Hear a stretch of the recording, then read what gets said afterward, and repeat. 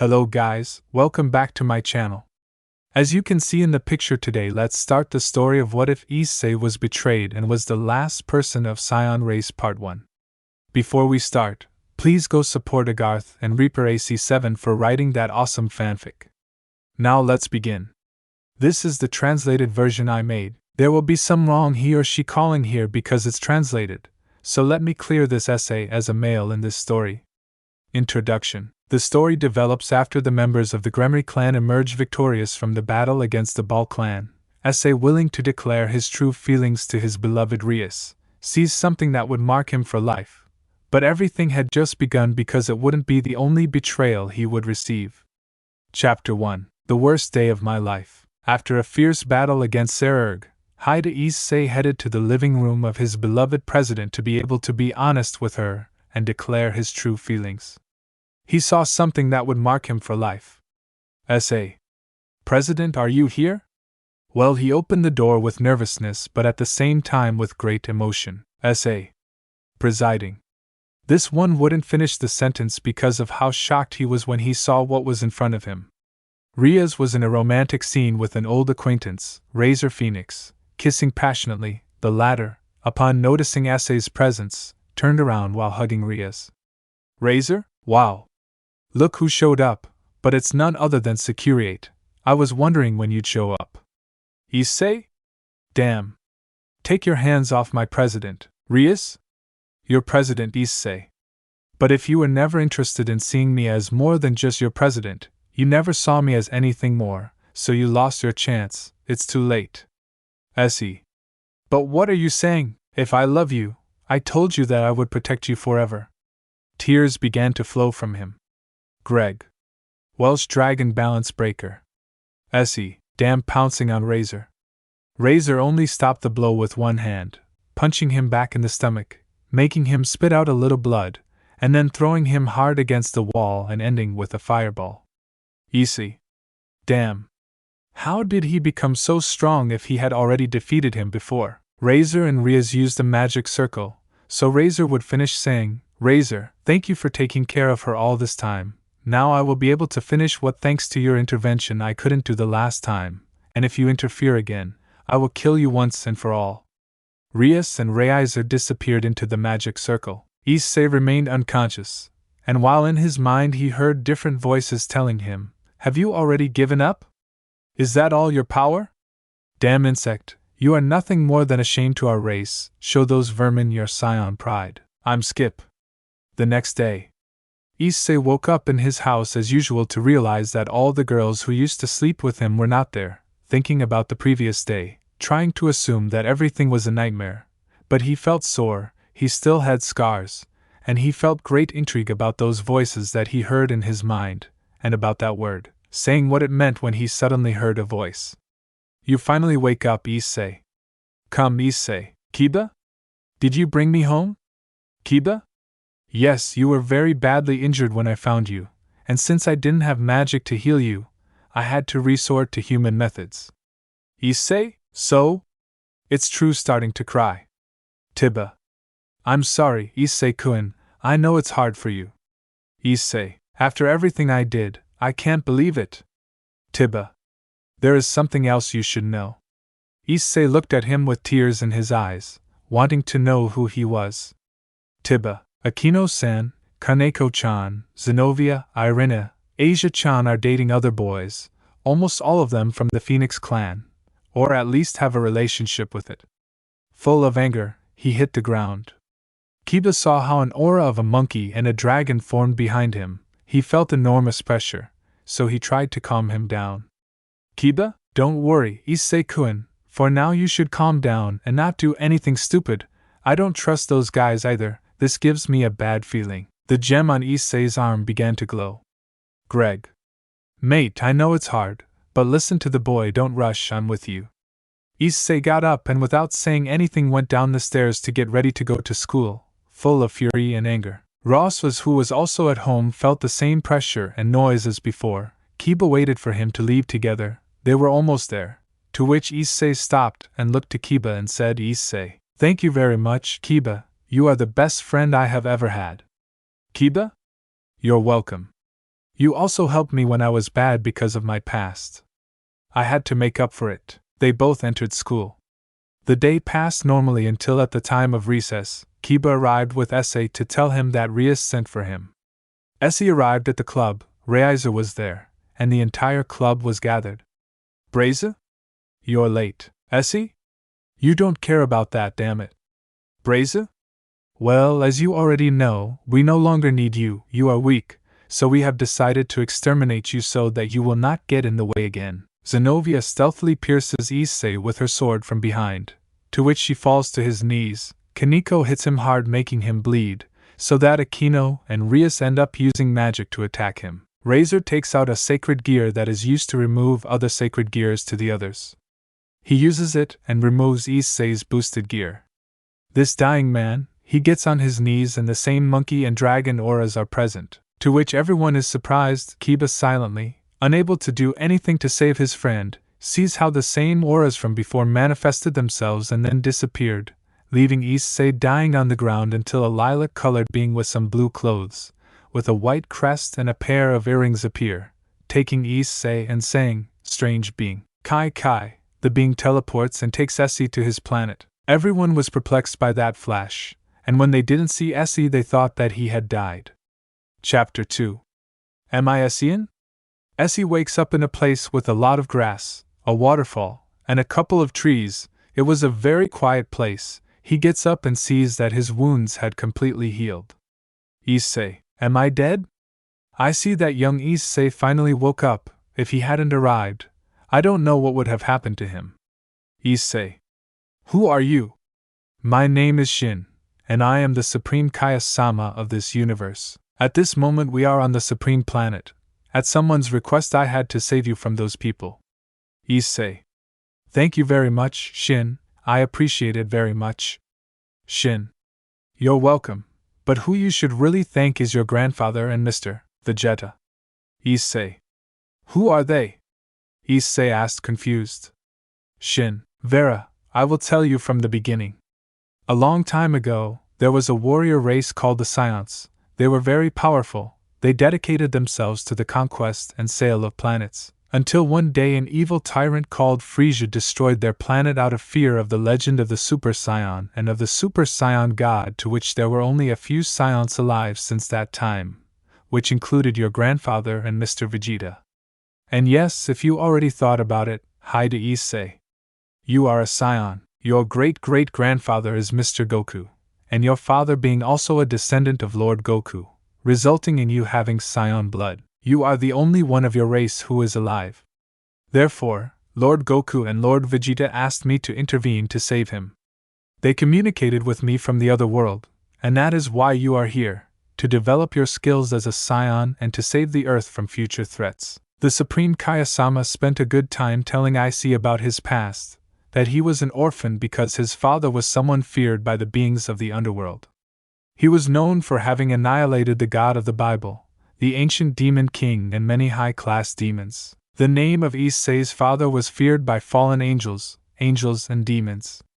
During the next 2 days, Shin taught him to fly without his demonic wings to control and sense Kai.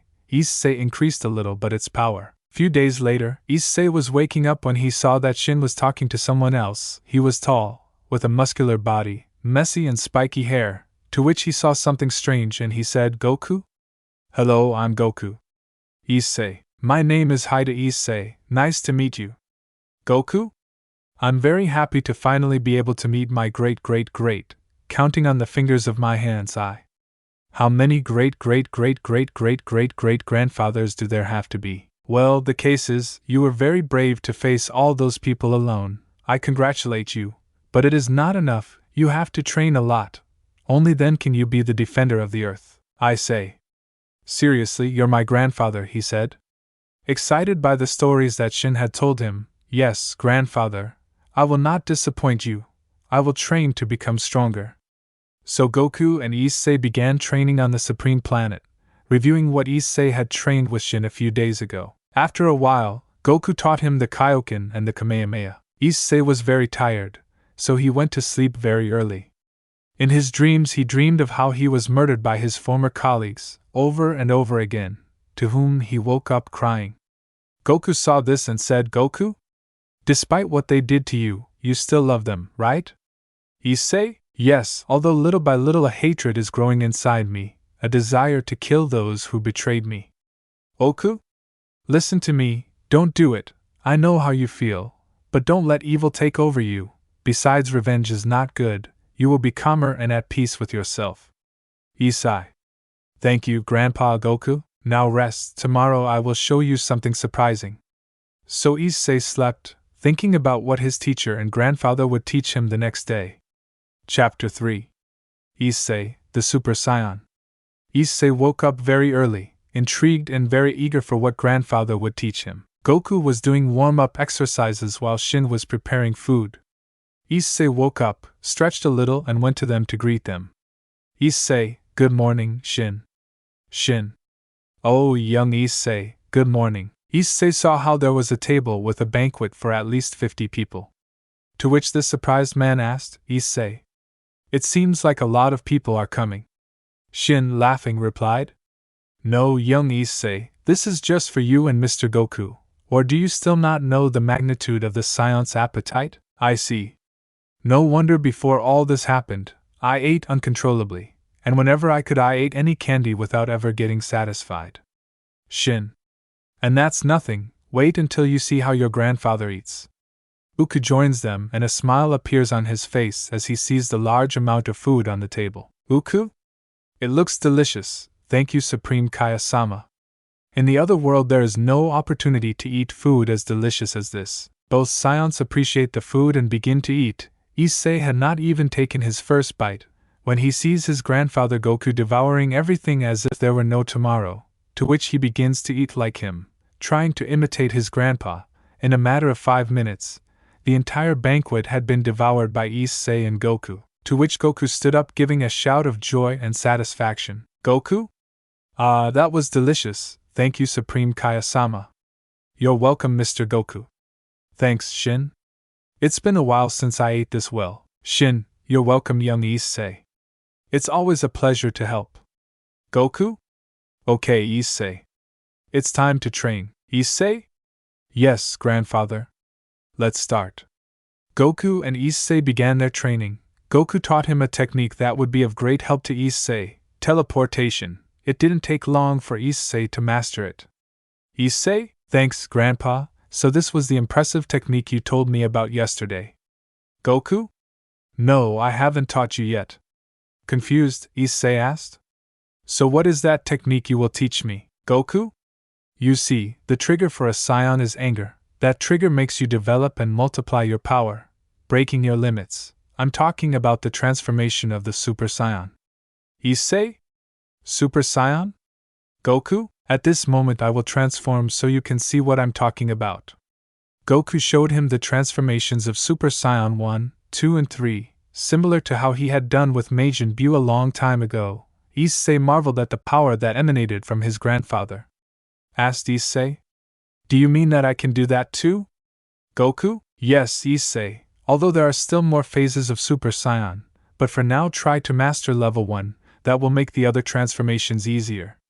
We'll need Shin's help. The which Goku went to Shin to explain the plan he had for Issei to transform into Super Saiyan. The plan that Goku had was to remind Issei of what he experienced with the Gremory and how they betrayed him since Shin, through his magic ball, he saw everything that Issei experienced from when he was born until the betrayal of the Gremory, because Goku and Shin returned to where Issei was. Shin, I'm sorry, young Issei, but I'll have to do this for your sake. Issei. What are you talking about, Shin? The Supreme Kaya-sama changed his happy and friendly look for a sinister and evil expression. Shin, weak, fragile, stupid, I see. What's wrong with you, Shin? Why do you call me that? Shin. Or have you already forgotten? How did that razor guy humiliate you? From when you saved the redhead from his marriage, only for her to betray you? Issei felt great pain when he said that. An expression of anger began to manifest in him. Goku just stood with his arms crossed watching. Issei's eyes began to turn white, his pupils disappearing, the rocks began to rise, while an aura between white and yellow surrounded Issei. At the same time his hair changed color from brown to yellow, and his hair also stood up a lot. Shin, Or your beloved girls? Do you remember how you helped each of them so that they ended up betraying you and going with those guys? They did it because you are weak. Issei. Shut up. A great noise was heard in the place, changing Issei's hair color to golden, and he was also more bristly than normal. His eyes had changed to a bluish-green color. A large aura of the same color as her hair surrounded him, causing him to emanate a great amount of power. Yes, Issei had transformed into a Super Saiyan. Issei transformed into Super Saiyan Uku? Excellent, Issei, you have surprised me. Not even I emanated that great amount of power when I transformed for the first time. I am very proud of you, Shin. Congratulations, young Issei, you have transformed into a Super Saiyan. Forgive me for those things I told you. It was the only way. Your grandfather Goku asked me for it. Issei, looking at himself, said, Really? Have I transformed into a Super Saiyan? Have I become stronger, Goku? We will only see that in a fight, Issei. Go Issei, fight with me, also transforming into Super Saiyan. They both began to fight in such a frantic manner. They exchanged blows incredibly quickly. Issei was losing, but as he fought with his grandfather, Issei came back stronger, giving his grandfather a good fight. Goku was about to lose until Goku, I'll have to get serious. Issei? What are you talking about? Goku? Blue glow began to surround him, accompanied by a gigantic pressure. His hair had gone from yellow to blue. Issei? What is that? Goku? This is Super Saiyan Blue. Issei tried to attack him, but Goku was too fast. Goku hit Issei in the stomach, making him spit out and return to his base state. Remaining almost unconscious and falling to the ground at great speed, Goku took him in his arms and descended so Shin could heal him. Issei didn't wake up, falling into a deep sleep with a smile, thinking about the training he had to do to reach his grandfather's level. Chapter 4. Meeting Grandma Milk, Return Home and an Evil Alliance. 3 days had passed since that fight between Issei and Goku. During those 3 days, Issei became more muscular. He managed to master Super Saiyan 2 and Super Saiyan 3, although Phase 3, consuming too much energy, did not allow him to. His Issei was in that phase for too long because most of the time they spent training both converted to Phase 2. That day, Goku and his Issei were training while the Supreme Kaiosama observed all the anomalies of his universe from his magic ball. But suddenly he teleported to the other world because he was called by an old acquaintance. Goku and Issei exchanged blows at great speed, making the Supreme Planet shake, until they both stopped, to which Goku said, Oku? Issei, you are very young and you already give off incredible power, but you should never leave training aside, for nothing in the world. Strive every day to become stronger, since you never know who your next opponent will be. Issei, I know, grandfather. Before I was a careless, clumsy and perverted young man, but since I discovered my origins and thanks to your training, I managed to change those thoughts. Becoming more serious and calculating, I will strive to defend our planet. Goku?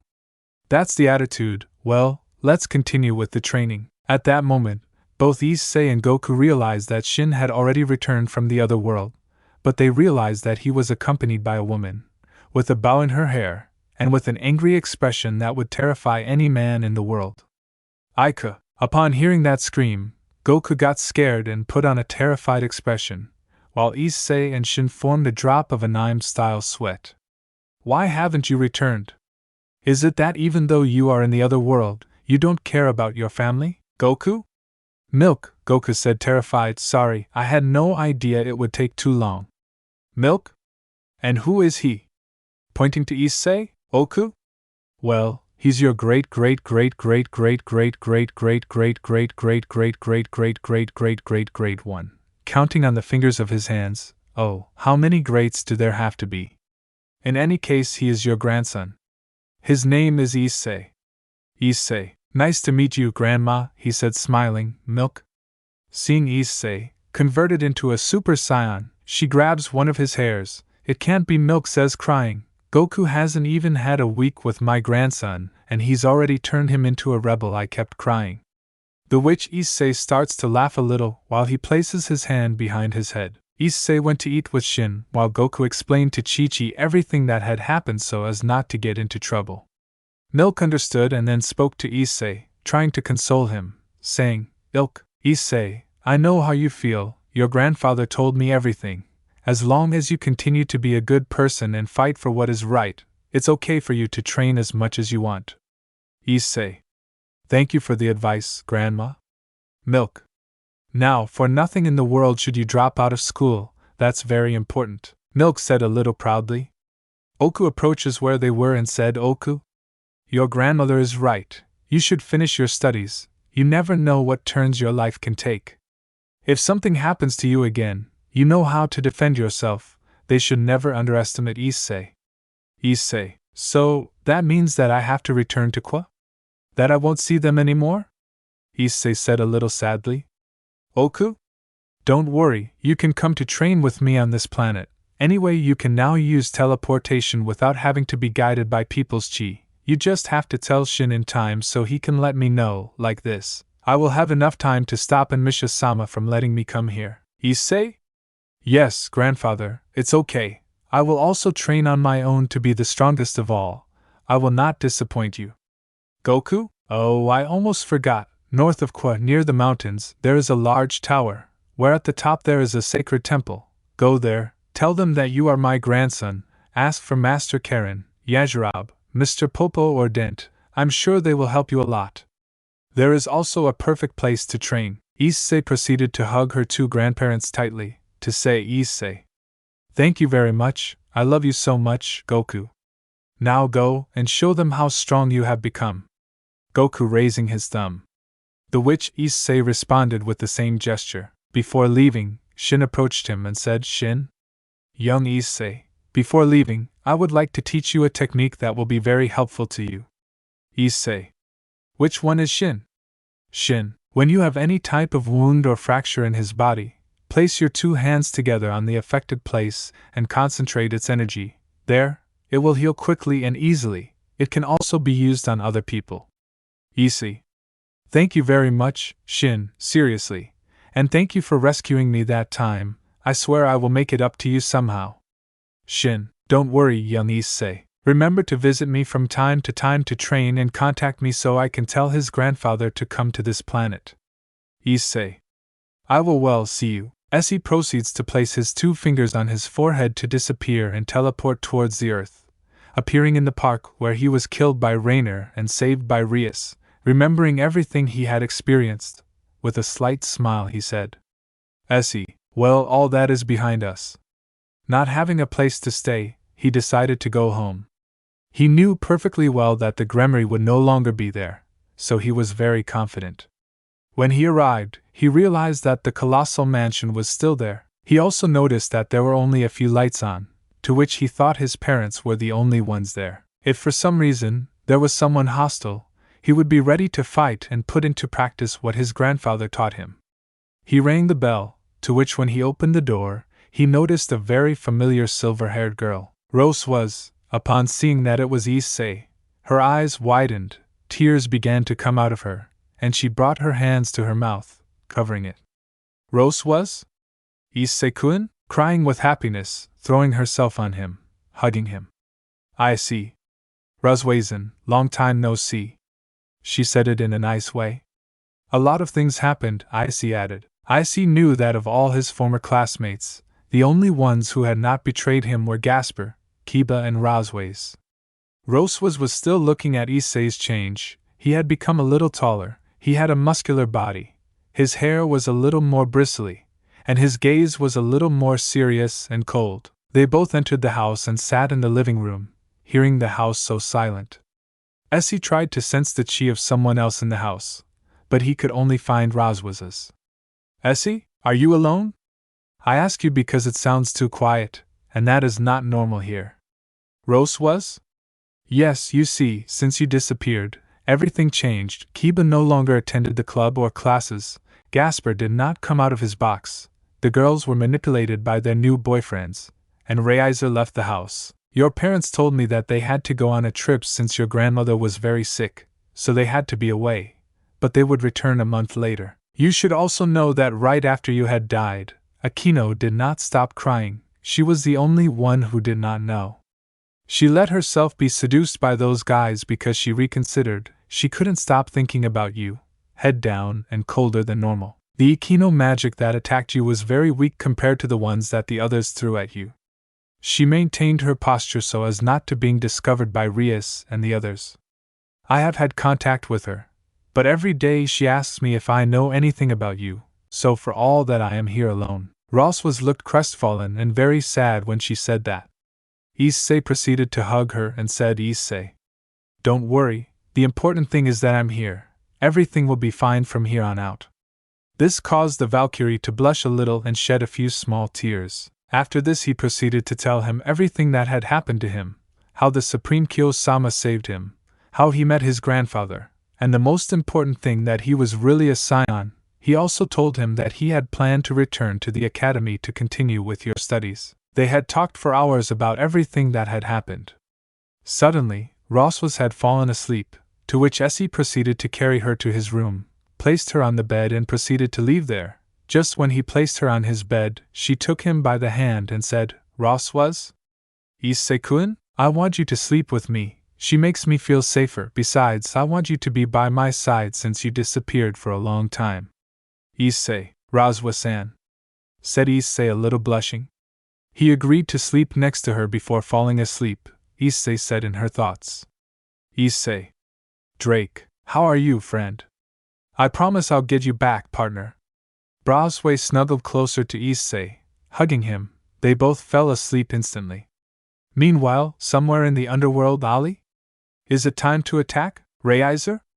Not yet, we must manipulate the Gremry more. This way we will get closer to Sergiches and the other faction leaders. Pao Kao. You're right, we should wait a little longer. Anyway, with my God Killer Spear and the powers of the two celestial dragons, there will be no one to stop us. Razor? No one can stop the new Chaos Brigade with a sinister expression. Chapter 5. Back to Kuoh Academy and an unexpected meeting. Issei had woken up very early, thinking about what he would do to go unnoticed at school, his reaction if he ran into any of the Gremry, or if an enemy appeared with whom he would have to fight and test his skills.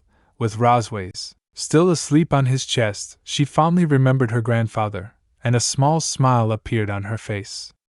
Issei in his thoughts said, I will not disappoint you, Grandpa. I will become the strongest in the universe. Rose woke up and saw how Issei was smiling a little. Rose Good morning, Issei-kun. Issei? Good morning, Ross-chan.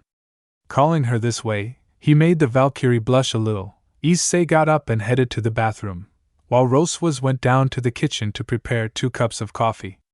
Issei was still thinking about how to keep a low profile during his return to school, so a brilliant idea occurred to him. He would be transformed into a Super Saiyan.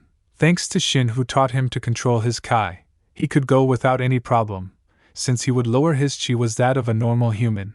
So he came out of the shower and proceeded to transform. Issei gave a slight scream, and when it transformed, a small roar was heard throughout the house, to which Ross ran up the stairs, fearing that something had happened to Issei. But what he saw would leave her very surprised. Upon reaching the 2nd floor, she would see Issei, with blonde hair that was more bristly than normal, his blue eyes only being covered by a towel. She saw how his chest and abs were uncovered, revealing Issei's muscular body due to her grandfather's training, which made her blush and a little blood began to come out of her nose. Ross Issei-kun? Is that you? Issei? Yes, Ross-chan, it's me. This is what is known as Super Saiyan, so I can go unnoticed at school. Ross I see. You've changed a lot. Brothers couldn't take it anymore seeing him like that, so she made up an excuse to get out of there as quickly as possible before her impulses controlled her. It was the first time she felt like this. Brothers I have to finish preparing breakfast. I say? Okay, I'll go change. He proceeded to enter her room. The Valkyrie retired and the Saiyan entered his room.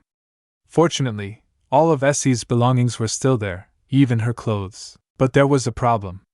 Having gained muscle training with her grandfather, her old clothes were very tight, and some of them were left, especially her academy uniforms.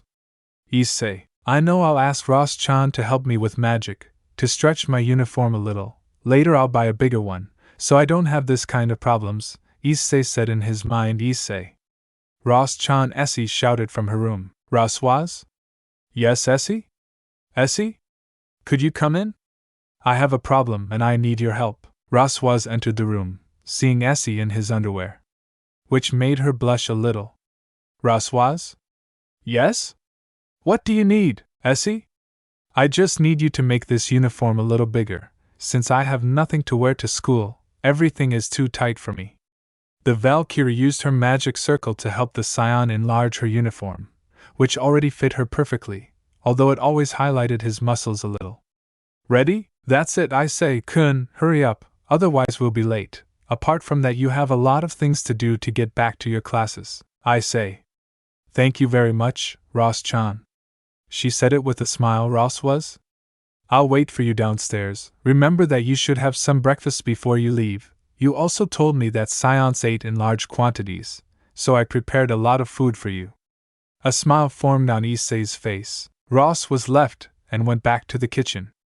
Issei finished putting on his uniform. Issei in SSJ with his Kuoh Academy uniform. Issei went down the stairs. When he arrived at the dining room, he saw a lot of food, so he sat down, thanked Rosways, and began to devour as if there were no tomorrow. Rosways watched in disbelief as Issei devoured everything she had prepared in a matter of seconds. When she finished, she said, Issei? Ah, that was delicious, thank you very much, Ross-chan.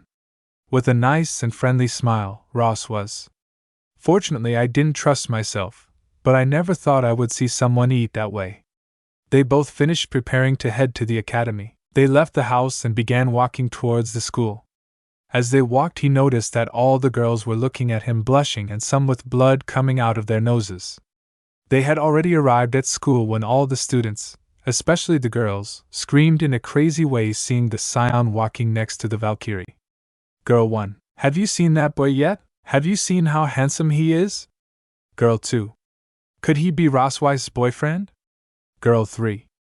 It can't be, they're handsome, I want him just for me. All the girls had expressions of imagining not so holy things with the Saiyan. The boys on the other hand looked at him with an expression of hatred and envy. Upon entering the school, Issei turned to where Rosweiss was and said, Issei? Hey Ross-chan, if for some reason someone asks about me, don't tell them that I'm alive or that I reappeared, all in due time. I don't even want to imagine what would happen if they realized that I was alive. Rosweiss? Okay, Issei-kun, I promise not to say anything to anyone. I'll act as if nothing happened. I say, thank you very much, Ross-chan. By the way, what am I supposed to do to rejoin classes? The Saiyan asked with a drop of anime-style sweat and his hand behind his head. Bro Swiss? Well, the first thing you should do is go to the student council. Once there, Sona will give you the other instructions. Issei. Sona, she said thoughtfully. Issei felt something for Sona. There was something about her that made her special, maybe because of her personality, or simply how cold and calculating she was. Apart from her, she was very pretty. Brasius? Well, Issei-kun, I have to teach my class, see you later. The Valkyrie hugged the Saiyan, to which he responded in the same way. Brasius? Be careful. I don't know what I would do if something bad happens to you again. I say, don't worry, Ross-chan. I'm not like before, now I'm stronger. You too, be careful. If something happens to you, try to call me immediately. I won't let anything happen to you. This made Ross blush a little. They both said goodbye. And they took different paths. While he was walking, Issei thought about telling Sona everything since he felt very attracted to her. But there was a possibility that she had communication with Rias or someone from the Gremory group. The Saiyan had arrived at the council room. Fortunately, there was only her. When Sona saw Issei, her cheeks turned pink. Issei seemed that had the same reaction. He couldn't believe that in Super Saiyan he had made Sona blush. Sona? What do you need? Sona said, breaking the silence. Issei. Well, a lot of things happened, so I had to be gone for more than a week, so I need to know if there is any problem in rejoining my old classroom again and all that. Sona. No problem. Tell me your name so I can let all your teachers know your situation. Issei. Hio. Dou, I say. Sona. Excuse me? Could you repeat? Sona said, surprised. Issei. Hi to Issei. A dead silence invaded the student council room. Sona couldn't believe it. She was in a state of shock. She walked slowly to where the Saiyan was, touching his face, in disbelief of what he was witnessing. With tears in her eyes, Sona said, still surprised. Sona? Issei? Is that really you? She said with one hand covering her mouth. Issei? Yes. It's me. It's strange that I'm here again, but I ask you to please keep the secret. I don't want to cause any problems, for now it's better to stay like this. She hugged him with great strength, crying. She couldn't believe what had happened. Sona? I thought that I would never see you again. Issei? It's a long story. I'll tell you everything, but this is neither the time nor the place. Issei felt a chi from a demon, and it wasn't just anyone. He changed her sympathetic look from the reunion with Sona to a cold and defiant look. She was someone familiar to both Sona and Issei. You hear someone knocking on the door? Sound? You are busy? Are you busy? Sona? No, you can come in, she said as she separated from Issei, and at the same time she wiped away her tears. The door opened and a very familiar retreat entered the room. Rias? Sona, I need to talk to you alone. She said as she noticed Issei's presence. Sona? Don't worry, he is a demon, you can speak with confidence. Rias? Anyway, I just came to let you know that tomorrow there will be a meeting between factions. It's very important, even the Norse gods will be there, so don't miss it. Sona? Okay, I'll tell my clan. Rias? Well, I'll leave. She looked at Issei, but he didn't even flinch when he saw the redid. Back in the student council room, only Issei and Sona remained. Issei, it seems like they don't get along very well anymore. Sona, since you disappeared, her clan and her became very distant. I think it's the effect of that idiot Razor and the other guys. Issei, I have a bad feeling about that meeting, Issei said with a cold and serious face. Sona, same with me, you don't have to let your guard down for anything in the world. By the way, Issei, you can go back to your classroom, show your teacher this letter. I'll take care of updating your student record. Issei. Thank you very much. So-chan, by the way, after class I need to do a couple of things, and I would like you to accompany me, Issei said in a shy and embarrassed manner. Sona. Okay, Issei-kun, I'll see you after class. Before going back to the living room, she gave him a warm hug and left. Issei arrived at his classroom. All the girls began to scream like crazy, watching as the Saiyan arrived at the door, catching the teacher's attention. Issei handed him the letter and entered his living room. Teacher? Well, class, today we have someone new, rather someone who is already known to everyone. Go ahead, introduce yourself once again. Issei. Good morning, my name is Haida Issei. Everyone in the room was stunned and very surprised, including the church trio Zenobia, Irina and Asia, because they could not believe that their classmate who disappeared without a trace, the one who was known as the perverted beast, had become that tall, muscular, blonde, blue-eyed boy, also looked much more serious and intelligent today. Nobody said anything because of how incredulous they were. While the trio from the church wanted to believe that it was some demon pretending to be him without giving it much importance. They didn't even tell Riaz the date passed normally. Everyone at school, they talked about the new boy who had arrived, but because of Issei's attitude, so cold and intimidating, no one dared to approach him. Issei met Sona at the end of school, and luckily for Issei, Roswas was also leaving at the same time, so he went with Sona and Roswas to do what he had planned. He bought a new school uniform since the other one he had at home was tight. All the girls in the store looked at Issei with a look of desire, which made Sona and Roswas get jealous, and they took him by both arms until Sona's parents were tending to some matters of his clan in the underworld. So Sona asked Issei if she could spend the night at his house, to which he responded yes, making Roswas a little jealous. They had already arrived home.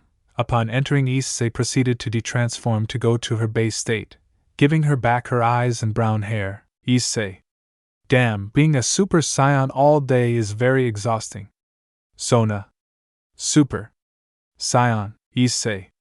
Yes, the way I was in school was to go unnoticed. It is a very powerful transformation within my race. She sounds somewhat confused. I don't understand absolutely anything you're saying. Could you explain it to me in more detail and also tell me what happened during all this time that you were missing? Issei. It's okay, So-chan. Issei proceeded to tell Sona everything in detail. When he finished telling everything, Rosweiss called them for dinner. Rosweiss from the kitchen. The food is ready. Sona saw many dishes on the table. She thought that Rosweiss had gone too far with the dinner. Issei sat down, thanked him for the food, and began to swallow like a saiyan, which caused the surprised Sona not to touch her food when she saw how she ate the saiyan, to which Sona asked, Sona. Hey Roswa-sensei, how did you prepare all the food? Braswas. With magic. If it weren't that way, I wouldn't have prepared this large amount of food, Sona. And since he came back, he eats like this? Rosweiss? Yes, but I'm used to it. Saiyans are very strange. Sona? When I'm done, I'll help you wash all the dishes. Rosweiss? Thank you very much, Sona-san. They finished eating. Issei thanked the food and carried all the dishes to the kitchen. Roswas and Sona washed everything in a few minutes with magic. Issei went to his room to change to prepare for bed, to which Sona entered to your room. Sona? Issei-kun. I'll sleep with you, she said a little embarrassed. Issei blushing. It's okay. Rosweiss entered just as Sona was getting into bed with Issei. This caused her to get jealous, and she did the same as Sona. Once everyone was in bed, both girls took Issei by the arm while they settled close to him. Before going to sleep, Issei thought about tomorrow's meeting. He had a bad feeling. For his part, he didn't care what could happen if Rosweiss and Sona weren't there. He had to observe in some ways so that he could intervene in a surprising way. In addition to what Rosweiss told him about Ikino, he wanted to talk to her since he missed her a lot. Without knowing it, he just fell asleep. Meanwhile, in the underworld. How?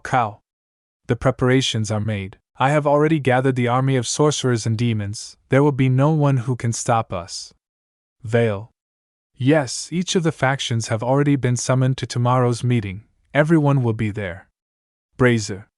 Tomorrow is our chance. All the Gremry are at our feet. We manage to dominate them and manipulate them as we wish. I also made a small modification to the boosted gear. With this power there will be no one to stop me.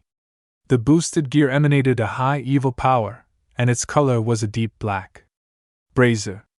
We just have to wait until tomorrow. It's time for everyone to kneel before us. The end of all faction leaders and those who accompany them has come. Chapter 6. The Sacred Temple and Triple Threat in the Faction Meeting.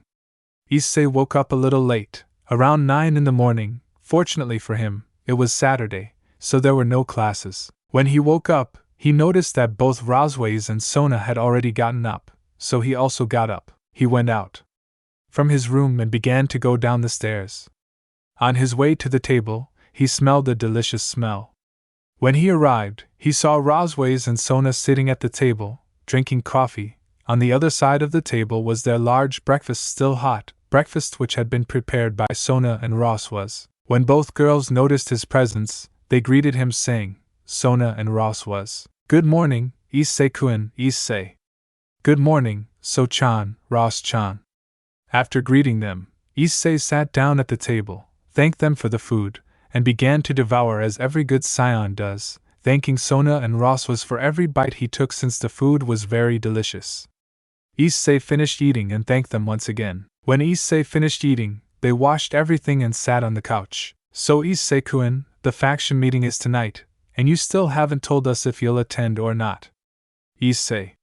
As I told you before, So-chan, I don't have to be there, but I have a bad feeling about this, such a hasty meeting. The only reason I'm interested is because you will be there. I will be monitoring the meeting from another place, and if for any reason something happens, I will intervene. It also seems a little suspicious to me, especially that this meeting will take place after everything that happened with Issei and the Gremry clan. Sona? I agree with Rosweiss and say, we must not let our guard down even for a second. By the way, Issei-kun, there is still a long time until the meeting. What will you do in the meantime? Issei? Well, I'm going to visit some of my grandfather's friends. After that, I'll go to the Supreme Planet to train with the Supreme Kiyosama. I don't want to arrive rusty in case I have to fight with someone. And do you have something to do? Sona? Well, I, as the heiress of the Citri clan and one of the hosts of the meeting, have to meet with my clan to make preparations for the meeting, because once again, the faction meeting will occur at the school. Braswas, I have to meet with Rias and the others, even though they became very distant. I am still their tower, therefore I have to be there. I see. Be very careful, especially with that damn Razor and the other guys from the Phoenix family. I will not answer for my actions. I will hold back if one of those unfortunates lays a hand on you. I will protect you even if I have to give my life thus. When I say finished speaking, both Sona and Rojuas blushed seeing him express himself in a serious and self-confident manner. They talked for a while longer until both Sona and Rojuas got up to prepare to go to the academy to organize and meet with their respective clans and leave everything ready for when the meeting takes place. After a while, the girls they were ready to leave using their magic circles. Before leaving, Issei told them, Issei, promise me that you'll both be fine. Contact me if anything happens before the meeting. I'll go right away. I don't want anything to happen to them. They both gave him a kiss on the cheek and a hug, after which they proceeded to leave in their respective magic circles. Issei, shortly after saying goodbye to them, prepared to go look for the temple and the people his grandfather had told him about. She put on her sweatshirt, her sweatpants and her sneakers. She left the house and flew towards the mountains, where her grandfather had told her that there would be that great tower with a temple on top. She had flown north for about 10 minutes when she saw a thin tower with a temple surrounded by clouds. Issei. That must be the place my grandfather Goku told me about. Issei rose a little higher and reached said temple. When he arrived, he saw a short, fat person with long hair and a sword. Hey young man, this is no place for humans. I see. My grandfather Goku told me to come here, that there would be some people who would help me train. That. Did you say Goku? Are you his grandson? Looking at Issei now that you say it, you look a little like him. Superscript 2, what is this scandal, Yajirobe? Issei turned his head to the place where that voice came from and saw a short cat holding a cane, which made Issei look strange and surprised. The cat noticed that Issei was looking at him very strangely. A stray cat. I'm not a dumb cat boy. Gajarab. Master Karen, this boy here claims to be Goku's grandson. Master Karen, from Goku. To tell the truth, they look very similar. That he brought you here? Issei.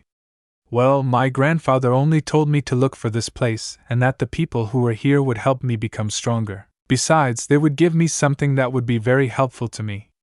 Master Karen.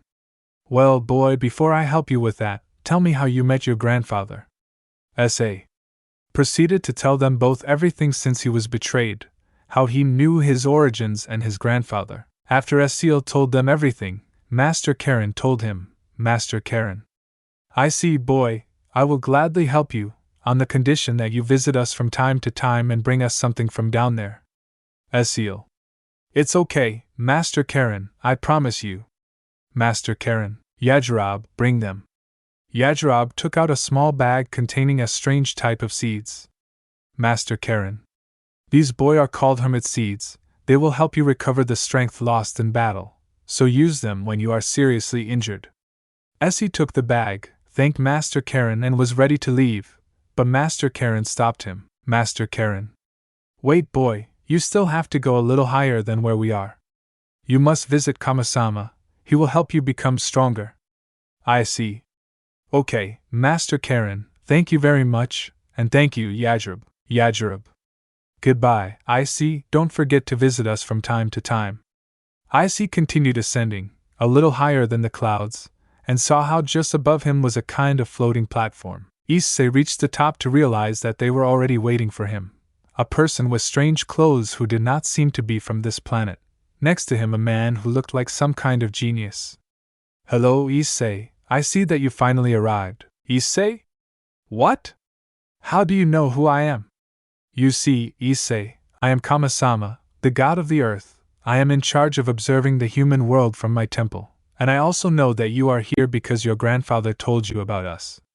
Issei. Then, nice to meet you, Kama-sama. Kama-sama Dent. No, Issei, Kama-sama sounds very formal, call me Dent. This here is Mr. Popo, he helps me fulfill my duty as god of the earth. Mr. Popo, nice to meet you, young Issei. Issei, nice to meet you, Mr. Popo. And I imagine that Goku would have told you about the peculiarity of this temple, and that he would help you become stronger. Issei, Grandpa Goku didn't tell me what he was here, he just told me that there were some people who would help me become much more powerful.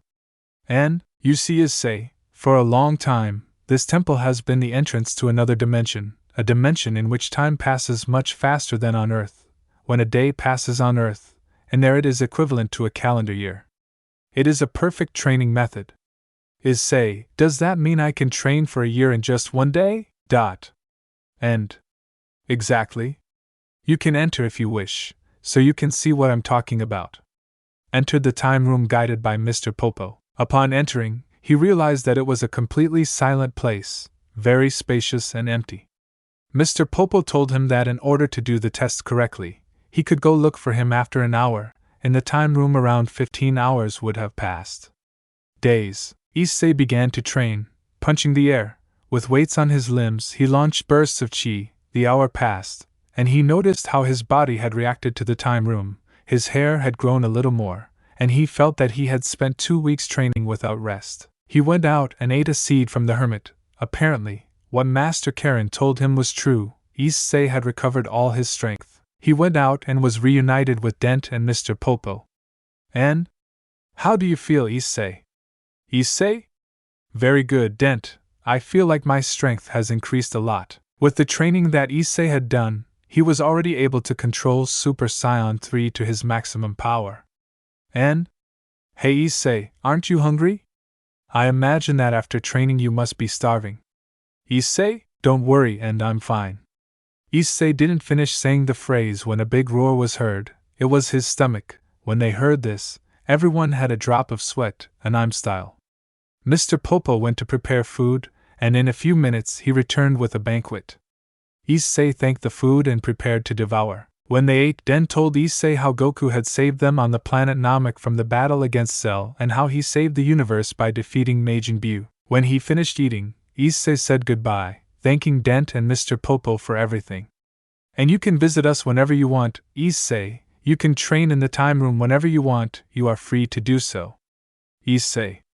Thank you very much, Dent. Thank you very much, Mr. Popo. I was very pleased to meet you. See you soon. Issei proceeded to place his 2 fingers on his forehead, thus teleporting to the Supreme Planet. When he arrived, he saw that Shin was not alone. There was a man much taller than Shin, with pink skin and hair. Long Shin. Oh, young Issei is you. I'm very happy to see you. Issei. Hello, Shin. How have you been? Shin. Good, Issei. I would like to introduce you to my bodyguard. His name is Kibito. Issei, nice to meet you, Mr. Kibito. Kibito. Nice to meet you, Issei. Shin told me everything about you. Shin, what brings you here, young Issei? Issei. Well, a faction meeting will be held later, which gives me a bad feeling since it is so sudden, so I thought I would train a little here in case any kind of problem arises at the meeting. Shin. Okay, we can start right now. Issei began training with Shin and Kibito. Time passed until the faction meeting began at the Kuoh Academy. Meanwhile, at Kuoh Academy, everything was ready. The force field had been formed that prevented anything from leaving the meeting. The highest authorities of the supernatural were there. On the part of heaven there was the Archangel Michael and Irina. On the part of the fallen angels, only Azazel. On the part of the demons were Surzex and Reizer, the Citri clan. The Gremry clan, each one except Aquino and Ras, was accompanied by their boyfriends from the Phoenix clan. Kiba and Gasper were a little away from the cluster. There was also Aten on the part of the Norse gods. The meeting started normally when out of nowhere a loud bang was heard. Outside the school, you could see a large number of magic circles, from which different sorcerers, demons and monsters came out. Besides, Kuoh could be seen outside releasing said supernatural army, until everyone in the meeting heard a somewhat familiar voice. Albion Vanishing Dragon Balance Breaker. Azazel? What the hell does this mean? What are these two doing here, Michael? It can't be, we have problems. Xerxes? I don't understand what's happening, it seems like we were ambushed. Razor, laughing evilly, there's no point in me understanding what's happening because you're all going to die. Saying this, Razor took out the boosted gear from him. Everyone was surprised to see that the boosted gear emanated a lot of evil, and it was a different color. Azazel? What the hell did you do to the boosted gear, Razor? Just a few small improvements. Corrupted drag. Evil dragon balance breaker. Drag's voice sounded completely distorted and altered. The armor was now a deep black color. Just when Razor used his balance breaker, the Gremry girl's supposed boyfriends transformed into shadows that ended up disappearing in a magical circle. Rias? Razor, what's supposed to be happening? She said, terrified. Razor, I regret to inform you that everything regarding our relationship and commitment was a farce. Everything was planned to manipulate both you and your slaves. It was so fun to manipulate them and have them murder that stupid brat. Upon hearing this, Rias, Kaneko, Irina, Zenobia and Asia began to cry uncontrollably, not only because they had been manipulated and used, but because they themselves hurt the only man who loved them, regardless of anything or anyone. Aquino and Kiba felt tremendous anger because they could have saved Issei, but her fear did not leave them. They both felt too helpless. Xerxes? Rias, what the hell is that bastard talking about? Wasn't Hayadu Issei supposed to have abandoned them without leaving any trace other than his sacred gear? Azazel. Hey Xerxes, we have to fight back, we can't stay like this. Xerxes. You're right, we leave this talk for later, everyone attack. Everyone went out to fight against Kuoh's army. Azazel activated his balance breaker and began to fight against Valley, Xerxes with Razor, and the others tried to contain Kuoh and his army. Rias tried to organize her clan, but Kiba and Aquino, with tears in their eyes, did not listen to her and launched themselves against the enemies, consumed by anger, devastating the demonic army. Roswas and Sona reunited and together helped Kiba and Aquino. Meanwhile, the rest of the Gremry clan did not come out of their state of shock. Meanwhile, on the Supreme Planet, Issei had spent all that time training with Kibito and Shin, until they decided to rest. Shin from his magic ball saw all the chaos that is happening at Kuoh Academy. Shin. Young Issei, you have to see this. Issei saw what was happening and started to get a little angry. Issei. I knew it, I knew that bastard was planning something. I have to save Ross-chan and So-chan. Shin. Do not act on impulse, young Issei. It would be better if you intervene. Issei. And that's what I'll do, Shin. I won't let those stupid people hurt the few people who still believed in me after everything that happened. Kibito. Also, Issei, it will be a good opportunity to test his skills. Issei? You're right, Kabuto, since I fought with my grandfather, I haven't been able to test my skills. Shin, that's how it is, young Issei. Show them the result of your training. Issei? Well, I'm leaving, I'll see you soon. Shin, show them your new strength, young Issei. Kabuto, we will be cheering him on from here. Issei placed his 2 fingers on his forehead and teleported to Earth, right inside the academy, where a great battle was being fought outside. Getting back to the fight. Thanks to the power unleashed by the anger of Kiba and Aquino and the help of Roshuas and Sona, most of the demonic army, however, Aquino and Kiba launched themselves against Kuoh, who in the blink of an eye left them very wounded. Kuoh was about to kill them both when suddenly a powerful Kai attack hit Kuoh, making him fly into the air. You better stop hurting them, or else I will be responsible for my actions. Chow Chow? Damn, how dare you attack me? Who are you? Issei came out of the shadows revealing his identity, to everyone's astonishment. No one could believe who he was, and they couldn't believe the radical change he had either. Sona and Rosweiss just looked at each other and smiled.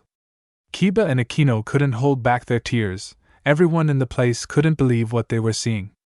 Kiba, Issei-kun, friend, you are alive, Aquino. My cue to say, this is a miracle. They both said this while crying their eyes out. How cow? It can't be, how are you still alive? Razor and your own clan were supposed to have wiped you out. Issei.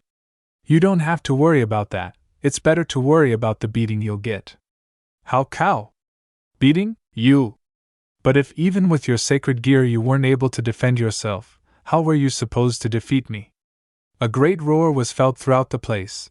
The rocks began to rise, Issei's power increase could be seen, a golden aura covered him completely, followed by a flash. When said flash disappeared, everyone saw, amazed, the change that Issei had had both in his appearance and in his power, in addition to the abysmal amount of energy that he emanated. Issei, okay, then let's begin. Issei disappeared in the blink of an eye, appearing behind Cao Cao, kicking him and throwing him into the air, and then teleporting in front of him and sending him upward with a punch. He appeared above him, and with both fists together, Issei, he sent him shooting to the ground. Cao, very badly injured, tried to hit Issei with his spear, however he stopped it with a finger. Issei responded with a punch to the stomach, making Cao spit out some blood and then charged an energy sphere into his stomach, creating a large explosion, sending Cao flying, leaving him on the verge of death. Asper? Issei-senpai, he became stronger, he said excitedly. Upon witnessing this, the Gremry realized what a serious mistake they had made.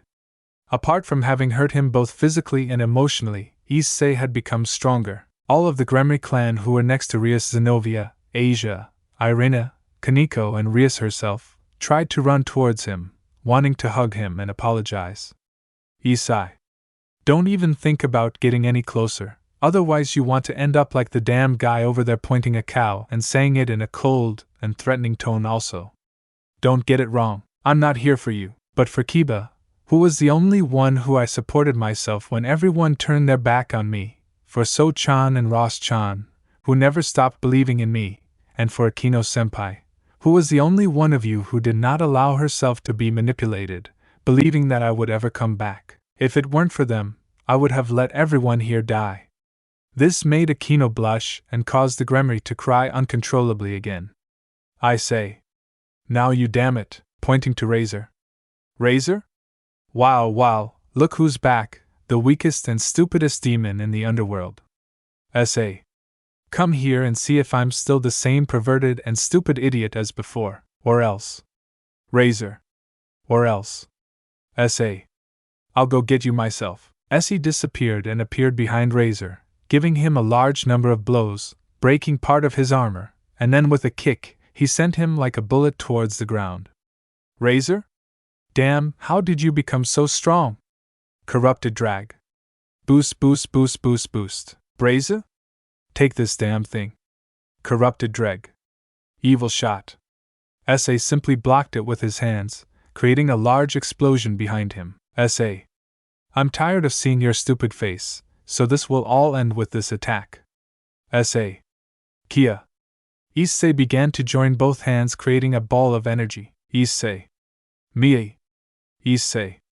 Haya. Issei. Mie. The ball was already very large and emanated a colossal amount of energy. Issei disappeared and teleported next to Razor. Issei.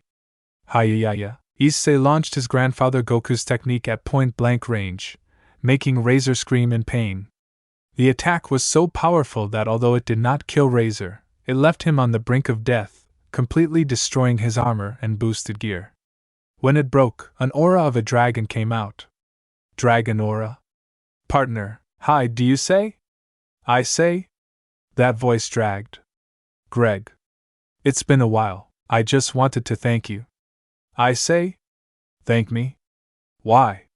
Greg, since you were no longer my carrier, Razor Phoenix, I experimented with dark energy, causing me to become an evil dragon. That's why the color of the armor and the aura had emanated. You, by destroying the boosted gear, made me stop being an evil dragon, paying the price with my life. I say. Knew you're not serious, shedding tears, Greg. You have become very strong, partner, keep it up, fulfill your dreams, and always fight for what you believe is right. Goodbye, friend, see you soon. Issei. New DTRAIG. Greg's aura disappeared, leaving Issei on the ground, kneeling, with a great emptiness in his heart, full of anger and rage, having lost his partner and friend. Chapter 7. A legendary power, emotional reunion and a miraculous revelation. Issei has just defeated Reiser, leaving him between life and death, while Issei on the ground, kneeling, with his gaze lost, with a great void in his soul, had just lost his partner, the one who helped him become stronger. Issei, Yowa! Damn! You used that kind of energy with Drake. It wasn't just enough for you to make the people I once loved hurt me like that. But you also made me have to kill my partner, all because of your damn greed. While Lycia was saying this, you could see how rage consumed him, you could feel how his power increased in an absurd way. His Super Saiyan golden hair began to turn greenish, his aura underwent the same change as his hair, his pupils they began to disappear, leaving their eyes completely white. The expulsion of Kai caused everyone to be enveloped in a very powerful gust of air. Everyone noticed that the Issei who had just arrived was no longer the same. He unleashed a power that was controlled by the wrath, a legendary power from the legendary Super Saiyan. An unlimited power that allowed the user to continue increasing his power to such a point that he could control it. Sona. Issei-kun, what is happening? Please calm down, bro Swiss. Issei-kun, I know it's hard for you, but you need to calm down. They both noticed that the change that Issei had undergone was caused by anger. They knew that Issei was out of control. Issei, I, he shouted while his Kai rose much higher. Baokao and Reiser were still unconscious and seriously injured. So Issei only saw Valley, as an enemy, violently attacking him. Valley, I'm surprised that you're alive, but I'm even more surprised by all the power you're emanating. I couldn't expect less from my rival. Valley said very confidently. Albion. Valley, you must think carefully about what you will do. You have never fought against someone this strong, not even me. Throughout my history, I have felt this great amount of energy before. Ali. So if his power is so great, we just have to reduce it until there is nothing left. Albion. I don't know if that would work, Ali. We won't know until we try. Albion. Divide. But Issei's chi and power were not reduced, even though the dividing gear could reduce the opponent's power by a large amount. The legendary Super Saiyan transformation had infinite power, making it totally useless.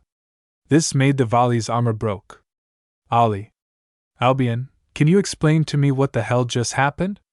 Albion, as I assumed, the power that Hideo Issei possesses is so high that she managed to push the divine dividing capacity to its limits, creating a collapse causing the armor to disappear. Ali? I'll have to go all out. Do you still have energy for the Juggernaut drive? Albion? Yeah, I guess there's no other way. Valley began to recite the words for the Juggernaut drive, however. Issei managed to grab Valley by the head, smashing him into the ground, dragging him with great force for several meters, and then throwing him and hitting him with a monstrous blast of Kai, which would leave him very injured. Ali, damn, I have to do it quickly, Ali. I, the one who will wake up. I am the celestial dragon who steals the principles of God's supremacy. I envy the infinity and pursue the dream. I will become the white dragon of supremacy. I will take you to the furthest limits of innocence. Juggernaut drive. Everyone watched in amazement that finally someone forced Vala to use his maximum power. Issei only continued to increase his power by approaching Vala with an expression of rage. Vala tried to attack, hitting his fist squarely in Issei's face, which he received, but he didn't even move. He carried a large ball of energy in his hands, hitting Vala squarely, which caused the armor to break and return to its normal state. Kaosko and Razor had regained consciousness. Issei noticed that Razor was awake again, which caused Issei to focus his gaze on him. He began to walk very slowly towards him, ready to kill him, with his angry expression still on his face. Issei extended his hand, forming a gigantic ball of energy in his hand. Not only was he willing to annihilate Reiser, but he didn't care what happened to the place and those who were there. Until that moment, he felt someone hugging him from behind. He felt great warmth in that hug. It was Akino, who no matter how she approached Issei at that moment, she tried to make Issei regain consciousness. Akino. I don't care if I die trying to get you back to normal. Seeing Issei with eyes full of tears. Issei continued with his angry impulses, while Yukino hugged him tightly, until he heard his grandfather Goku's voice in his head. He had visited Kaya-sama, allowing him to communicate with Issei. Goku? Issei, you have to calm down. You are not a bad person. Things are not solved by solving everything. Calm down, think about the people you love. Issei little by little began to regain consciousness. Akino was joined by Rosways and Sona. His aura began to return to normal, as did his hair and eyes. He was once again a Super Saiyan. Uku? That's Issei, control your power. When everything is calm, go see Dent, he can help you with your lost friend, then contact Shin so that I can go to the Supreme Planet. I will take some people I want you to meet. Well, Issei, see you. Issei, thank you Grandpa, he said before returning to his base state. Seeing this, Akino, Sona and Roswas hugged Issei more, crying because they had finally regained consciousness. Issei. Thank you very much, girls. Circetus launched a large blast of demonic energy at Reiser, killing him once and for all. The force field broke, and Baiku appeared to take volley and Cao. Just before leaving, Cao said, "How Cao? Who knows how the hell you got all that power, but no matter how strong you are, you will never be able to defeat His Majesty Demigra." Issei fired a burst of Kai at him, which went through him completely, killing him instantly. Baiku and Velid disappeared. Everyone was in disbelief at what had just happened, wanting to get answers from Issei. Issei. Well, girls, finish the meeting. I'll wait for you at home. I have to see a friend. Rose was? Yes, Issei, see you there. Issei? And Akino senpai. Thank you. Akino just blushed and felt a little strange. It had been a while since Issei smiled at her. Issei teleported to the sacred temple. And? Issei, it's you, Issei. Hello, and I guess you saw everything that happened down there, right? And? Yes, observe everything from here, Issei. My grandfather communicated with me in some way that I don't know, me. He said you could help get my friend Drake back. But first I would like to know what that power was that I unleashed. And, unfortunately, Issei, I can't help you with that. You should ask Goku or Shin. As for your friend, there is a method to bring him back. Issei. Tell me what it is. I will do my best to bring Drake back. And? For a long time, there have been magical spheres with the ability to fulfill any wish. These are scattered throughout the world. There are a total of 7. They will allow you to fulfill any type of wish. The problem will be to gather them. You must find them all. There is no location for them. You must use an artifact that allows you to find them. In your school there is a teacher who was an android. Her name is number 21. She was a scientist for the Red Patrol, an organization that threatened the world when your grandfather was a child. But she now lives a normal life. She was turned into a human thanks to the power of the Dragon Balls. She now teaches classes at your school. She is very intelligent, so you have to convince her to help you. She is already familiar with the Dragon Balls. Say. What? An android that is now a normal human? Well, I'll have to look for her at school. Everything is to revive Dreg. And don't worry, it won't be that difficult. You will recognize her through her chi. She will help you build the artifact to find the Dragon Balls. Issei. Hey, Dent, one more thing. One of the guys she was fighting with mentioned a certain Demigra. Do you know him? And? Demigreat. Not at all, Issei. It would be better to ask the Supreme Kaya-sama, Issei. Well, Dent, thank you very much, you helped me a lot. See you later, say hi to Mr. Popo for me. And, it was nothing, Issei, take care of yourself. Issei flew to her house, thinking about what had just happened and who would be the people her grandfather wanted to introduce him to. Issei arrived at his house. He was greeted by Sona and Roswas.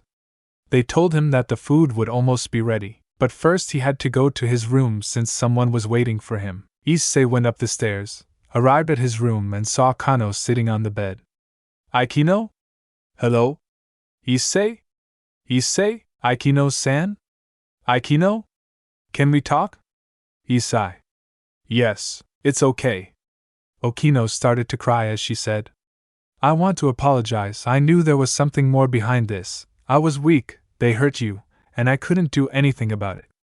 Issei didn't say anything. He just pulled her clothes and hugged her. It was a relatively long hug. Well, they continued hugging. Issei said, Issei, don't blame yourself. In fact, I have to thank you for never stopping believing in me and for not letting yourself be manipulated. Thank you also because when I became that monster, you risked your life so that I would return to normal. Thanks, Aikano. They both separated and stared at each other, getting closer little by little until their lips made contact. They both blushed, when suddenly, the door burst open. It was Sona and Ross was dying of jealousy. Sona? Definitely, you guys don't waste your time, right? Ross was? The food is ready, come down right now. She said, angry and full of jealousy. The witch's Issei just smiled, putting his hand behind her head.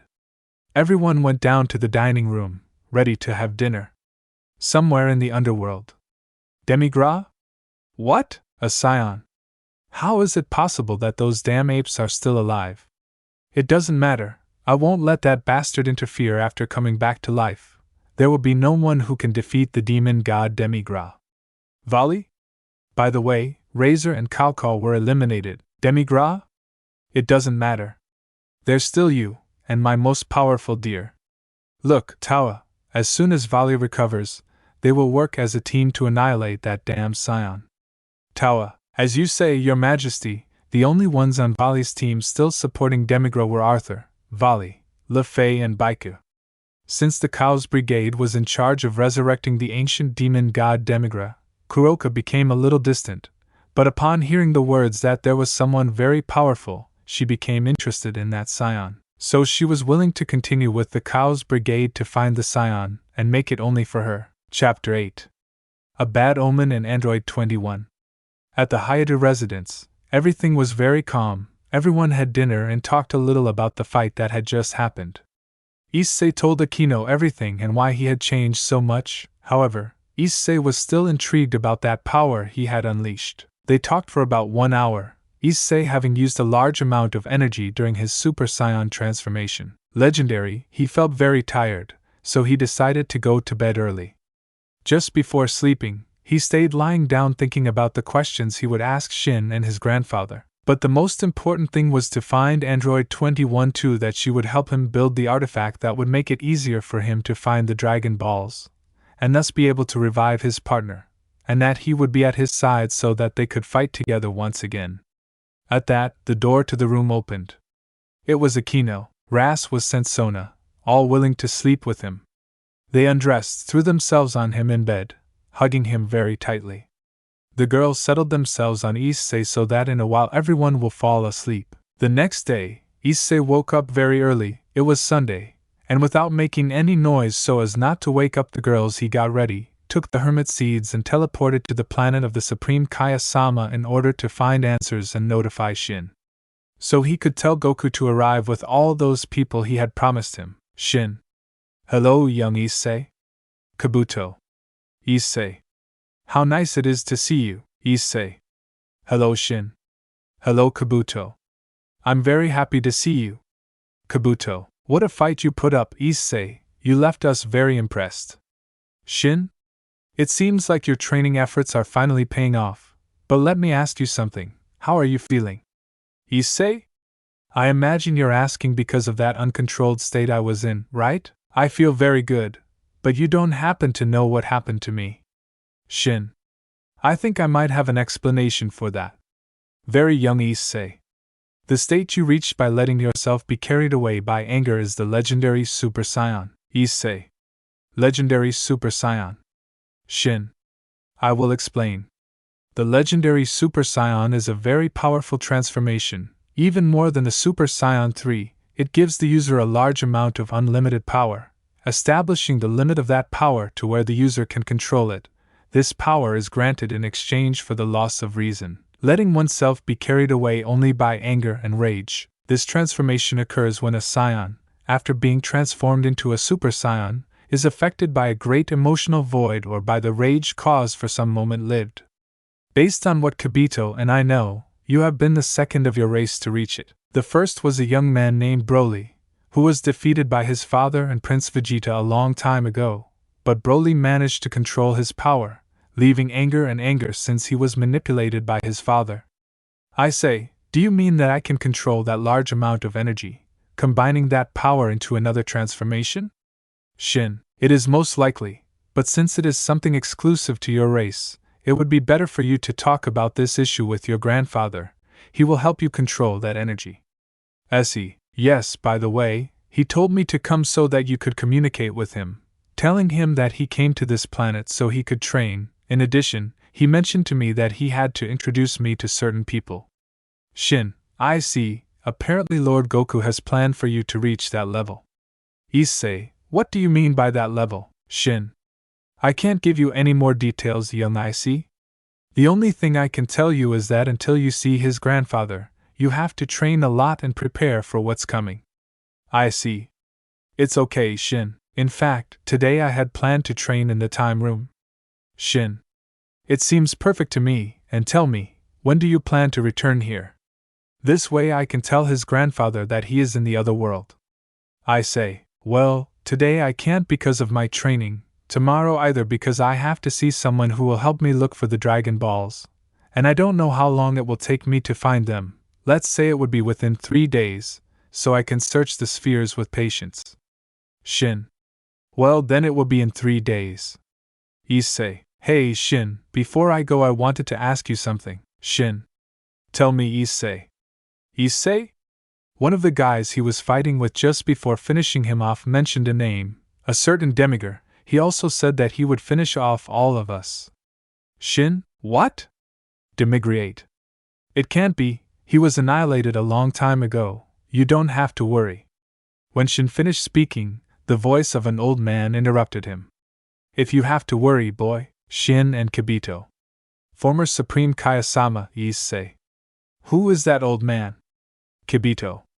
Have a little more respect, boy. That over there is the Supreme Kaya-sama from 15 generations ago. Shin approached Issei's ear, to which he whispered, Shin.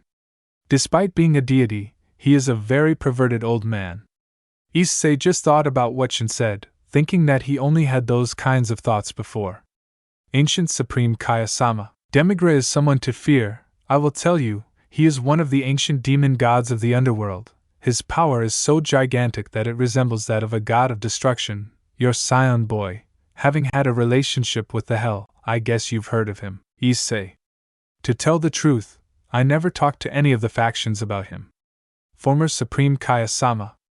Well, in any case, demigod is someone not to be trifled with. So, boy, prepare yourself for what is coming. You must train a lot so as not to be annihilated by one of the most powerful demon gods. Shin. The former Supreme Kyo-sama is right, Issei, don't neglect training. I will inform your grandfather about the situation. Issei. Thank you very much, all three of you. I will do my best to save the planet. Now if you'll excuse me, I have to return to Earth. See you, Shin, Kibito and former Supreme Kyo. Issei teleported back to his house. Appearing in the room, in front of Raswise, Sona and Aquino, to which they asked him a little annoyed. Aquino. Look, my cute Issei is back. Raswise? When we all woke up and we didn't see you, we thought, Sona? We can tell where you were, Issei-kun. Issei just stared at them. Issei? I Sona? Yes, you. Issei? You. Bro Swiss? You what? Issei? I'm dying of hunger, he said it smiling and with one hand behind his head. Upon saying this, the girls formed a drop of anime-style sweat and a smile due to Issei's reaction. The girls got ready to make the Saiyan's food and their own. It was still very early, so none of them had had breakfast. Everyone prepared to eat. While Issei devoured, Aquino asked him about his voracious appetite. Aquino. Hey Issei-kun, why do Saiyans eat so much? Issei. Well, according to my grandfather, the Saiyans, being a warrior race, retired for a long time to conquer planets, which is why they had to eat a lot so as not to run out of energy in battle. Aquino. So that's why. Looks like I'll have to cook for you a lot. Braz was. Don't worry, Aquino, with magic everything is much simpler, they say. By the way, Sona, the reason I wasn't there was because I visited the Supreme Kyo-sama to get answers about yesterday's battle.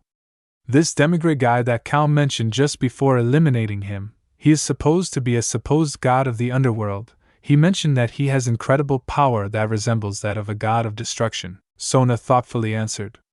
I have heard about him. According to the stories of the underworld, he was a demon god who existed long before the ancient demon king. They say that his power was so great that he could destroy a planet with a single movement. They say that it was defeated, annihilated, and sealed long ago, so no one expected him to return. Surely in the underworld that is causing a lot of talk, but I imagine that the power you showed is being mentioned by everyone. They say, well, the important thing now is that we are all fine. Well, thank you all for the food. I will go with Den to train in the time room. Issei said goodbye to each one. They all gave him a kiss on the cheek, and the Saiyan teleported away. In the temple of Kamisama, and was looking down from the edge of the platform, Issei appeared right behind him. And? Issei. Hello? Issei. Hello, Dent. It's nice to see you. And? What brings you here? Issei. Well, I would like to train a little.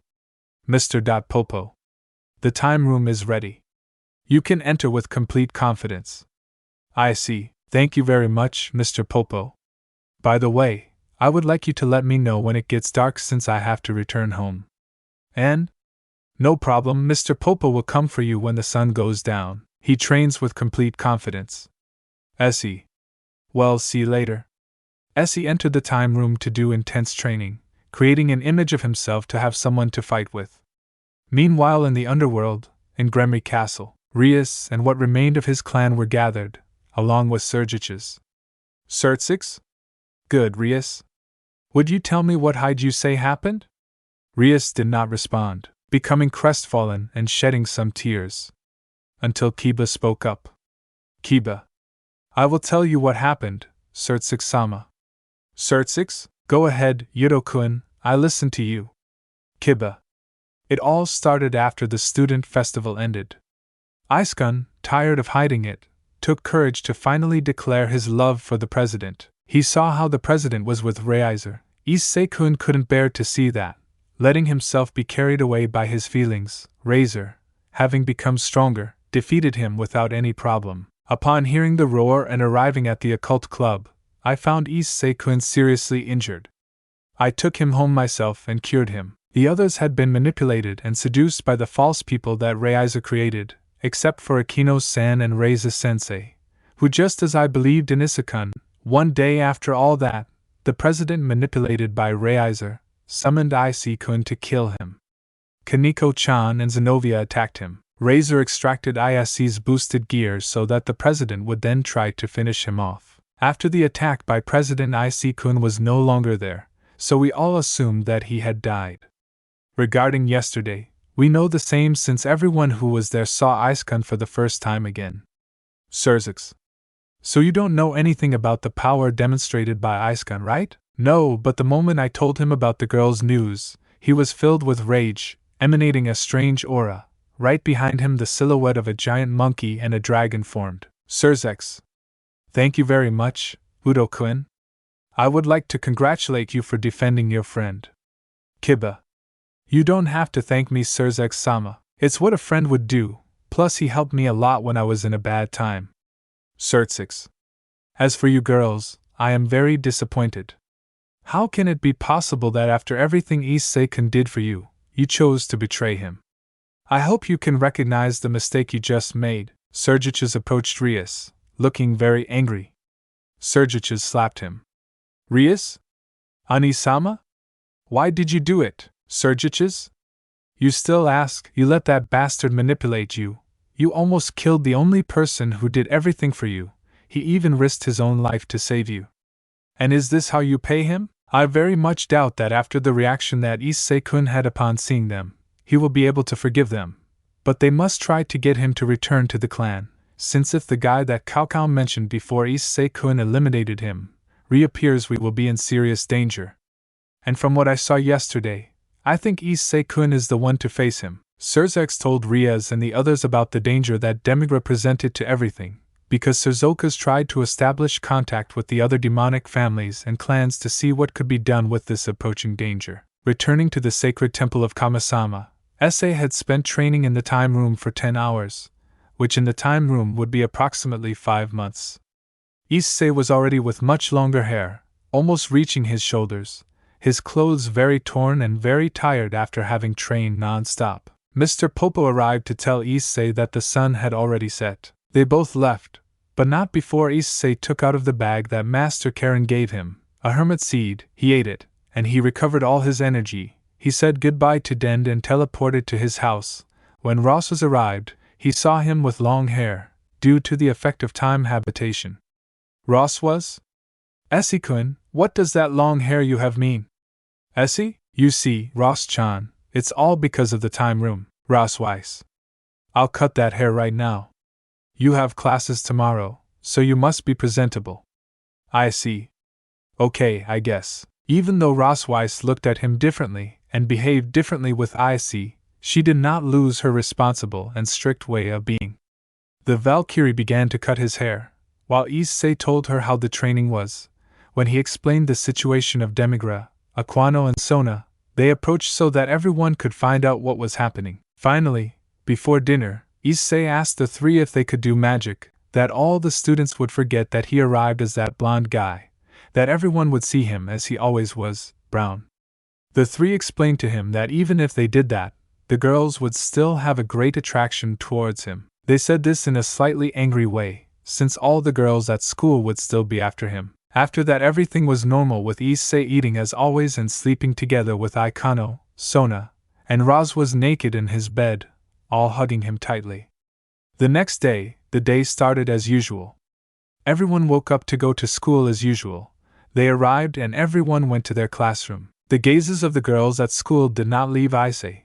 Already in class, Zenobia, Asia and Irina did not stop looking at him, feeling guilty, wanting to apologize while he was in class. Issei remembered with great affection the words of his grandmother Milk that he did not have to leave his studies aside since he never knew what turns life would take. So Issei responded in class today and was always attentive to the teacher's words. It was time for break and Issei went to the student council. He wanted to get some information from the school teachers, which would help him find 21 much easier, and it was also the perfect excuse to see Sona. Issei arrived at the student council room, but just before entering, someone was coming out. Either of them noticed, so they both collided. It was Tsubaki Shinra, the vice president of the student council. Issei, with his Saiyan reflexes, managed to catch her before she fell to the ground. Issei, Tsubaki-senpai, are you okay? Tsubaki didn't respond, she just blushed staring at Issei. For the first time she could see Tsubaki with a different expression than the one she usually has. Finally Tsubaki reacted by answering Issei. Tsubaki? Yes, Issei-kun, I'm fine. While still blushing. Tsubaki got up. Issei asked her, Issei? Hey Tsubaki-senpai, is So-chan here? Tsubaki? Yes, Issei-kun, the president is in there. Issei? Thank you very much, Tsubaki-senpai. Tsubaki? Well, I have to go. I see you later, Tsubaki-senpai. Tsubaki felt strange, she had never felt like this. Maybe it was because of Issei's change. Returning to Issei, he entered the student council room. Sona was organizing some files when she noticed Issei's presence.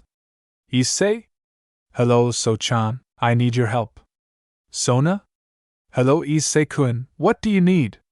Issei? Well, you see, Den mentioned to me that in this school there was a person who would help me look for the Dragon Balls so I could revive Drake. Den told me that she used to be a scientist, so imagine that you, having information about the teachers, could tell me which classroom she is in. Sona? Jump, let me see. Sona began to review the documents with information on teachers until she found one where there was only that of a teacher from the school's scientific laboratory. Sona, here she is, you're lucky, this is her free time, apparently, she's the only scientist in the school, you can go right now. Thank you very much. So-chan, I don't know what I would do without you. Issei was about to turn around to leave, but Sona spoke to him to ask him for something. Sona? Hey Issei-kun. I need you to help me with something. Issei? Yes. Oh-chan, how can I help? Issei didn't finish speaking or turning around when Sona approached hers and kissed him on the mouth. Issei responded to Sona's kiss by hugging her. It was a bit of a long kiss. They separated, making Sona have an expression that made her look very cute. Sona? When I saw Akino-san kiss you, I knew she couldn't stay behind. Issei didn't know what to say, so she just told him. Issei. And see you, So-chan. Sona. Goodbye, Issei-kun. Issei was very impressed by what just happened. He had never seen Sona behave like that. But now she had to find 21. He arrived where Sona had told him, the scientific laboratory of Kuoh Academy. Issei entered and saw a young woman, very pretty. She wore glasses, she had very long and brown hair, she was wearing a tight dress, very tight black pants, some boots, and over the dress she had the typical white coat of a doctor or scientist. When she was free, she was playing video games on a portable console. I say, good morning. 821. Good morning, how can I help you? Sorry if I'm doing something a teacher shouldn't do, but it's my break time and I'm very bored. Wait, you're Issei, right? Issei. What? How do you know? A 21. Well, all the girls talk about you, and I finally have the pleasure of meeting you. Issei. Well, apparently I became very famous. A 21. Well, tell me, Issei-kun, what brought you here? It's rare that they visit me, you know? I see. Well then, I need your help. A 21. My help, I see. You see, I am not a human being. I am a saiyan who recently realized his origins. Kama-sama told me that you used the Dragon Balls a while ago. I need your help to be able to find the Dragon Balls and bring a friend back. I don't know if you could help me. Number 21. Number 21 was surprised to know that Issei knew a lot about her. But in a friendly tone he answered, A 21, Issei, it's been a while since I've seen one. Wow, Issei-kun, it seems you know a lot about me. I will help you with that, but with one condition. The bell rang and it was time to go back to class. A 21. Too bad, Issei-kun, you'll have to wait until the end of classes. Well, it was fun talking to you. I'll see you later. Issei. Well, okay, see you later. 21. Issei left the science laboratory thinking about everything that had just happened, Sona's kiss, Demigra's threat, and what 21 would ask of him in exchange for helping him search for the Dragon Balls to bring back his son, friend Drake. Chapter 9. Return of an old friend and the truth about A21.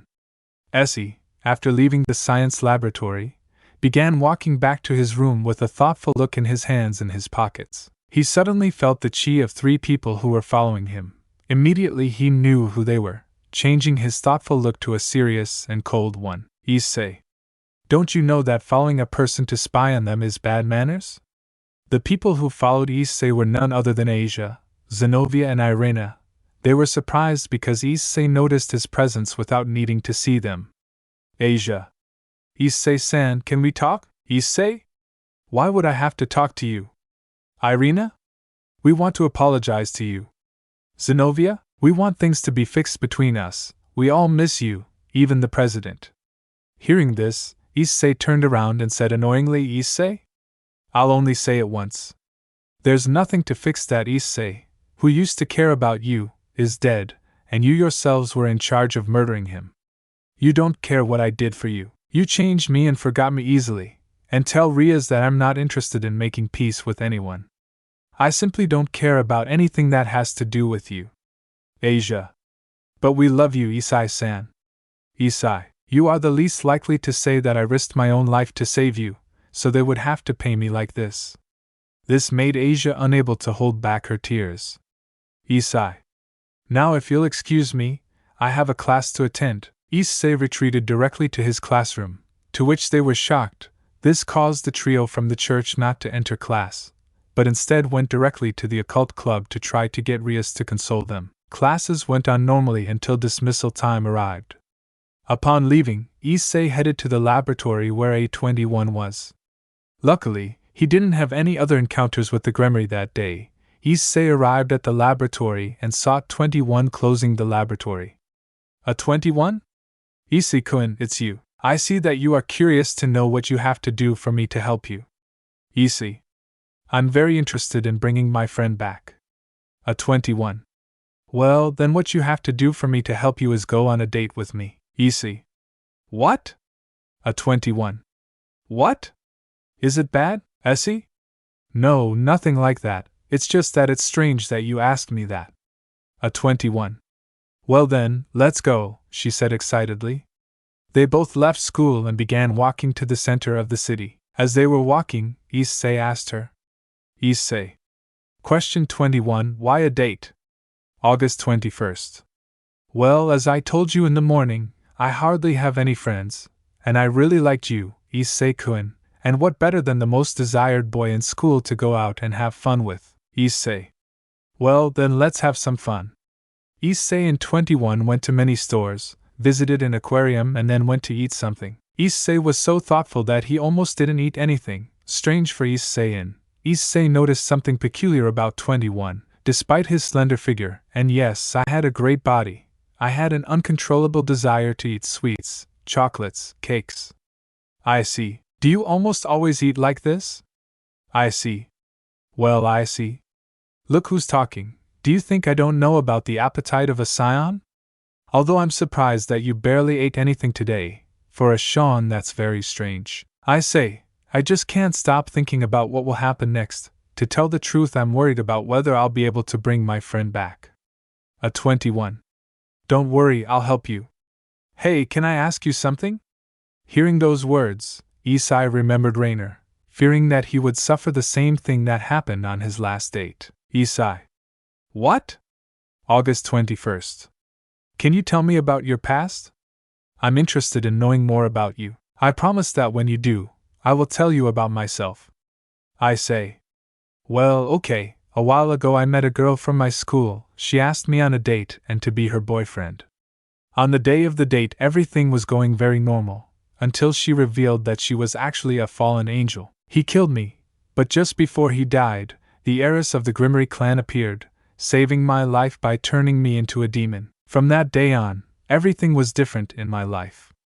I met my partner in battle with whom together we became very strong. I was meeting girls that I defended with my life, loving them no matter what until the day they decided to betray me. Attacking me for no reason and leaving me in oblivion. If it weren't for the Supreme Kaya-sama who saved me, I wouldn't have told her. I met my grandfather, Goku, and my grandmother, Milk. I increased my powers as a Saiyan, and I accidentally murdered my partner because the damn person who had taken him from me used a type of energy that made him evil. That is why I went in search of your help. A 21. Wow, Issei-kun, you are a box of surprises. I see. Aren't you surprised that he's a demon? I see. Not really, I had read a lot about the supernatural, so it doesn't surprise me at all. I see. That's good to hear. I see. Well, as I promised, I will tell you about my past. I was built by the Red Patrol, an evil organization that tried to dominate the world at any cost. Your grandfather, Goku, fought against it since he was a child. Issei, do you know my grandfather? Issei asked strangely. A 21. Yes. Goku and his friends who helped separate me from the evil side, making me recover as an android, leaving my evil side behind. But being a genetically altered android, I never aged, and I kept my android abilities. I worked at the Capsule Corporation a few months after it went bankrupt, so 2 years ago, I gathered the dragon spheres to be able to be a human and have a normal life. According to my biological age, I am 24 years old, but in reality I have lived around 200 years. They say. 200 years. A 21. Don't say it out loud, covering his mouth. It would be embarrassing if they found out that I am 2 centuries old. So it will be our secret. I say. It's okay, no problem. 821. But there is something that I still don't understand.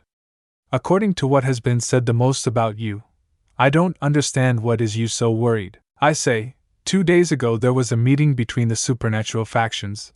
The enemies he defeated mentioned that an ancient demon god had returned and wants to wreak chaos in the world.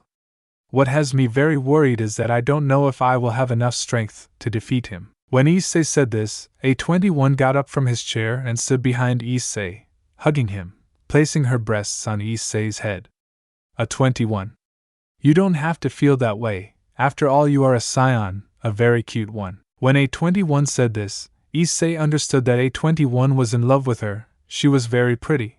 But Issei was curious to know her true abilities, because Issei felt that there was something in her, something very special. Issei, thank you? I guess. A21. Now come, I need to show you something. They both got up, paid, and left the cafeteria. Issei. Where are we going? A21. Follow me. We will go to a more uninhabited place. 21 began to rise and fly at high speed, to which Issei began to follow her. After 10 minutes flying they reached a mountain. They both descended. A21. Well, Issei-kun, we arrived. The reason we are here is because I would like to have a little friendly fight with me. Issei? What? Are you sure? A21? Yes. I would like to know how powerful you are, and I also want to show you my transformation. And I know you won't hurt me because you won't use your maximum power. Issei? How? Can you transform? 21 began to charge her chi and raise her energy, emanating a pink aura. Letting you see his transformation. Her skin tone had changed to a pink color, her hair was now white, and her clothes had changed. He noticed that she also had a tail. A21. Okay, Issei-kun, let's begin. Issei, okay. Issei transformed into Super Saiyan, and 21 began to attack him. Issei was only dodging her attacks since he did not want to hurt her until 21 landed a blow and Issei on impulse hit her back, causing her to be thrown to the ground. Issei. 21, are you okay? A21. Yes, don't worry about me, let's continue with our fight. 21 rose, starting to charge an attack with her hands, which Issei understood and descended to the ground. A21. Both powers collided with each other. Even though Issei was holding back, he felt the surprising power of 21's attack. But little by little 21's power began to weaken. 21 fainted. She returned to her normal form, retaining her transformation clothes, falling at high speed to the ground. Issei let the Kamehameha leave the planet and teleported to catch 21. He caught her, took their belongings and teleported to his house, leaving 21 in his bed. He gave him a seed from the hermit, and he woke up. A21. Issei-kun. Where we are? Issei. Right after the fight, you became unconscious, so I decided to bring you home. A21. That makes me happy. Do you live alone? Issei. No, let's go downstairs to introduce you to the girls. Issei introduced Akino, Sona and Rosewaist to 21. At first they felt jealous, but then they began to talk friendly. Issei asked Sona to give him a leave of absence tomorrow because she would go with 21 to look for the Dragon Balls to revive Dreg. 21 didn't have to teach classes the next day, so there was no problem. Everyone ate dinner and got ready to sleep, even 21, who at first was embarrassed to know that the girls were undressing to sleep with Issei. But the feelings that she had developed for the Saiyan were much more than sleeping like that with him next to the girls. Other girls didn't care. After a while everyone fell asleep. The next day, Issei and 21 woke up very early to go out in search of the Dragon Balls. Issei took her backpack, and together with A21, they went in search of the Dragon Balls. Thanks to 21's Dragon Radar and Issei's precise teleportation, they found all the Dragon Balls before nightfall. They went to the same mountain where they had fought the day before. A21. Well, Issei-kun, we already have them all. You just need to make your wish. Issei took out all the spheres from the backpack and placed them on the ground. A21 would be in charge of calling Shenlong since Issei didn't know what she had to do. A21. Get out of there, Shenlong, and grant me a wish. The spheres began to shine, and lightning spread towards the sky darkened, and a green dragon with red eyes emerged from the lightning. Shenlong. Tell me what your wish is. I can fulfill any wish. A21. Well, Issei-kun, tell him what your wish is. Issei. I want you to revive Dreg, the Red Emperor Dragon, celestial dragon of domination, so that the sacred gear can reappear and be my companion again. Shenlong. So Drag, I had a lot to hear from him. I would gladly do anything to bring back an old friend. Shenlong's eyes began to shine. Suddenly a red aura came out of the spheres, entering Issei. A great roar could be felt throughout the land. The power of the Emperor Dragon was combined with that of a Saiyan. To which Issei he had his boosted gear once again. It appeared in her hand. Issei? Dreg, are you there? Speaking to his boosted gear, Dreg? It's good to see you again, mate. I notice how your power has increased a lot. Shenlong, I'm glad to see you're okay, Greg. Greg, if it weren't for you, Shenlong would not have been able to come back to life. I owe you one. Give my regards to the other dragon gods. Shenlong, no problem, old friend, while I'm leaving. Shenlong disappeared into the spheres. They rose and spread once again throughout the world. The sky returned to normal, the sun was setting, day 21. Good, Issei. I'm very glad your friend is back. Issei.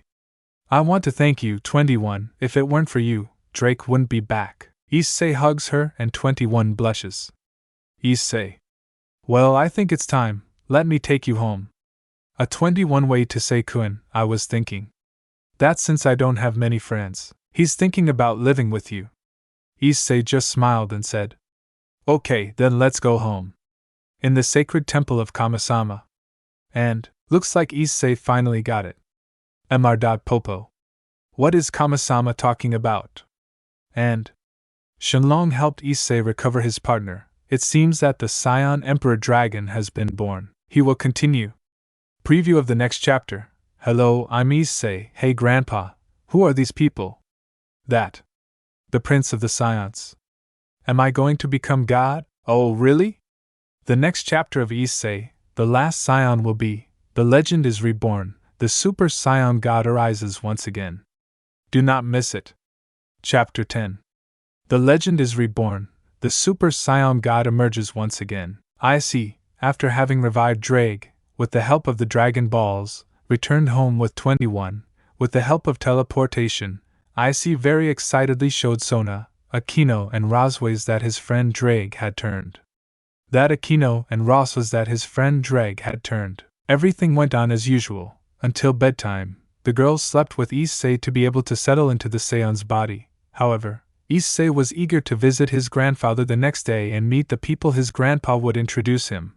So he went out to the terrace of the Haida residence mansion, leaving the girls in bed, watching the starry sky thoughtful. Dreg, what's got you so worried, mate? Issei.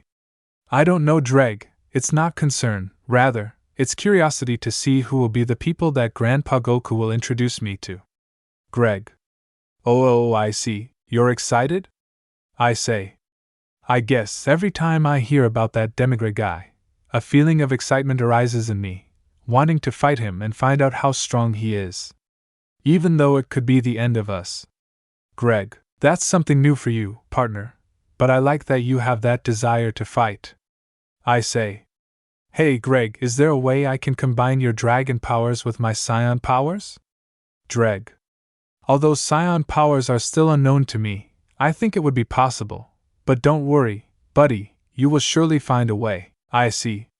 Well, let's hope you're right, friend. Dreg. Well, I'll go rest, see you, mate. Issei, see you tomorrow, Greg. Issei stared at the sky, still thoughtful, until someone interrupted him from his thoughts. Rossweiss? It's strange that you are here alone, Issei-kun. Issei? Ross-chan. Rossweiss approached Issei, standing next to him, with her gaze forward, seeing the dark starry sky. Ross was. It seems strange to me, feeling the bed so empty, so I decided to accompany you, he said smiling. And tell me, why have you been so thoughtful lately, Issei? It's nothing, Ross-chan, it's just that I'm curious to know how strong this Demigray guy is and to be able to fight him, but I'm also worried that I won't be able to defeat him, and above all, I'm worried that something bad could happen to them. Pass on to you, I don't want to disappoint my grandfather either. Ross was. Don't worry, Issei-kun, I trusted you. I know that you will manage to find a way to defeat the Demigray guy. Besides, we can defend ourselves. But I know that if something bad happens, you will be there to save us and protect us once. But just as you have always done. Issei. Ross-chan. They both stared at each other. Rossweiss' words had reached Issei's heart, making him have one more motivation to move forward, something to protect. Rossweiss launched herself at Issei, joining his lips with the Saiyans. Rose was? I hope that helped. she said, blushing. Issei was surprised, since she knew she had never behaved like this. She was really showing her feelings for him. Right after Roswa's kiss, they both noticed that they were no longer alone. Baiki no. Era, it seems that Sensei finally found a boy to be interested in. Sona. It seems I can't neglect you for a second, Issei-kun, a 21. Issei-kun. I helped you. I think I deserve one too. Brashuas only blushed and looked a little embarrassed. Issei only smiled at such a situation, so everyone entered the house again, going back to sleep altogether. The next day. Finally, the day of seeing Grandpa Goku again and meeting those people that his grandfather had told him about, Issei woke up very excited. But before going to the Supreme Planet to see his grandfather, he had to go through a boring day of school. Even though he had already caught up with all the notes and classes he had not received, he still had to take the exams.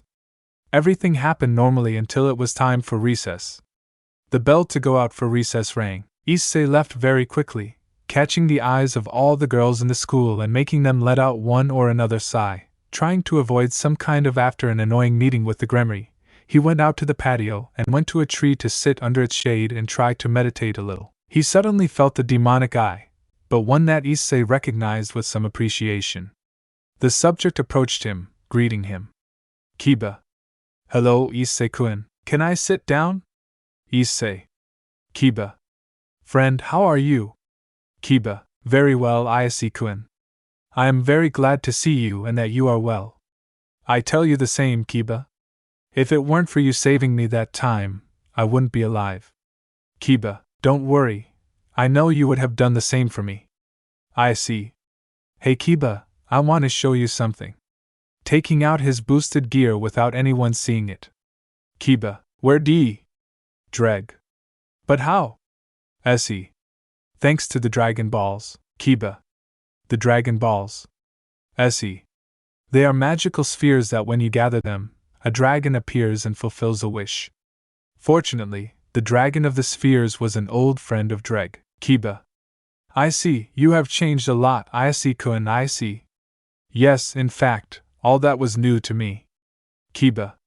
And regarding the power you showed at the faction meeting, I see. You see, Kiba, it's complicated. Issei told Kiba everything, about his origins, his power and his ancestors. Kiba. I see, then you happen to be a Saiyan. Issei? Yes, thanks to that I was able to become stronger. I don't know why I couldn't realize it before. Kiba? Hey, and with that demigra guy, what do you think about that, Issei? Well, I'm very anxious to know how great his power is, but at the same time I don't know if I can defeat him. Kiba? You don't have to worry, you will find a way to beat him, you always do. Plus we will all be supporting you, I see. Thank you, Kiba. I don't know what I would do without a friend like you. Kiba. By the way, Issei-kun, there is something I want to ask you. I see. Tell me, Kiba.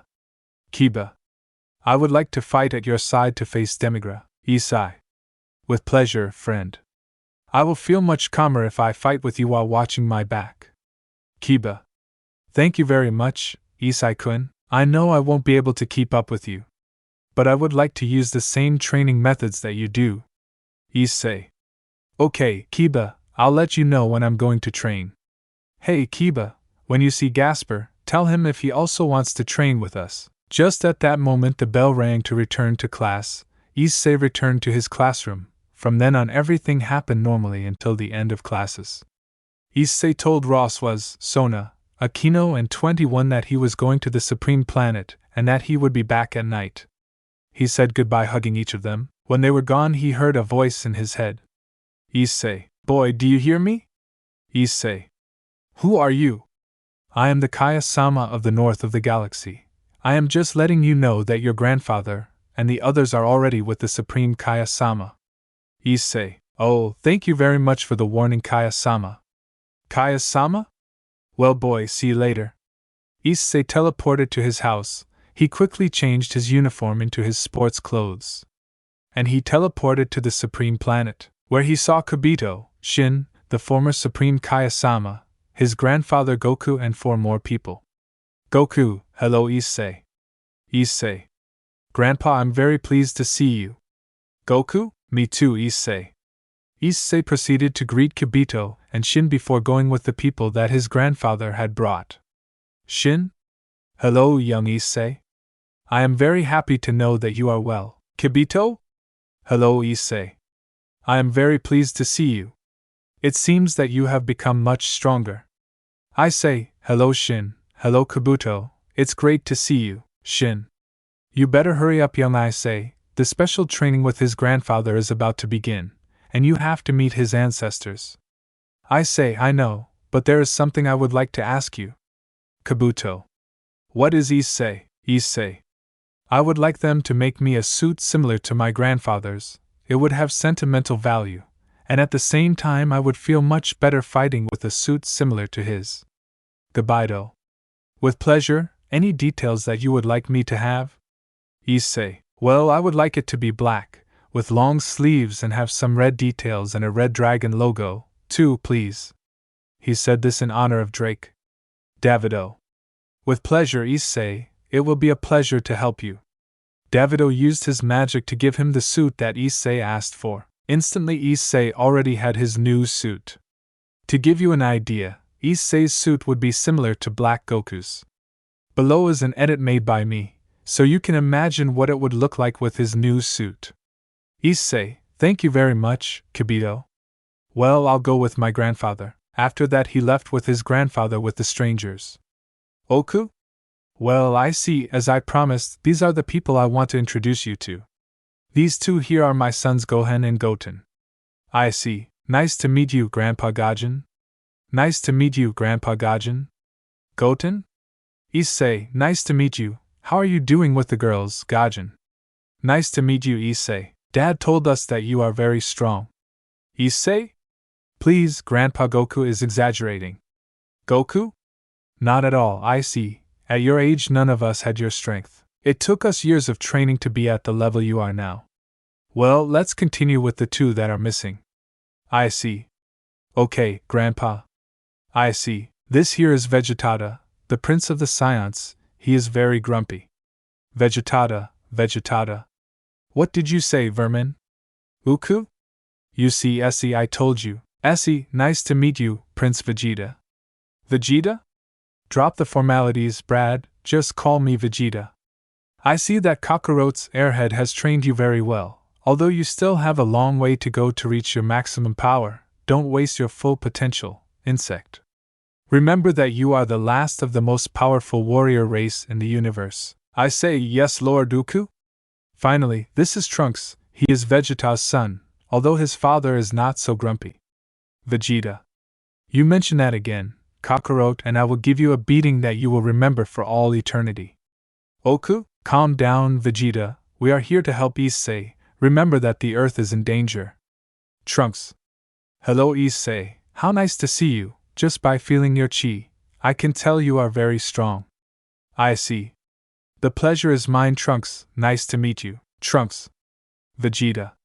Well, Kakarot, but you know that I do it for the Earth and the boy. I see. Thank you very much, Mr. Vegeta. But don't you dare disappoint me, you vermin. I see. Yes, sir, I will do my best. Oku? Well, Issei, it's time to start. Issei? Yes, Grandpa, by the way, what will we train today, Grandpa? Oku?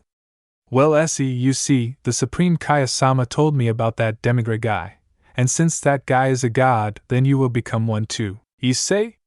What? A god? Goku? You see, to make it much easier for you, you will transform into Super Saiyan God, and for that you have to do a ritual. Issei? What kind of ritual? Oku. The ritual says that the light of 5 Saiyans will illuminate a soul, and you will be that soul, which will be illuminated. Issei. Well, let's get started. I can't wait to get stronger. Oku. Wow, Issei, it seems that little by little you are becoming a lot more like me. Well, let's start at once. Milk will be angry if I'm gone for a long time again, which I don't understand if we're all already dead. All the Saiyans formed a circle, all becoming Super Saiyans. Goten, Trunks, Gohan, Vegeta, Goku and Issei held hands, transferring their energy to Issei. He began to emanate blue flashes, and a great glow was present. A blue aura surrounded Issei, causing him to rise to the sky. When his aura dissipated, a great energy was felt throughout the place. Issei could be seen with his red hair resembling pink. A powerful aura the color of fire surrounded him. A great energy was felt in him, energy of a god. Issei had finally transformed into Super Saiyan God. Issei with his new Super Saiyan God suit. Goku, excellent, Issei, you finally became a god, a Super Saiyan God. How do you feel? Issei? Well, I can feel how the energy inside me is completely different from that of an ordinary Super Saiyan. Did I really become a god, Goku? We will only know that when we start fighting. The Jeddah. It will be a 3 versus 3 battle, Trunks, Issei and I, against Kakarot, Gohan and Goten. We will start in the air, and the first to touch the ground will be eliminated. The Supreme Kaya-sama will be the referee. Well, let's start. Shin. Let's fight. The Jedi launched himself against Goku, both transformed into Super Saiyan Blue, Trunks against Gohan and Goten against Issei. They exchanged blows very quickly. The fights were very even, but Trunks was eliminated by Gohan and Goten. Due to Issei's superiority in Super Saiyan God, he didn't have much trouble against Goten. After all this, only Goku and Gohan remained against Vegeta and Issei. Vegeta? Well, Issei, it's time we put an end to these vermin. Do what I do. Issei? Okay. Vegeta began to join his hands horizontally, towards the front. Vegeta. This is the final radiance technique, worthy of a Saiyan. Ohin and Goku. Ka, me. Vegeta and Issei. Glowing. Ohin and Goku. Haya, Vegeta and Issei. Fine. When both powers collided, the supreme planet shook. A great tremor shook the planet. Vegeta. Come on, Issei, show your Saiyan pride, Issei. Haya. The final glow completely consumed the Kamehameha, giving Issei, Vegeta and Trunks the winners. Goku? Wow, Issei, that was a great fight. Issei? And tell it, Grandpa? I had never had a fight like that. To continue with the training, you must eat a little. Come on, the food is ready. Goku? For being dead, I'm already hungry. After the battle, everyone prepared to eat and then continue with Issei's training. Meanwhile, on a distant planet Eris. Hey Eris, did you feel that energy? Eris. Sure, Mr. Barris, it looks like it's that of a Super Saiyan God. Eris. Do you think Goku is back? Whis. That can't be possible, Mr. Barris. Remember that Goku and his friends died a long time ago, but the energy I feel is very similar. It's probably someone close to him. Barris. This is interesting. Whis. Do you want to go take a look, sir? Barris. No. I have a feeling he'll end up coming to us. Meanwhile, in the underworld, Toa. Mr. Demigra, I want to inform you that Vali is now fully recovered. Demigra? Excellent. Then proceed to attack tomorrow. It is time for the entire world to kneel before the great Demigra. Chapter 11. Chaos in the Underworld. Demigra's servants attack. After an intense battle, the Saiyans, Shin and Kibito, were talking and eating. Goku told him anecdotes about the battles he had had. Until Vegeta interrupted them saying, Vegeta, hey Kakarot, have you already told the boy about the full moon? Issei. Hey Grandpa, what is Mr. Vegeta talking about? Vegeta. I knew it, cork-headed Kakarot. How could you forget something so important? Goku. I'm sorry, I'm just very forgetful sometimes. Putting her hand behind his head. Issei, I don't understand anything you're talking about. Goku? You see, Issei, the Saiyans before the legend of the Super Saiyan became a reality had the peculiarity that when they saw the full moon, they transformed into giant apes. This caused them to multiply their power by 10, causing them to lose control, and they will destroy everything in their path. Vegeta. But as long as you don't have a tail, there won't be any problem. But eventually one will appear, especially if you use the time room to train, and it doesn't necessarily have to be the moon. If you or some enemy throws a Kai ball into the sky, and there will be no turning back. Issei. And can we go back to normal? Goku? Yes, everything is that you yourself regain your consciousness, but you will not have the consequences that the first Saiyans had. Issei. So, what will happen if I transform into Izaru? Goku? Having awakened your Super Saiyan power, when you transform into an Izaru, your fur will change to a golden color. This will make you lose control and raise your power exponentially. When this happens, you will lose your mind, and you will forget who you are. I suggested that when this happens, you have a loved one to help you remember. When you recover your memories, you will achieve the Super Saiyan 4 transformation. Issei, Super Saiyan 4. Goku.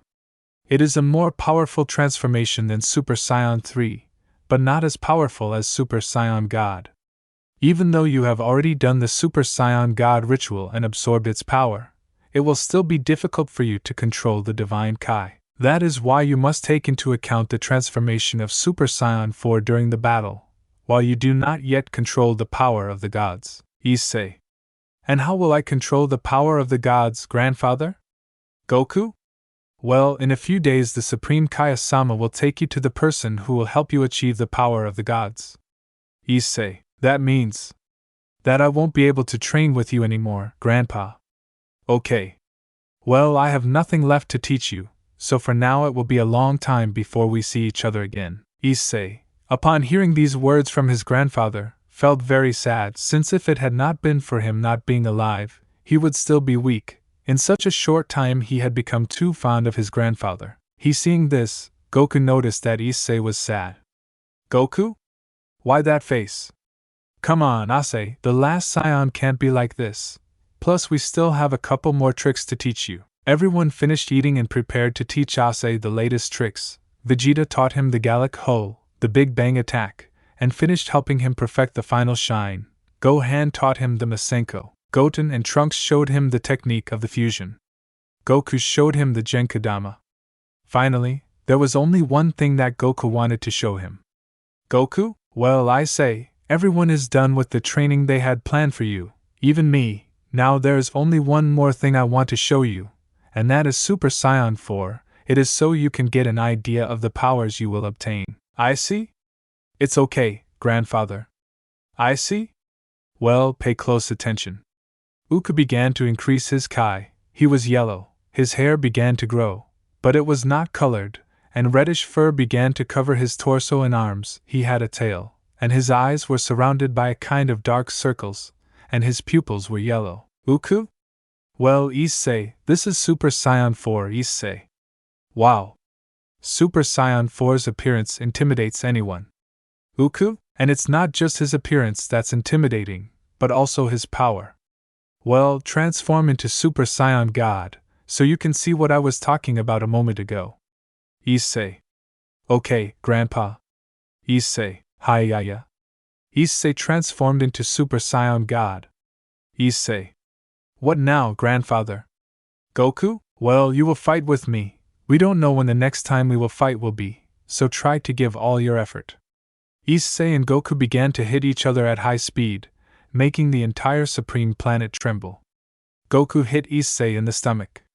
Issei responded with a kick, making him reach the ground. The Super Saiyan 4 was being surpassed by the Super Saiyan God, just as Goku had said. Goku launched himself once again against Issei, but Issei with great speed dodged each of his attacks. Issei punched Goku, making him fly against the mountain.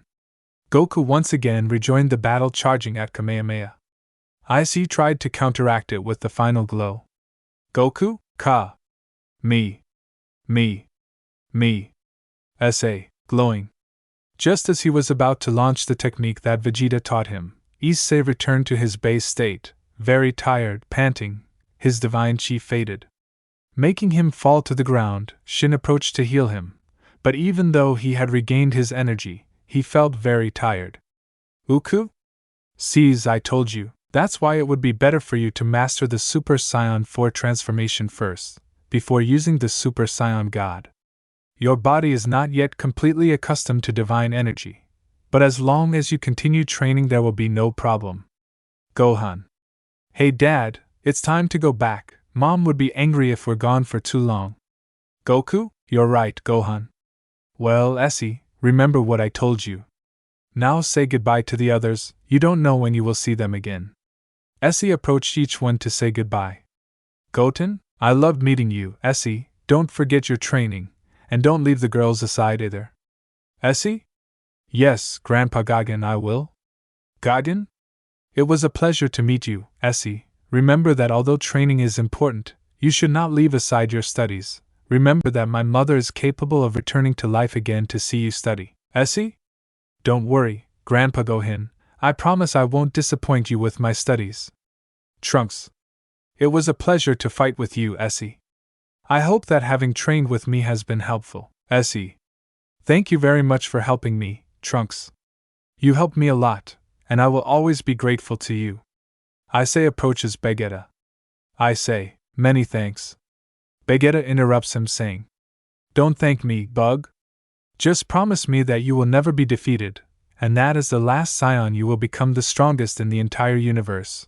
Always show your Saiyan pride, otherwise, I will revive myself to beat you up. Issei, I promise you, Mr. Vegeta. I will not disappoint you. Goku? Well, Issei, it was nice to see you again. Issei, hey, Grandpa. I would like to ask you something. Goku? Tell me, Issei. Issei, as you know, I managed to revive Drag, and I would like you to help me find some movement or technique where I can use my Saiyan and Dragon techniques at the same time. Goku? Now that you mention it, if there's one move you can use, it's the Dragon Fist. Issei. The Dragon's Fist, Goku. What you have to do is concentrate your energy in your fist, and then attack the enemy with that accumulated energy. Since you have Drag, your Dragon Fist will become much stronger and will have a better impact on your enemies. Issei. With that Dragon's Fist, did you hear that, Drag? Drag. Yes, mate, it sounds interesting, we should try it. Just at that moment, a very old, short woman on a sphere appeared floating in the air. Goku, it's time to return to the other world. Goku? Yes, Urine-eyed drool for a moment. Issei gave his grandfather a big hug, very sad because he knew it would be a long time to see him again. Goku? Come on, don't act like that, the last Saiyan, he shouldn't be sad. You have become very strong, I know that the planet where I was raised and born will be in good hands for protecting our home. Issei. I won't let you down, Grandpa. I promise you that the next time we meet again, I will be stronger, and I will surpass you and Mr. Vegeta. Goku? Well, Issei, see you soon, Issei. See you, Grandpa Goku. Thanks for everything. Goku and the others left with Uranai Baba towards the other world. Issei, well, Shin, I have to return to Earth, the girls must be very worried. Shin. Okay, young Issei, I'll go to Earth for you to go with that teacher that his grandfather told you about. Issei.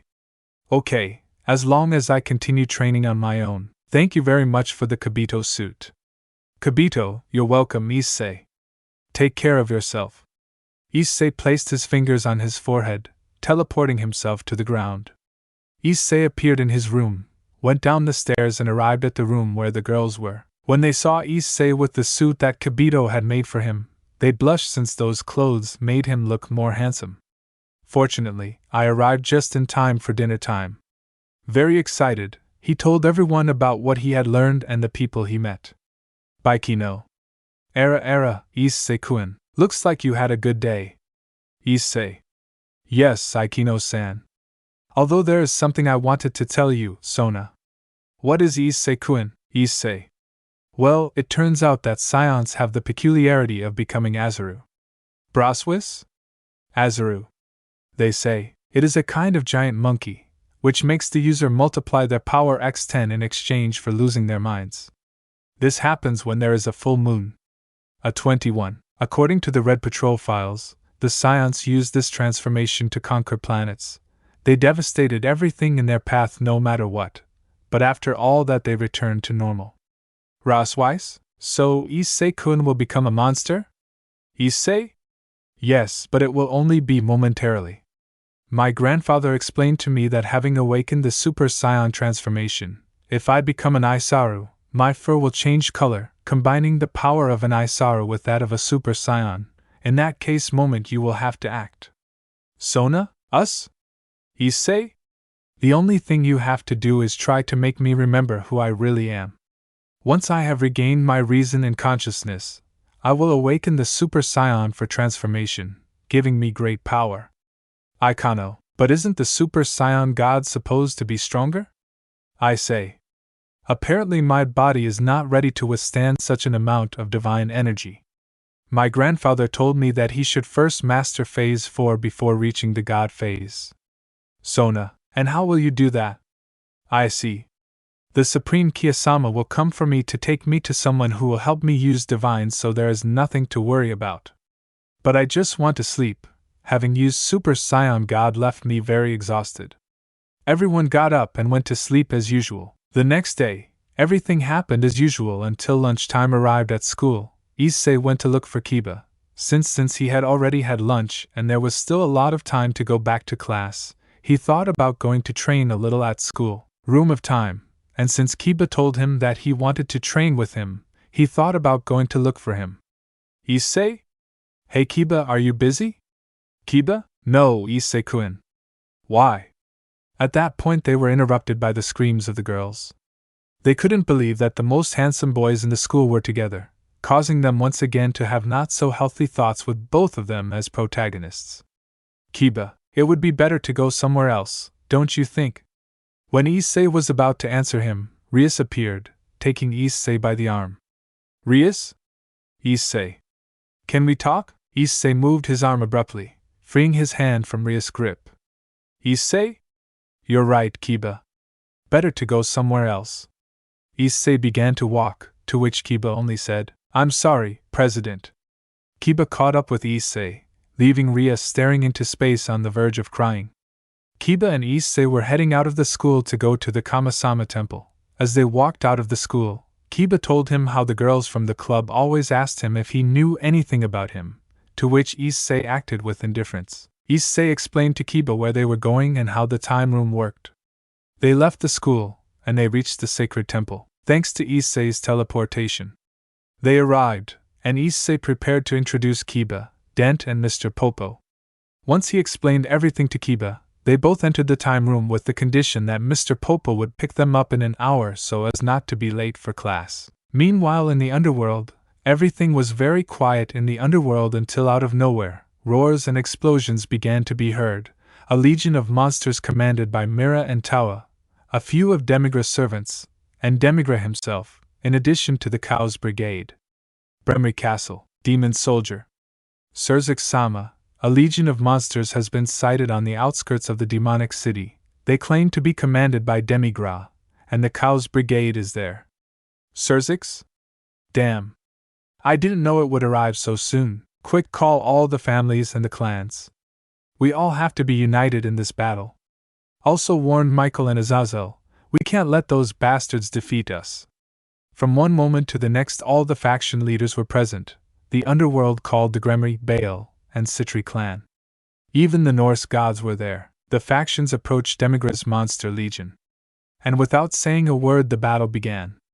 Meanwhile in the time room, Issei and Kiba were training. Issei taught Kiba Kai and how to launch bursts of energy from his sword. Issei realized that his tail had appeared since Kiba told him that something strange had happened to him, to which Issei proceeded to explain what was happening with the full moon and everything that he had to do with the Azura transformation of the Saiyans. While Issei was dodging Kiba's sword attacks, Mr. Popo arrived to look for them and tell them that an hour had passed, and they had to go back to school. When they left, Issei ate a seed from the hermit and gave Kiba one too, so he could get his back energies. They said goodbye to Dent and Mr. Popo and teleported back to the school. When they arrived at school, they talked about how training had been. Kiba. I didn't know a place like that existed, Issei-kun. Issei. Nor me, my grandfather Goku was the one who told me about all that. Kiba, I would like to train with you again, Issei-kun. Issei? Yes, no problem, Kiba. I will look for you to go train once again. Just then they were intercepted by Grafia, Surzak's wife. Grafia? Ryudo-kun, Issei-kun. I need you to come with me. Kiba? What's wrong, Grafia? Grafia? This is an emergency. The demon god Demigra is attacking the underworld with a legion of very powerful monsters, and the Cow's brigade has joined the attack. We need his help, especially yours, Issei-kun. Issei. What demigra? It can't be. Where are So-chan, Ross-chan and Akino-san? Brafia? Miss Citri, Miss Roswas and Miss Aquino are in the battle, even Miss 21 joined the battle. Issei. Damn, we have to get there as soon as possible, but I can't fight in these clothes. Issei teleported and in less than 1 second he was back with the clothes that Kibito had made for him. After Issei changed his outfit, they teleported in a magic circle towards the battle site.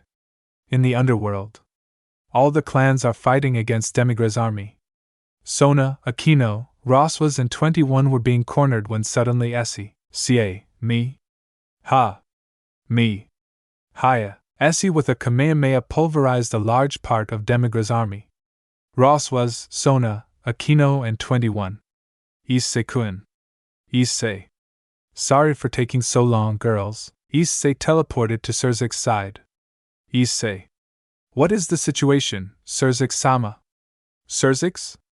Well, Issei-kun, apparently these bastards decided to join up with Demigra. Issei. Well, you take care of Vala and the others, I'll take care of sending that damn Demigra to the grave. Issei extended one of her hands saying. The attack. Big boy yum. A large ball of energy came out of Issei's hand, leaving a large crater and eliminating many Demigra soldiers. Mira and Toa noticed that Issei had arrived. Toa. Your Majesty, Demigra, the Saiyan is here. Demigra? Excellent. Toa, why don't you check how strong that ape is? Toa? At your command. Toa proceeded to raise his scepter, creating a portal, bringing in a huge monster unknown to everyone. The monster came out of the portal, roaring, but it seemed to be in an incomplete form. Issei, without thinking twice, transformed into Super Saiyan and charged at Kamehameha. Issei. Ka. Me. Haya. Me. Haya. The Kamehameha hit the monster squarely, creating a huge smoke. Everyone thought that the monster had been defeated, but when the smoke cleared, the monster had taken what seemed to be its original form. Issei launched himself against the monster, but it disappeared and appeared behind him, hitting it, making it crash to the ground. Issei, angry, launched himself once again against the monster, having the same result.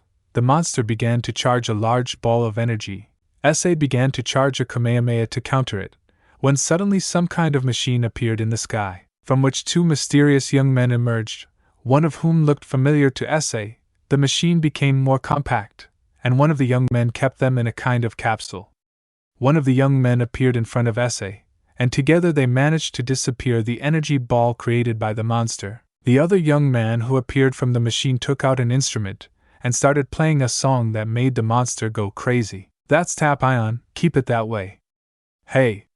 Referring to Issei, we must find a way to defeat him. The song Tap Ion is playing won't hold him back for long. Does anything occur to you? Issei. Well, physical or chi attacks don't work. The best thing would be to paralyze him and attack him with something that destroys him once and for all. I know. I have an idea. Issei teleported where he was to the Gremry clan. Issei? Hey, Gasper. Issei? Issei-senpai. Issei? I need your help. It's to defeat the monster over there. Gasper? But I don't know if I can do it. Issei? Don't worry, Gasper, I trust you. I know you can do it. Jasper. Okay, Issei-senpai. I will do my best. Issei.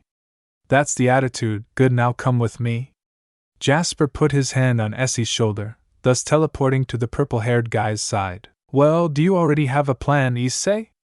Gasper will paralyze the monster. At that moment we will have an opportunity to attack it. Sounds like a good idea. Well then, let's go. At that moment, Tap Ion stopped playing the song, causing the monster to attack again. Tap Ion? I'm sorry, Trunks, I can't calm you down more by playing the song with my ocarina. Issei? Trunks. Trunks. If you have questions, I'll answer them later. Now you have to focus on defeating that monster. Issei?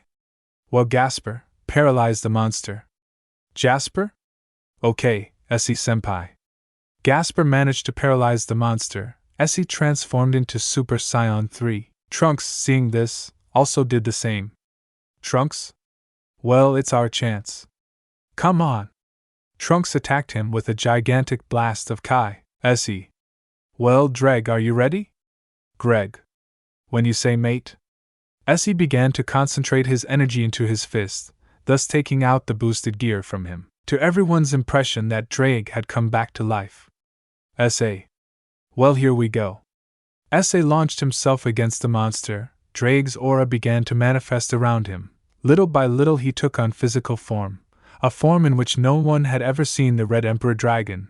Dreg completely pierced the monster, to then surround it, creating a large explosion, which made the monster disappear. Everyone was very impressed, since no one had made Dreg manifest physically. Just when Mira and Towa were preparing to fight Issei, Trunks and Tapion, a demon, a servant of Demigra, appeared from a portal. That he said something to Towa and Mira, to which Towa just nodded. Towa, well, Saiyan, it seems that our fight will be postponed, but don't worry, Daimos will take care of you, and since they destroyed a monster that cost me a lot of work to bring from the underworld, I will leave them with destroyed a monster that cost me a lot of work to bring from the underworld, I will leave them with another monster, and you are your Saiyan. Towa carried a ball of energy with his hand, threw it into the sky, thus creating an artificial moon. Trunks. Oh no, that means you will turn. Issei. Don't worry, everything is under control, I know what I have to do. Towa. Well, then we'll see each other another time. Demigra, Mira, and Towa disappeared into the portal, leaving only Daimos, the Cow's Brigade, and some soldiers from Demigra's legion. Daimos? Well, it seems that apart from fighting me, they will also have to fight him. The portal opened from the ground and a monster appeared that emanated a gigantic negative energy, even though it was much smaller in size than the one Issei and Trunks had defeated a moment ago. It had a purple and red color. Apart from having a sword. Daimos. Meet Janemba, a monster that is made of evil souls that were destined to go to hell. Apart from that, the Saiyan will also become a monster. Issei only saw Daimos with a smile, then looked at Akino, Sona, Roswas, and 21, they understood what Issei's plan was. To finish, she saw directly the artificial moon created by Towa. Trunks and Tapion prepared to fight Super Janemba while Issei, upon seeing the artificial moon, began to lose control, gradually transforming into an Azaru. Everyone was perplexed by the changes that Issei was having. They wondered if that same giant ape was still the brown one. Issei in the form of Azaru became enraged, raising his power even more, causing him to become a golden Azaru while roaring. When they saw this, Sona, Akino, 21 and Rosweiss remembered what he had told them the day before and approached him. Sona, Issei-kun. It's us. Akino, you have to react, Issei-kun. Rosweiss, Issei-kun, come back to normal, please. A 21, Issei-kun, you must remember who you are. Issei's subconscious. Greg. Partner, buddy. Can you hear me? Issei. Greg. Greg, partner. You have become a monster. You must return to normal. Issei. But how am I supposed to do that, Greg? Listen to them. Listen to the voices of the people you love. Back to normal.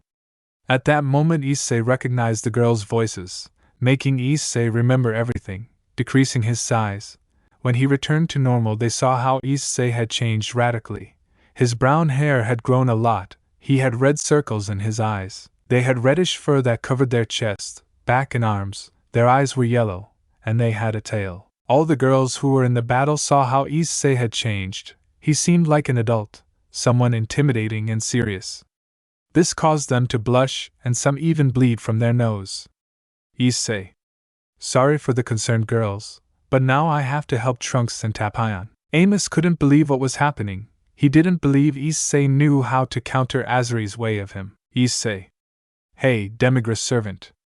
I think your plan will be of no use. Well, it's time to end this. Chapter 12. A help from another time, Kiba's special training. Once transformed into SSJ-4, Issei realized that Trunks and Tapion were being defeated by the monster Janemba. However, the girls were still with Issei. Issei. Ross-chan, Akino-san. So-chan, number 21, it is very dangerous for you to continue here. it would be better for you to return to the others. I'll take care of this monster. Even with the impression of surprise at seeing Issei acting so mature and along with the appearance he had, they listened to him and began to walk away. Sona, being the last one, said to him, "Sona, be careful, okay?" Issei, "Don't worry, So-chan. I'll be fine. Help the others finish off Folly and the others." But in the shadows, very hidden, there was someone else, someone who surprised him. That the Saiyan was Issei. That someone was Kuroka, who was very hidden watching Issei's new appearance. She was blushing and licking her lips while she saw the Saiyan. Issei had already noticed her chi for a long time, but he didn't say anything since he didn't sense bad intentions in her. Janema threw a sphere of evil energy towards Trunks and Tapion. They managed to deflect it, but the ball deviated towards where Kuroka was. She was scared. She couldn't react, but Issei teleported, took her in his arms and flew towards where the other factions were. While she was flying, Kuroka looked at Issei so surprised and so blushing that Issei noticed it, which only returned a smile. "Kuroka? What are you doing? If you take me to where the factions and their leaders are, they will want to kill me for having gotten involved with Demigra and the Coast Brigade." Issei, "Don't worry, I'll solve that. The important thing is that you didn't help in the Coast Brigade's attack, and since I noticed their presence, I knew that you had no bad intentions."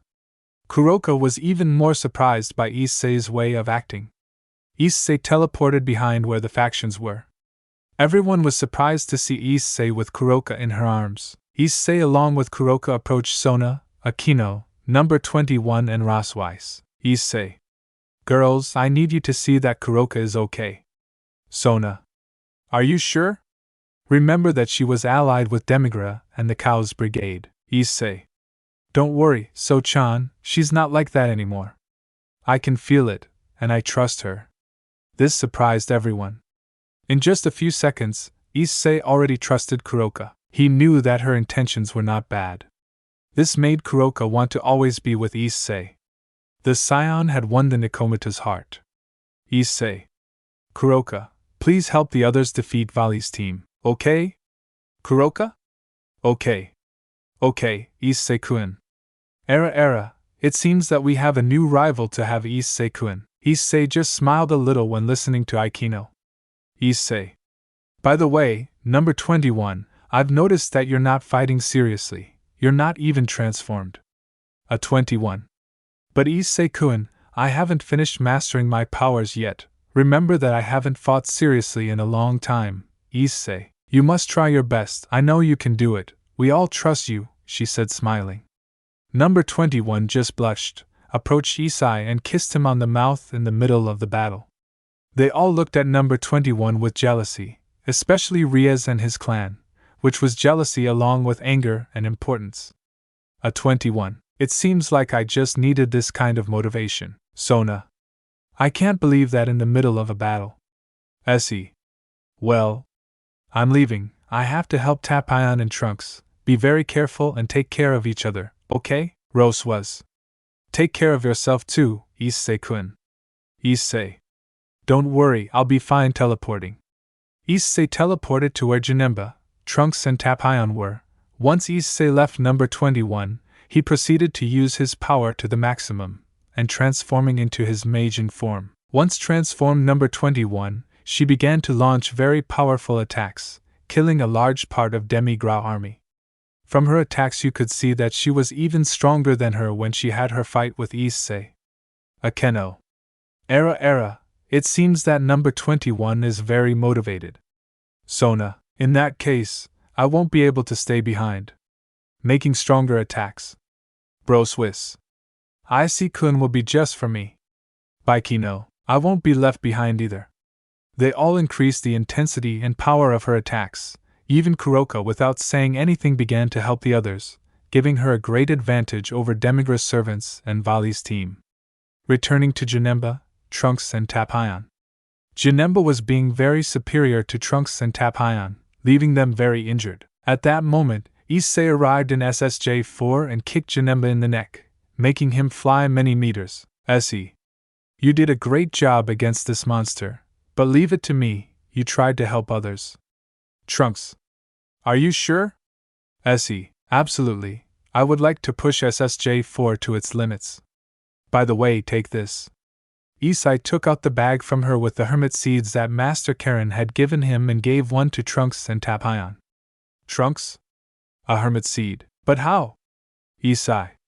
As you said, if you have questions, they will be answered later. The important thing is that monster. Now go and help the others.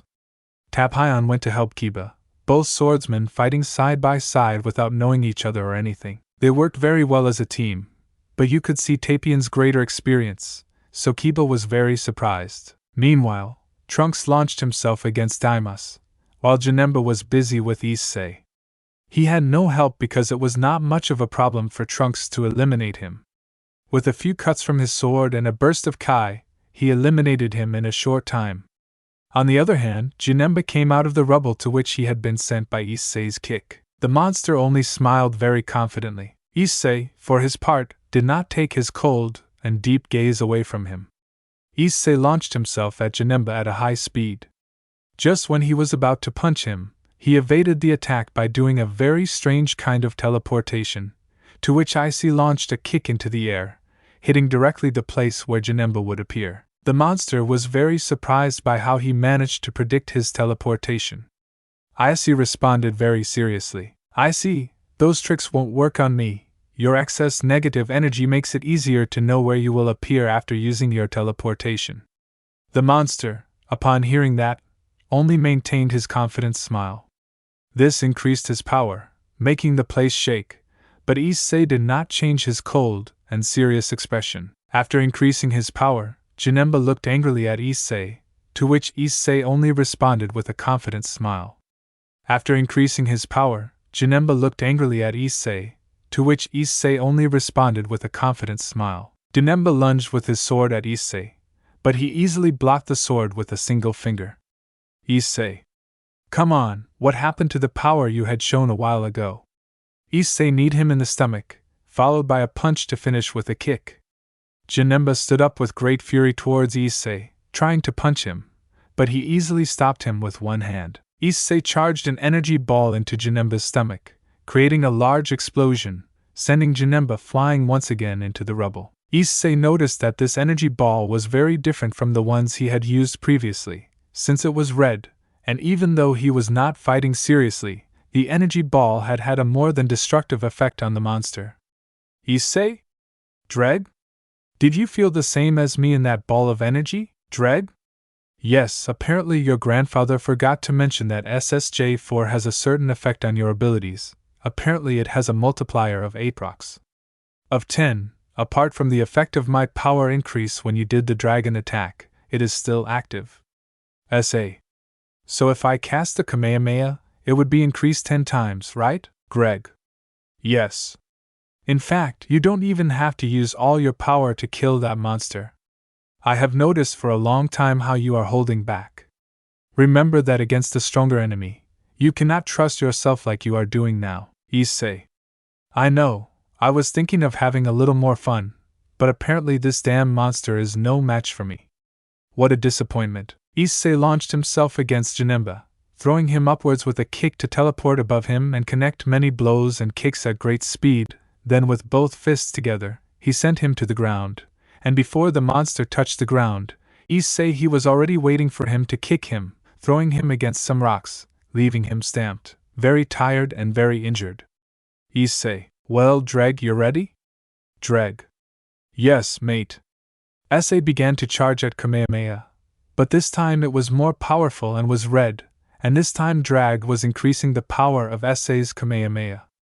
Issei. Ka.me.mea. Dreg. Boost, boost, boost, boost, boost, boost, boost, boost, boost. Issei. Hiya, Greg. Explosion. A giant burst of red energy shook the entire place, causing everyone on the other side of the battle to pause for a moment due to the magnitude of Issei's attack.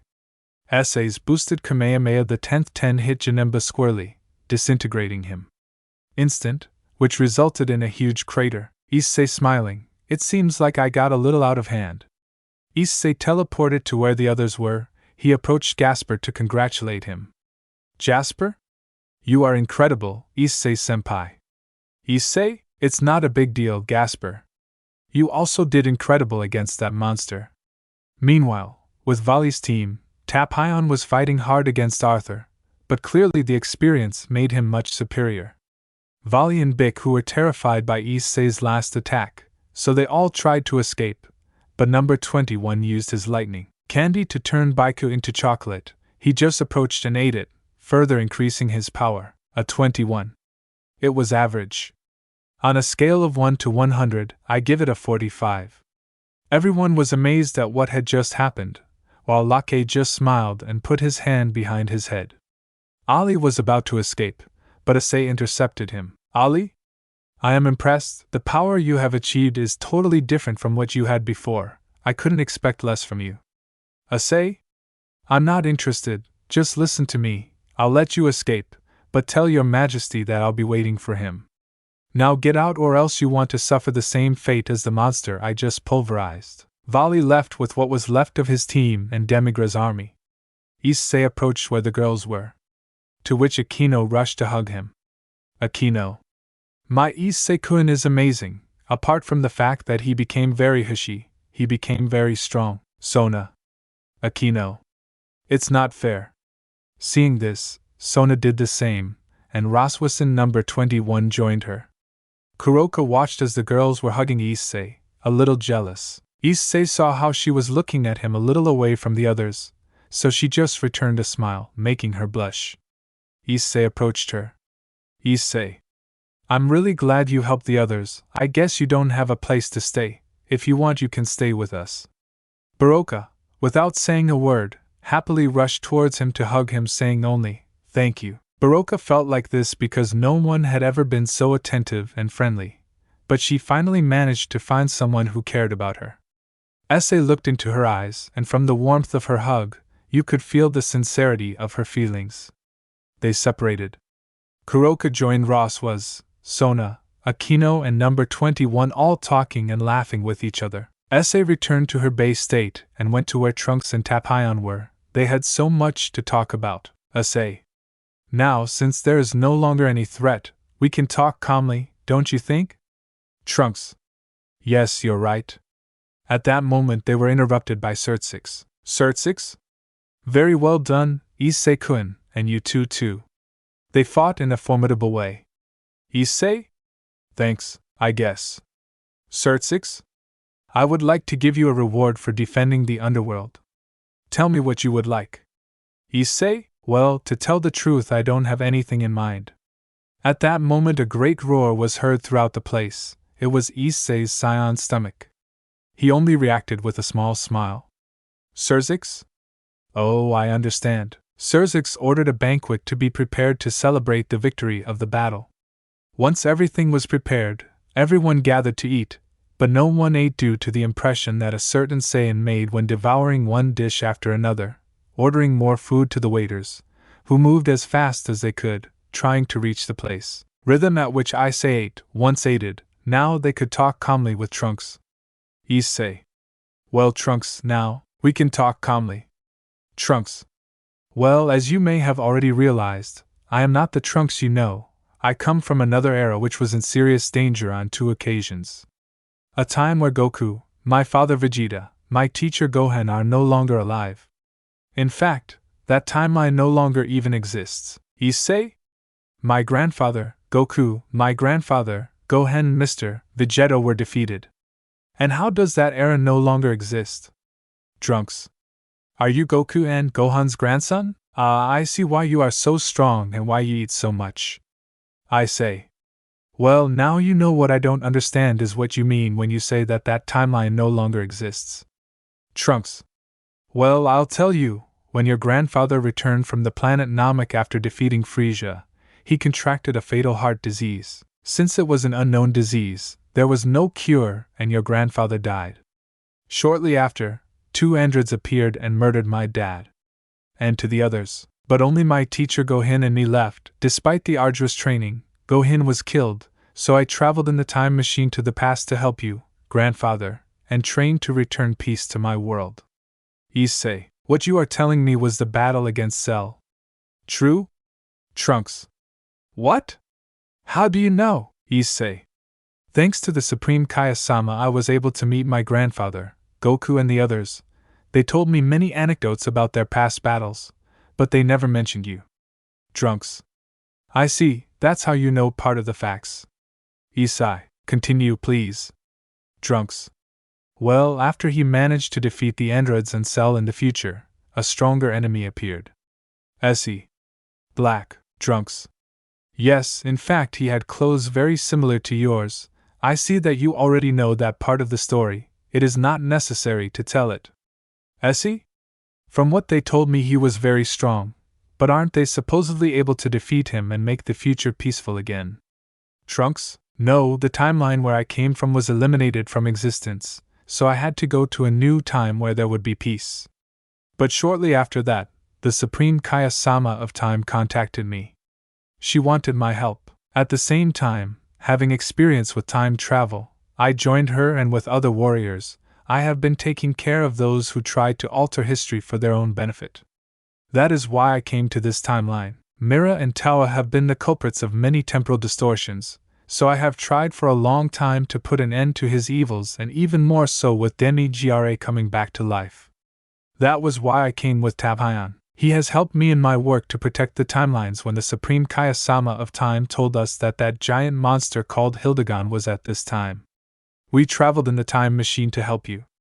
Tabhyan knew how that monster behaved. Tawa and her allies are in charge of bringing enemies from other times with increased power in order to alter history. Please say, I ask you, you have to help me defeat them. I will help you in any way. Issei. It's okay, don't worry, we will defeat them. After all, we are Saiyans. Trunks, I knew I could count on you. If there was something I could do. Issei. In fact, if there is anything, that one over there pointing to Kiba is my friend Kiba. He has very good skills with the sword. I need you to help me become stronger. Both you and Tabhyan have a lot of experience using the sword in battle, so I think it would be a good idea to train him a little. Trunks? Well, I'll talk to Tabhyan to let him know. Issei? I guess they don't have any place to sleep. They can stay with us as long as they want. It's a very big house, and only I live with the girls. My parents are away. Trunks, I appreciate it very much, Issei. Issei? Well, it's time to go. Issei left to look for his girls and gathered Trunks and Tabhyan, but just before returning home, Sergiches approached him along with Riaz and his entourage. Sergiches, I thank you very much, Issei-kun. Thank you for protecting me, my family, and especially my sister. Upon hearing this, Issei changed his expression to a serious and threatening one. Issei, with all due respect, Sergiches-sama, I did not come here to fight for you or for anyone. I thank you very much for the food and the celebration, but I want you and your sister's entourage to listen to me. Listen well, because I will not repeat it. Stop misunderstanding things. The fact that I fought here was because I did it for the people I love, and let me tell you that none of you are one of those, so just stop bothering me, and for more let them try it. I will never change my opinion. Now if you'll excuse me, I leave. Those of the Gremry clan were very surprised by the serious and cold way in which he said those words, leaving Rias, Kaneko, Zenobia, Irina and Asia very sad and very hurt by what Issei said. Sona opened the magic circle and everyone teleported home. It was night and Issei took Trunks and Tabhyan to their rooms, since when all the girls slept with him, there were many empty rooms. Issei, after leaving Tabhyan and Trunks in their rooms, he prepared to go to his room to sleep. Everyone was already there waiting for him, completely naked, to settle in to sleep, even Kuroka. Issei just smiled and got into bed. They all clung very tightly to the Saiyan, and then they all fell asleep. The next day, everything happened as usual for Issei. Boring classes, sighs from girls who passed by him while he walked. Right at the exit he went to look for Kiba so he could train with Trunks and Tabhyan. Issei? Hey Kiba? Kiba? Issei. It's you. It's nice to see you. Issei. Yes. After yesterday, every day becomes boring. Kiba. By the way, yesterday you fought in an incredible way. Gasper was very happy, saying that he wanted to be like you. You really left me very impressed. Issei. It's no big deal. I didn't even fight seriously. By the way, Kiba, do you have time? Kiba. Yes, I have nothing to do. Why do you ask? I see. You asked me to help you train, but I'm not very good with swords, so I asked Saiyan and Trunks to help you train. Kiba. Seriously?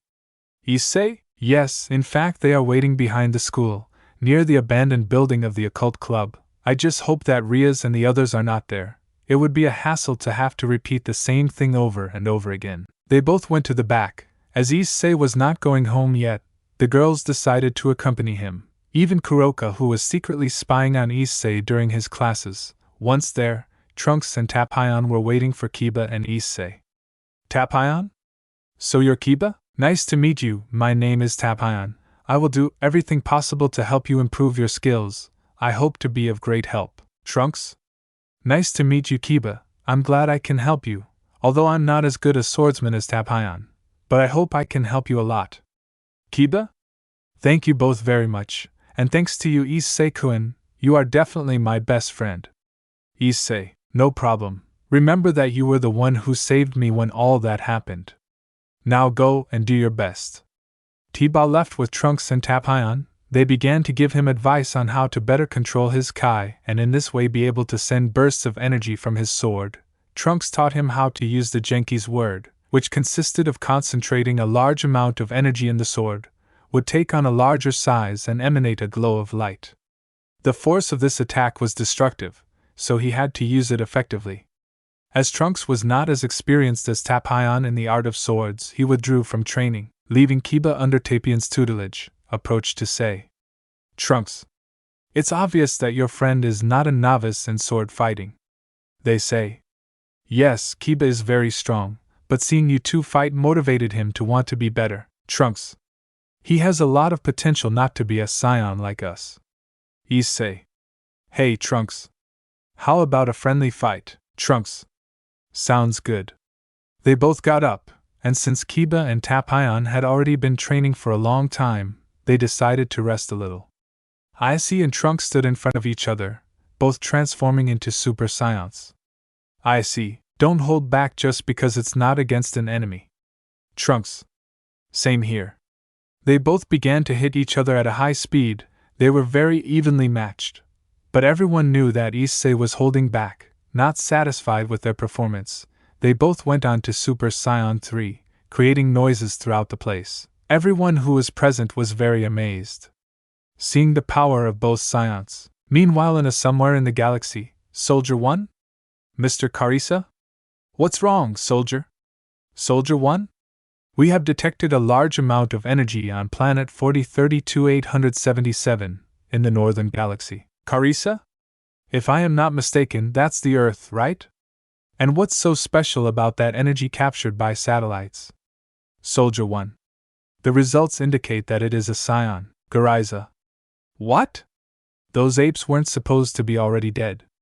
Well, it seems that I will have to pay Earth a visit. Annihilating the last of that race will be like honoring my late father. Those damned Saiyans will kneel before the new Emperor of the universe. Chapter 13. The Perfect Date Ruined. The final battle against Demigra begins. Trunks and Issei were having an intense battle while everyone watched in wonder. That's when Rias and her entourage arrived. But Issei was so excited with the fight he was having with Trunks that he didn't even notice. Both of them continued with their fight. They kept exchanging words. The large number of blows against each other, even though both were transformed into Super Saiyan 3, the clear advantage that Issei had over Trunks was noticeable, so Trunks decided to use his sword to attack Issei. He only responded to Trunks' movement with a smile. He extended his hand, and with just one finger, he blocked all the Saiyajin's attacks from the future. When he had already blocked a large number of attacks from Trunks' sword, Issei disappeared to reappear behind Trunks' back to hit him of karate right in the back of the head, sending him towards the ground and causing him to return to his base state due to the impact. Issei approached him to give him a hermit seed. Trunks, wow, Issei, it shows that you are the grandson of Lord Goku. Issei, you're not far behind either, Trunks. It seems you inherited many characteristics from Mr. Vegeta. Kiba and Saiyan approached where they were to congratulate them both on the fight. Kiba. So this is the strength of the Saiyans. I'm really impressed. Issei. Come on, it's not that big of a deal. Smiling, Issei noticed that Rias and her clan were there, but he pretended not to notice them to avoid having to deal with them, so he only went to where Sona and the others were, accompanied by Taphyon and Trunks. Kiba left with Rias to tell him what had happened and how he had become stronger thanks to the training he had just had with the people who came from another year. Asabe began to walk in the direction of where the Grimaries were. They thought that they had changed their minds about them and that he would return to Rias, but their illusions disappeared when he walked by, totally ignoring them. In reality, Issei just wanted to say hello to Gasper and talk to him for a while. Biba joined them, and after a while, he said goodbye to them. And to avoid any contact with Rias and the others, he alone teleported with Sona and the others to start walking towards his house. There was a dead silence in Rias' group. No one said anything at all. Kiba and Gasper looked at each other until Rias broke the silence. Rias, it can't be. I can't stand all this anymore. I can't stand that he's no longer by my side. Zenobia? President, please calm down. The only thing we have to do is earn Issei's trust again. One way or another, he will forgive us. Irina, if Issei-san really didn't die, that means that he is still that tender pervert that he always was with us, so we will just have to find a way to seduce him to make him return to our side. Paniko. We have to get Issei-senpai back with us. They were all very hopeful that Issei would return to them. They devised different ways to seduce him and activate his perverted instincts so that it would be easier for him to forgive them. At that moment, Kiba interrupted them. Kiba! With all due respect to everyone, especially you, President, I don't think Issei-kun will forgive them so easily. Rias? What do you mean, Yudo? Kiba! When I rescued Issei-kun after being injured by Reiza that time, and I told him about what you were doing with your supposed boyfriends, his reaction left me speechless. I was devastated. I had never seen him like this. His expressions and gestures showed that it was as if they were destroying him from within. And apart from the sure way in which he has demonstrated his indifference towards you, I think you would have to make a gigantic effort to get him back into the group. Brias and the others stayed silent, wondering if Issei could love them again, just like he once did. Meanwhile, Issei, Sona, Akino, Roswas, Kuroka, Number 21, Taphyon and Trunks were heading home calmly talking about what had just happened. Sona told everyone that the school administration had decided that there would be no tomorrow classes since they had recently passed the exams, and they wanted the teachers to grade the exams quickly. When everyone heard this, Issei and Akeno were excited, but Number 21 and Roswas became a little sad since they did have to go to school and grade a lot of tests. Taphyon, Trunks and Kuroka just laughed when they saw Kino and Ross was his reaction. They arrived home and everyone entered except Sona and Issei. Issei was about to enter, but she realized that Sona was standing outside, very quiet. Issei? Did something happen, So-chan? Sona? Issei-kun? Can I ask you something, Issei? Whatever you want, So-chan. Sona? I would like tomorrow. Issei? Yes. So-chan? Sona? You would have a date with me? When Issei heard these words, he blushed and was totally surprised. He had never seen Sona act that way. He didn't expect her to ask him that. Issei? Yeah. So-chan, I would love to go out with you. Hearing these words, Sona threw herself on him and hugged him. Issei in his thoughts said, I have never seen Sona act like that. She looks much prettier when she acts that way. They both separated and entered the house. Everything went on normally until the next day. The next day, Issei woke up a little late, around 10 in the morning. When he woke up, he noticed that the bed was empty, so he went downstairs to find only Sona and Akino. They both explained that Roswas and Number 21 had to go to school for exam grading. Kuroka had gone out to visit Kaneko and explained to her that she was no longer with the Cow's brigade. Trunks and Taphyon had gone to Greek Den and the teacher. Perrin and Akino were getting ready to leave because they were going to visit their father Barakil, so only Issei and Sona would be left at home. Issei said goodbye to both of them, and just when Akino left, they were both very nervous about being alone. So there was a bit of silence. Issei? Well? What are we waiting for, Sona? What? Issei? I didn't want to tell you, but I was very eager to go out with you. This made Sona blush, and Issei was surprised to see her this red. Issei? But Sona? But what? Issei? But first I have to eat something or else I'll die of hunger, he said smiling. Sona responded with a smile saying, It's okay, just wait a little. In a moment I will serve you your breakfast. Issei? Well, while you finish making food, I'm going to go take a bath, so I'll be ready for our date. Sona's still blushing. It's okay, Issei-kun. Issei prepared to go up the stairs and take a bath. While he took a shower, he thought about whether he had the necessary power to be able to defend his loved ones and the earth. At that, a knock on the door interrupted his thoughts. It was Sona. Sona? Issei-kun, the food is ready. Hurry before it gets cold. Issei. I'll be there in a moment, So-chan. Issei said in his mind.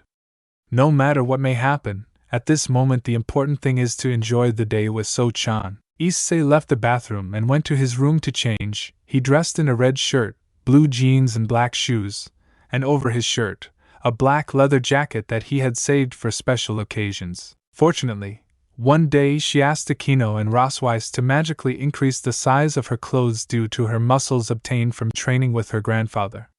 She left his room, went down the stairs. He realized that Sona was no longer there. He assumed that perhaps she had gone to get ready to go out with him. Issei proceeded to devour like a good Saiyan. He finished by getting up and taking the dishes to the kitchen. Since Sona was taking too long to leave, he decided to wash them to at least try to contribute something to the order of the house. Issei went to the door and shouted from the ground floor. Issei. So-chan, I'll be waiting for you down here, Sona. Okay, Issei-kun, I'll be out in a moment. Issei left his house and began to contemplate the sky. Then a voice interrupted him. Kia-sama? Issei? Do you hear me, boy? Issei? Kia-sama? Kia-sama? Wow, I'm glad to see that you still remember me. How are you, boy? I see. Well, although a little nervous. Kaya-sama? Ah, I see, boy. I was contacting you to let you know that whenever you want to come train, you are welcome on my planet. I see. Thank you very much, Kia-sama. Kia-sama? You're welcome, boy. Well, I'll leave, we'll talk later. Just when Issei finished talking to Kia-sama, he felt someone hug him from behind. It was Sona. When Issei turned around, he was surprised to see Sona in a way he had never seen her before. Sona was in front of him. She was wearing a pink dress, with a black bow under his breasts. Issei had no words for what he was seeing. Sona seeing Issei's reaction, she became too nervous. Sona? What's wrong, Issei-kun? Do I look bad, Issei? No. Not at all. You look beautiful. I'm just not used to seeing you dressed like that. Sona? Well then, let's go.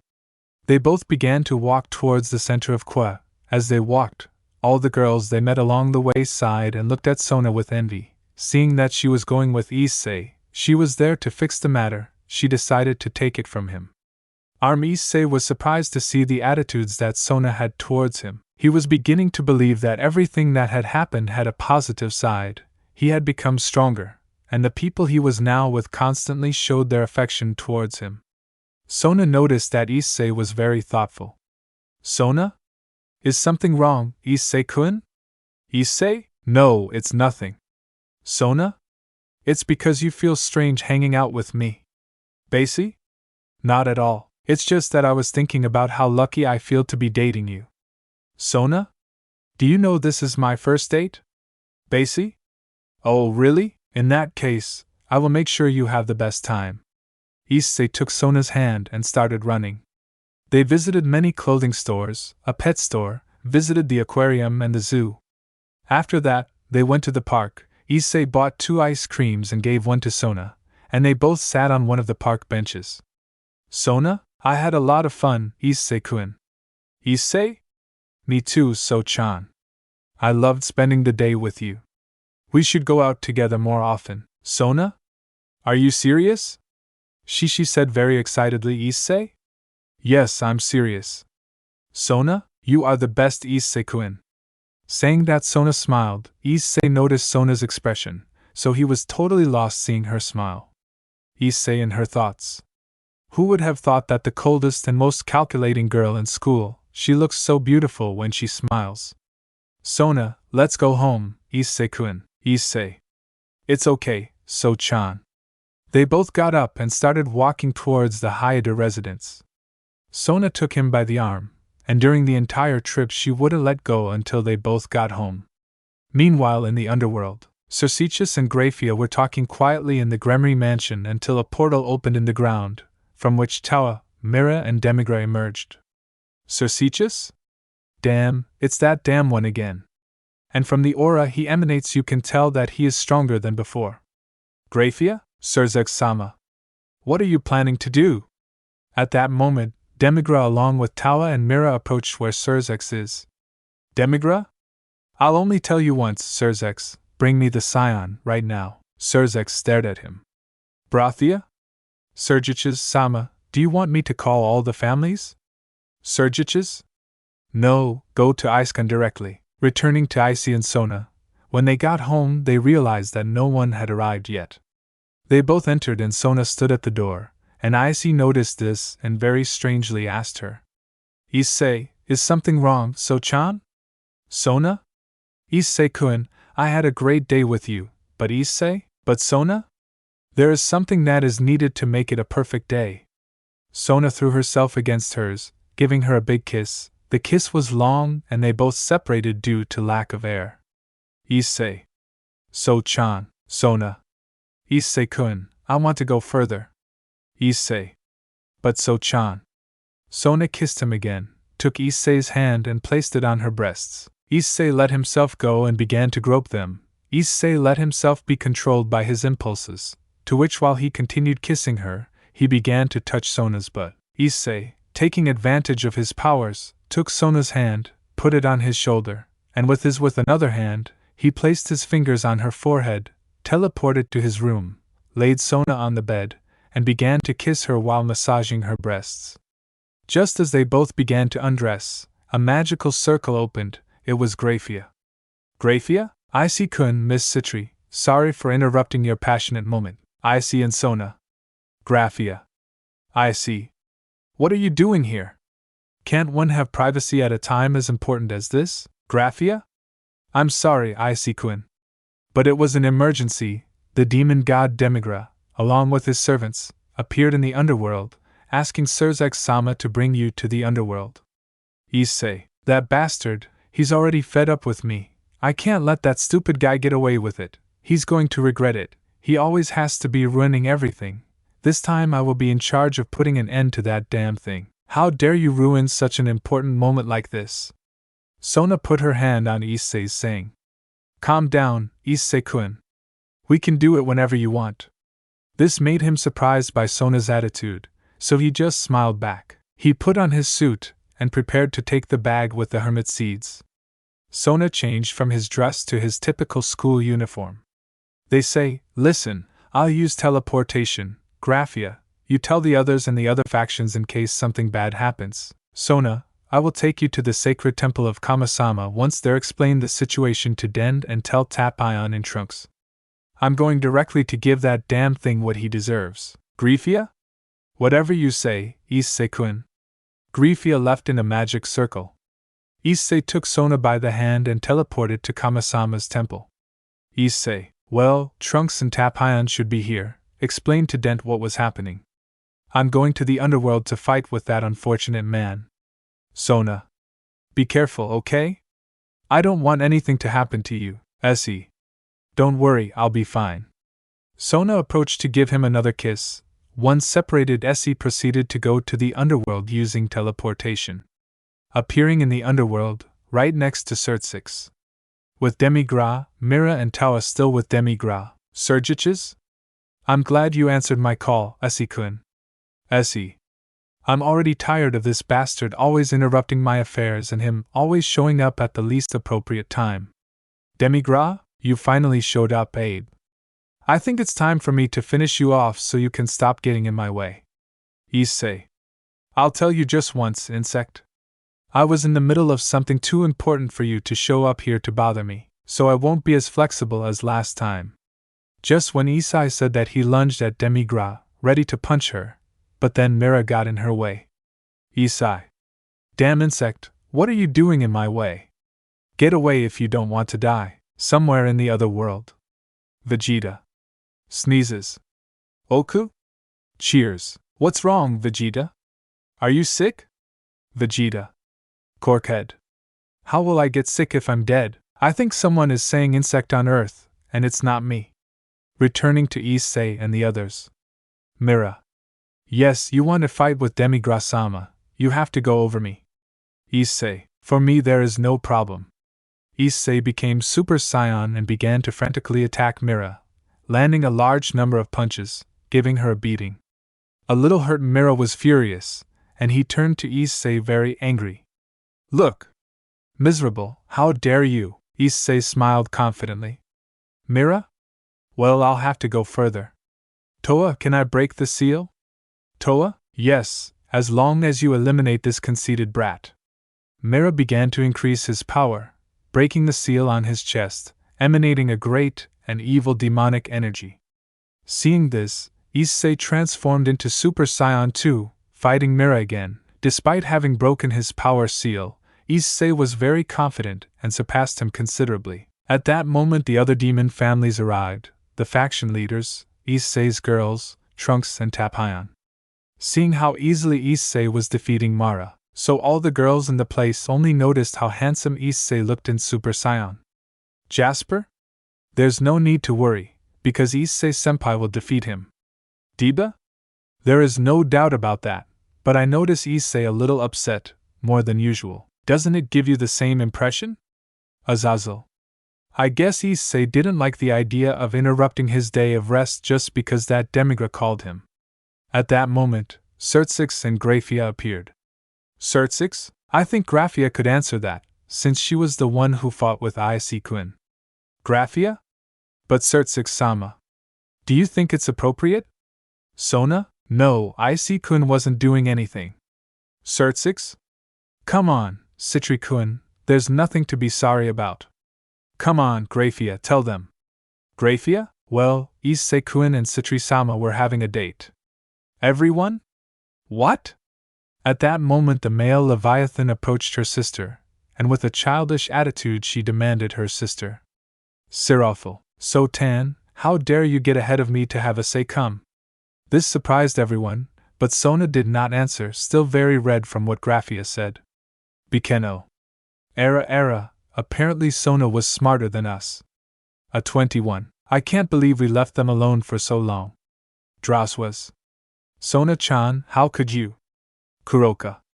Nyan, it seems I have to be very careful, otherwise, Issei-kun will end up being stolen from me. Issei continued fighting Mira. Issei managed to punch him in the stomach, making him spit out a little saliva, then she kicked him, sending him against some rocks. While Mira was on the rocks, Issei approached where the others were. Issei. Trunks, Tapion? That useless Mira is very badly injured, go and finish him off. I will take care of ending Demigra once and for all. Trunks. It's okay, Issei. Tapion, come on. At that moment, Raza interrupted Issei. Rasa's? Issei-kun. Why did you go on a date with Sona-chan and not me? Issei. Ross-chan, Bikino. Era, apparently Issei-kun owes us an explanation. All of his girls approached him, this made Issei calm down a little. Issei. Calm down, girls, when all this is over I will go out with each of you, okay? This made everyone happy, while a certain Rediet and his family were very jealous and angry. Issei. Well, now I'm going to put an end to this. By the way, number 21, can you go beat that Toa person? A 21. Whatever you say, Issei-kun. Transforming into Majin form going to fight with Toa. Issei. Well, I'm leaving. Issei began to fly in the direction of Demigra, facing each other. Demigra, your insolence is very unpleasant, it's time to put an end to this. Issei. I say the same. Aye. Issei transformed into Super Saiyan 3, while Demigra, with a smile, began to raise his chi. They both began to fight, hitting each other a lot, until Issei managed to block one of his blows and then punched him in the face, sending him flying a few meters. Demi grated with his scepter, he threw a ball of energy at Issei. He put his arms together as protection. The ball hit him but did little damage. What a surprise, I see that you're not that bad, but with that alone you won't defeat me. Issei. I also say the same. The Kai I felt before when I saw you for the first time is totally different from the one you have now. Demigra? Apparently, you are not as stupid as you seem. Well, then you know that this is not all my power. Issei. I noticed it a long time ago. Demigra began to increase his power, and Issei responded by transforming into Super Saiyan 4. Issei attacked him. Even though Demigra had increased his power, he was no match for the SSJ4. Issei kicked him in the stomach and then charged a ball of energy, and make it hit Demigra's back, sending him to the ground. Demigra, miserable ape, how dare you? Issei, it would be a shame if this were all your power. Demigra, so you think? Issei, if you have something to show, do it, otherwise I will kill you right now. Issei began to charge a ball of energy in his hand while Demigra increased his power. Issei threw it at him, and upon impact, a large screen of smoke formed. When it dissipated, he noticed the Demigra had transformed. He was much larger and had a terrifying appearance, and his power had increased a lot. Demigra? What do you think, Saiyan? Apparently you're not the only one who can transform. Issei. Wow, you have impressed me, but even though you have increased your power, you have missed something very important. Shut up, you're just talking nonsense. Demigra launched himself against Issei, but being a very corpulent transformation made him too slow, so Issei easily dodged his attacks. To everyone's amazement, Issei returned to his base state, which made everyone start to wonder what was the reason for his transformation. Michael? What happened to Issei-kun? His opponent changed into a form that made him stronger, but he decided to return to his base state. Could it be that he gave up? Sona? You're wrong, Michael-sama. Michael? Could you explain, Citrikun? Sona? You only have to look at Issei-kun's expression to realize that he trusts himself too much. In short, he is playing with his opponent. Issei dodged each of his blows. Demigra grabbed him by the neck, but he freed himself with a powerful kick. Demigra began to throw bursts of Kai at the Saiyan. Issei, dodging them at high speed, rose much higher. With his eyes upward, he closed his eyes and relaxed. His chi aura became smaller and purer, surrounding his body. A flame emerged from his feet that covered his entire body until it reached the tip of his hair. His red hair and a red aura covered him completely. Demigra felt some fear, seeing Issei from below. The Saiyan exerted a gigantic pressure on the environment, and his imposingness and confidence could be seen. Like Demigra, the others who were watching the fight were terrified and very surprised by the Issei's new transformation. Michael? This kind of energy is odd and of a power that surpasses that of the gods. Surgiches? Does that mean that Issei-kun transformed into a god? All that? Returning to Issei and Demigra. Issei? What happened? What happened to your desire to fight? Demigras? Miserable. What have you become? Issei. In a god. In a Super Saiyan god. Chapter 14. Conclusion of the Divine Battle. Demon God vs. SSJ God. Once transformed into Super Saiyan God, Issei launched himself at great speed against Demigra, punching him. Demigra tried to react, but being too slow and compared to the speed of Super Saiyan God, he was unsuccessful. Issei began to give him a large number of blows, while the spectators of the fight were still surprised and terrified by the gigantic pressure that was in the environment. Vaspa? Issei-senpai's hair looks a lot like President Rias. Vaspa's comment made Rias feel a little strange, as she looked at Issei with great admiration. Rias in her mind? It's true. Red. A kind of red that resembles blood. Her beautiful red hair, her crimson, just like mine. Zenobia, President. Is something wrong? Rias. No, it's nothing. Azazel, wow, that brat never ceases to amaze me. Who would have imagined that that boy who was once a perverted fool would achieve the power of the gods? Certsix? I am really very impressed. I think that no angel, fallen angel or demon is at the level of Issei-kun. It would be better not to make him our enemy. Returning to Issei and Demigra, after giving her an immense amount of blows, Issei brought her hands together and placed them on her head. Issei. Me and Kuoh. Issei attacked Demigra with the technique that Gohan had taught him. The attack hit Demigra squarely. This left Demigra very badly injured, panting. Issei smiled very confidently when he saw this. Issei. What's happening? This is the power of the fear demon god Demigra. Demigra? Damn, do not make fun of me, Issei. It's time for you to disappear. It was no use bringing you back to life if you're going to die right after your resurrection. It's a shame. Issei extended his hand in Demigra's direction. Issei. The Big Bang attack. The ball of energy formed in Issei's hand, the ball of energy hitting Demigra squarely. Even though she was very badly injured, she managed to resist Issei's attack. Issei. Wow, it seems you are very resistant, but with one more attack you will be finished. Demigra, don't even think I'll leave it so easy for you. You've already made me angry. I'll take care of giving you a slow and painful death. Demigra began to raise his power, emanating a red aura, raising the rocks and a thick layer of smoke surrounding him. Everyone was terrified by the power that Demigra was demonstrating, but his aide continued with his serious and cold expression. When the smoke disappeared, Demigra had changed radically. He no longer had that corpulent and terrifying form. He now resembled his base form. Only he had a tail, he had no clothes, and it was noticeable that his power had increased considerably. Issei. Wow, it seems you had more tricks in store. I hope you don't waste my time this time. Emigre. Talk all you want, damn Saiyan ape. This is my primal god form. This time I will make you pay for your insolence. Emigre launched himself against Issei. Now he was faster and managed to land some blows on the Saiyan. But Issei was not far behind despite not using his maximum power. Issei. Wow, you have left me very impressed. It looks like it will be a good fight. Emigre launched himself against Issei, trying to land a blow. However, Issei, although with a little difficulty, he managed to block all the blows. The speed of the Super Saiyan God was much superior to Demigra's primal demonic god form because what he did afterwards after so many attempts, Demigra managed to land a punch on Issei's face.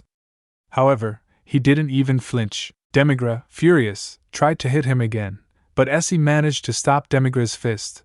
With his hand, Issei raised his fist, hitting him in the face of Demigra, making it fly several meters until it hits the ground, leaving a crater around it. Demigra? Miserable. How can you be so powerful? Issei, it's because I'm a Saiyan, and you forgot a very important thing, Demigra. You should never underestimate the most powerful warrior race in the universe. Issei launched himself at Demigra, giving him a kick that threw him into the air. Issei began by punching him a lot, then kicked him in the stomach and then sent him to the ground with an elbow. Issei descended slowly. Demigra barely managed to stay standing. Issei approached him. Issei. It turned out that you were just a talker. Do us all a favor and don't resurrect again, because if you do it again, I myself will take care of eliminating you as many times as necessary. How could I lose? I? The demon god, Issei. It's time to die, insect. Are you ready, Drag? Drag? Ready, mate. Issei began to charge energy and raise his power while Dreg multiplied Issei's power. Dreg. Boost, boost, boost, boost, boost, boost. Issei. I will show you the true power of a god with my two most powerful special techniques combined. Dreg. Boost, boost, boost, boost, boost, boost. Issei placed his two hands together, and a large, powerful ball of energy formed in them. Issei, very serious and somewhat angry, said Issei. Big Bang Kamehameha. Greg. Explosion. From the ball of energy formed by Issei, a flash came out that then transformed into a giant burst of Kai, leaving a crater around Issei. Just like the trajectory of Issei's attack, Issei's Big Bang Kamehameha impacted squarely on Issei. He demigraded, disintegrating him completely. The Super Saiyan God had finished off the demon god. Issei's attack created a gigantic explosion, followed by a great roar and a powerful tremor.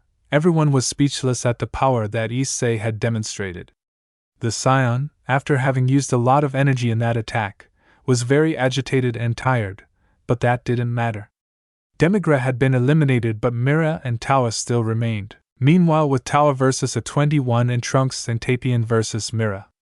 Trunks, converted into SSJ3, did not have many difficulties against Mira. He alternated with Tapion to be able to attack Mira, while a 21 did not have many problems with Toa. Number 21 decided to end the battle using his candy ray, turning Toa into a cupcake. A 21 approached the cupcake knighted.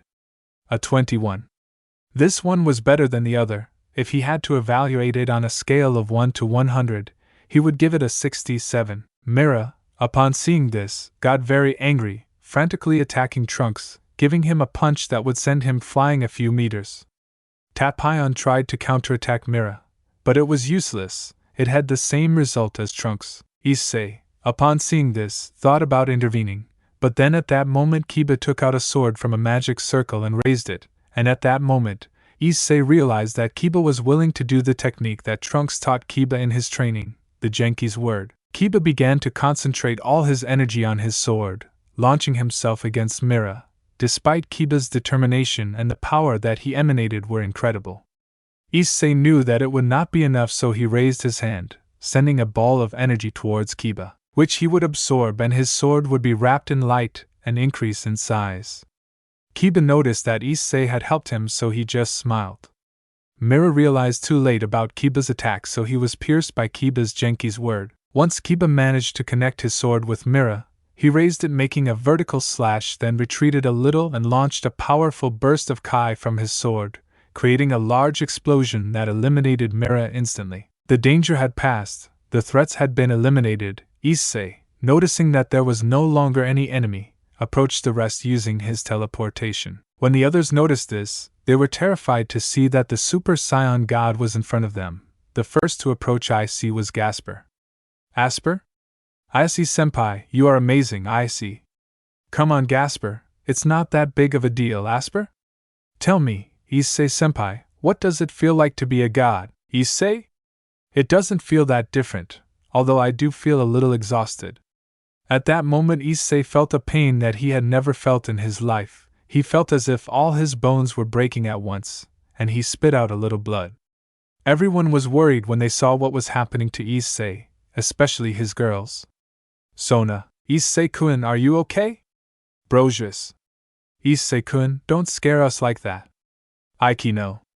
Issei-kun, we told you to be careful, don't worry us like that. Issei. Don't worry, it's not a big deal. It's just that being in Super Saiyan God used all my energy, so my body couldn't stand the wear and tear, but it's not. At that moment Issei collapsed to the ground, falling unconscious. Sona, no Issei. Baikino. We have to take him home immediately. We have to cure him. Nobody understood what was happening to Issei. Issei's girls began to shed tears, even Rias and his clan. Trunks, Tapion and Kiba came over to see what was happening. Issei's girls were all very upset and worried about what had happened to Issei. They quickly opened a magical circle, transporting themselves back to their home. An hour later, it was night. Issei slowly opened his eyes. He noticed that he was in his room. He felt a familiar warmth. They were the girls, Razwas and Sona, each next to Issei, hugging tightly to one of his arms respectively. To Issei's surprise, even Tsubaki was there, clinging to Issei's left leg, while number 21 clinging to his right leg. Akino was practically asleep on Issei, resting her entire body on the Saiyans, and Kuroko was sleeping on top of the Saiyan around Issei's head. Issei calmly touched Raswa's cheeks with his finger in a tender way, which made her wake up. Very sleepy, she woke up. Raswas? What's going on? Issei-kun. Issei just smiled, saying, You look very cute when you sleep. Seeing that Issei was already awake, she began to shed tears and then hugged him.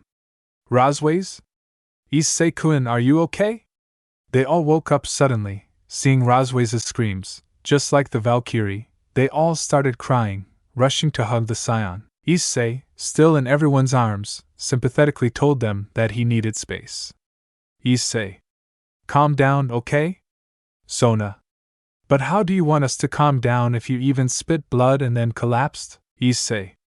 Apparently, I overdid it with the powers of Super Saiyan God, and that was why my body couldn't withstand the waste of energy. That was why I fainted. How stupid I was. I should be more careful next time. Rose was? Dumb. Don't say it so calmly when you fainted. We all felt like a part of our hearts had been taken away from us. Don't scare us like that again. Akino? RRR. I have to take better care of you, Issei-kun, so that the same thing doesn't happen to you again. Issei only responded with a smile. Issei. By the way. Notice that Tsubaki-senpai was with us. He was even sleeping like you usually do. Tsubaki just blushed. Sona. Well, you see, Tsubaki, seeing you act so bravely, ended up getting attached to you. She told me that she would feel safer if she was by your side, so she asked me as a favor if she could stay with us at home. Issei, is that true, Tsubaki-senpai? Tsubaki? Yes. I hope it's not too much trouble, Issei, come. Issei? No problem, Su-chan. Hearing the way Issei called, she became very red. Issei. Well, at least there is no longer any threat. For the moment we can rest easy. But there is only one thing that has me very worried, a 21. What is Issei-kun? Issei. It's just that I am dying of hunger. Placing his hand behind her head, they all looked at him with a smile and a drop of sweat, so they all went down to the living room. The girls began to prepare food for Issei. Meanwhile he helped them, and very sympathetically Issei told all the details to Tsubaki. At that moment Trunk when Tapion joined them, they all happily ate while commenting on everything that had just happened. They finished eating and went to sleep since they had school tomorrow. The next day. The day started normally. Everyone got up early to go to school. The day was going very normally. However, on the way to school, Issei occasionally felt that pain he had after detransforming into Super Saiyan God, but still so he went to school. The girls realized this. Sona. I still don't understand how you can come to school if you still have those unbearable pains. Aikino. Sona is right, Issei-kun. It would have been better if you stayed at home resting. Issei. Don't worry, despite not feeling very well, I have to go to class. I promised my grandmother Milk and grandfather Gohan that I would do my best to have the best grades. Wow, Issei-kun. Although I like that attitude of a diligent student, but Akino-san and Sona-san are right. Everyone entered class. Matsuda and Motohama were back in the classroom. They had been expelled for so many accusations of spying on the girls in the school bathrooms. They did not approach Issei or anyone else since they were afraid of causing problems. He was very attentive to the class. He participated by answering questions and even went on to solve one or another exercise. When he returned from solving the blackboard exercise and went to his seat, he felt the same pain again as that time, staggering a little and about to fall to the ground if it weren't for leaning on his classmate Ika Kiryu's desk. Kiryu? Hey, hi, are you okay? Issei? Yes. Kiryu, I'm fine. It's nothing. With work, the Saiyan returned to his seat, attracting the concern of all the girls in the classroom, especially Asia, Zenobia and Irina, who couldn't stop looking at him and worrying every time he writhed in pain and took one of them. Your arms. The bell rang for recess. Issei walked very seriously out of the classroom. He was heading to look for Kiba. Apparently the pain had calmed down a little. He found Kiba and began walking with him through the school hallways while they talked among the uncontrolled murmurs and screams of all the girls. Issei. I was seriously impressed by the way you helped Trunks and Tapion. It really shows that your training paid off. Kiba? Yes, it was the least I could do to help Trunks-sensei and Tapion-sensei. Besides, you helped me by giving me a little of your energy. Issei? You know that's what friends are for. At that moment, they turned the corner of the hallway to reach the entrance of the school. They realized that some bullies were about to beat up Matsuda and Motohama. Bully 1? Listen to me well, damn. If you spy on my girlfriend again, I will kill you, do you hear me? The beating I'm going to give you will only serve as a warning while taking Motohama by the neck, Bully 2. You heard it, you will also suffer the same fate. Hitting Matsuda in the stomach, Issei changed his calm face to a serious and challenging one. Kiba noticed this. Kiba? Issei-kun. Issei began to walk, heading towards where they were. With his hands in his pockets he addressed the bullies. Issei? Hey guys, why don't you mess with one your size insects? Bully 1. What did you say? But he's just the new pretty boy at school. Bully 2. Just because you gained a few muscles, you think you can talk to us like that? Issei. Listen to me carefully, I will ask you in a good way, leave them alone and you won't get hurt. Bully 1 hurt. I bet you're nothing more than a talker. The bully lunged at Issei, trying to punch him. Issei dodged it only by moving his head and then hit him with a knee in his stomach, which would leave him gasping for air. This caused the bully to fall to the ground on his knees. Issei.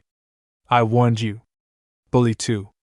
Miserable, you'll pay me. The remaining bully began to run in the same direction with the same punching intention as the previous subject.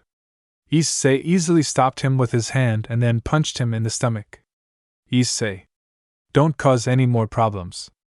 Otherwise they'll have to deal with me again. Everyone amazed at how he had easily defeated those two, Issei approached Matsuda and Motohama. Issei. Are you okay? Didn't those bastards hurt you? Motohama. Issei. You are the best, Matsuda. I thought you forgot about us, Issei. But if we remain friends, you don't have to think that. Motohama. Why don't we go spy on the girls' bathroom to celebrate? Before we got suspended from classes, we found a perfect place. Issei. I'm sorry, guys, but that doesn't interest me. I have to go. And don't get into trouble. I'll see you in class. Issei returned to Kiba to continue talking and walking. Kiba? It was very generous of you to help that pair, Issei-kun. Issei?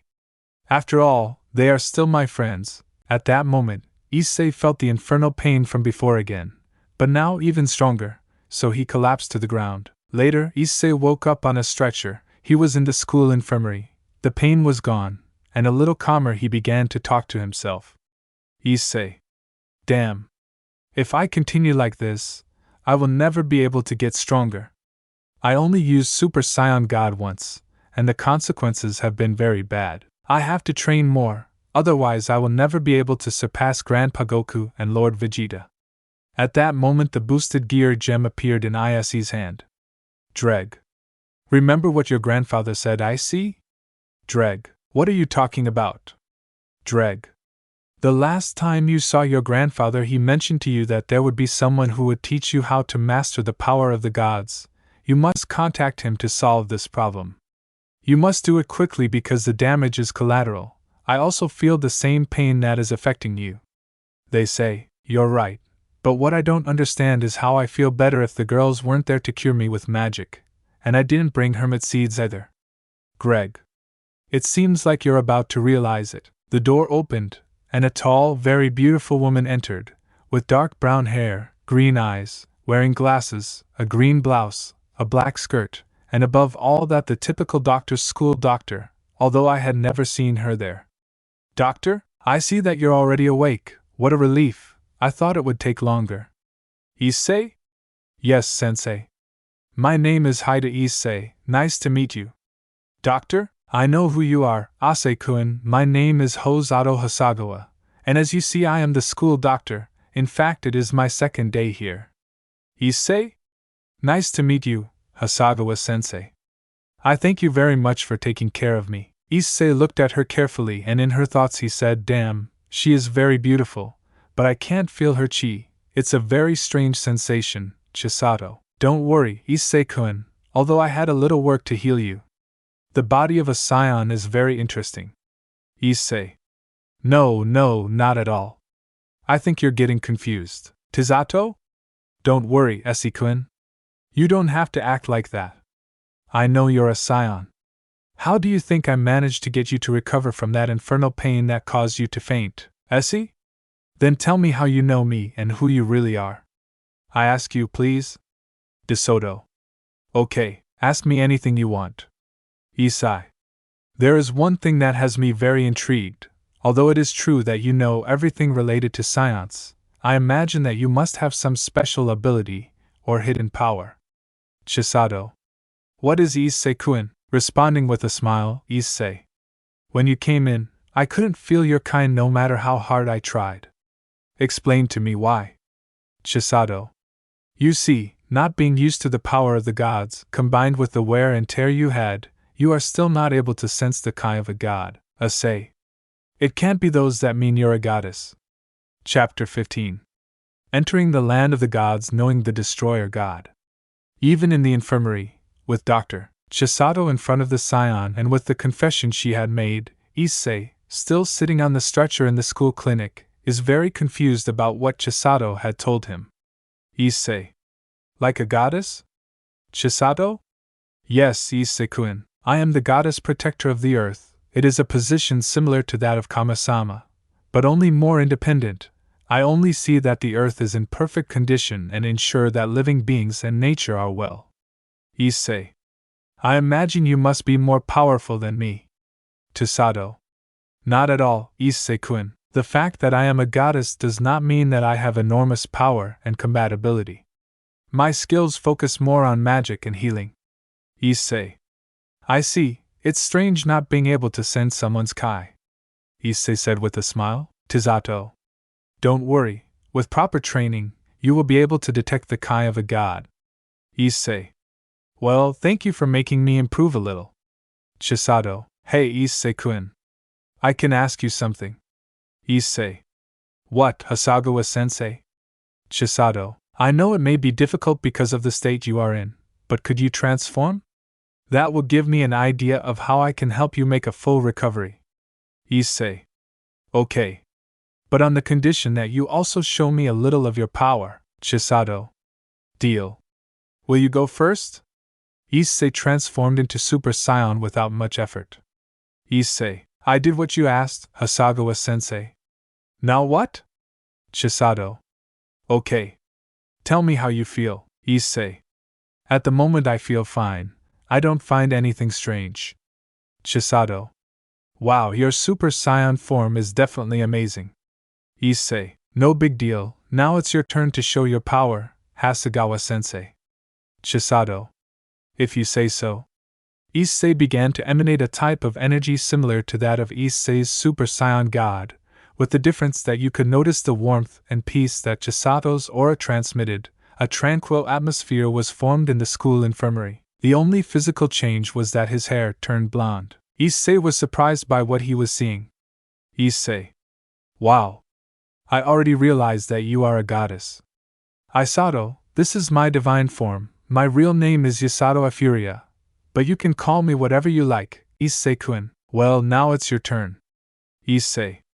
But what about school? Unlike you, my transformation is much more destructive and chaotic. DeSoto. I think I can handle that. DeSoto extended her hand to create a kind of magic circle. A green aura spread around the place, thus creating a kind of force field around where the two of them were. DeSoto. Ready, Issei-kun, you can raise your power with confidence. Issei. Well, here I go. Issei got up from the stretcher and closed his eyes, relaxing completely. His hair turned red, the incandescent aura of the Super Saiyan god began to form in his. Issei suddenly opened his eyes, which had turned red. Issei. Hiya. Issei gave a shout that made his aura completely strengthen, ending the transformation. Chisato had been very impressed, making her blush a little. The pressure exerted by Issei's energy was abysmal, so much so that the barrier created by the goddess Chisato Afuria was beginning to crack. Chisato. Your power is gigantic. The chi I feel right now is enormous. Now tell me. Don't you feel something different? Issei. Well, I don't feel any different from the previous time I used this transformation. At that moment, Issei once again felt that infernal pain caused by the excess of power beyond what his body could bear, thus losing the Super Saiyan God transformation. Issei resisted the pain as he clenched his teeth and grabbed one of his shoulders. Falling once again on the stretcher, Chisato approached to heal him with his magic. Chisato. I see. Apparently, the reason for the pain you feel is because when you use the Super Saiyan God and detransform, the divine energy is retained in your body. This is caused by your inability to control the divine Kai. Apart from that, I feel like if there is something inside your body that restricts your ability to withstand such an amount of energy, we have to do something with that energy retained in your body. Issei. And what can be done? He said, still in pain. Chisato? Well, I could solve the problem right now, but the process is a bit long, and it has to be in a quieter place. Although, there are also other ways to heal yourself. Issei, still on the stretcher, saw how Chisato returned to her base state, thus breaking the barrier that she had created. She got very close to Issei, getting on the stretcher, giving Issei a little push, laying him down completely on the stretcher. Chisato instantly fell asleep. Put on Issei. Issei. Hasagawa-sensei, what are you doing? He said, a little nervous. Issei just stared at him. Issei totally lost himself in the beautiful green eyes of the goddess protector of the earth.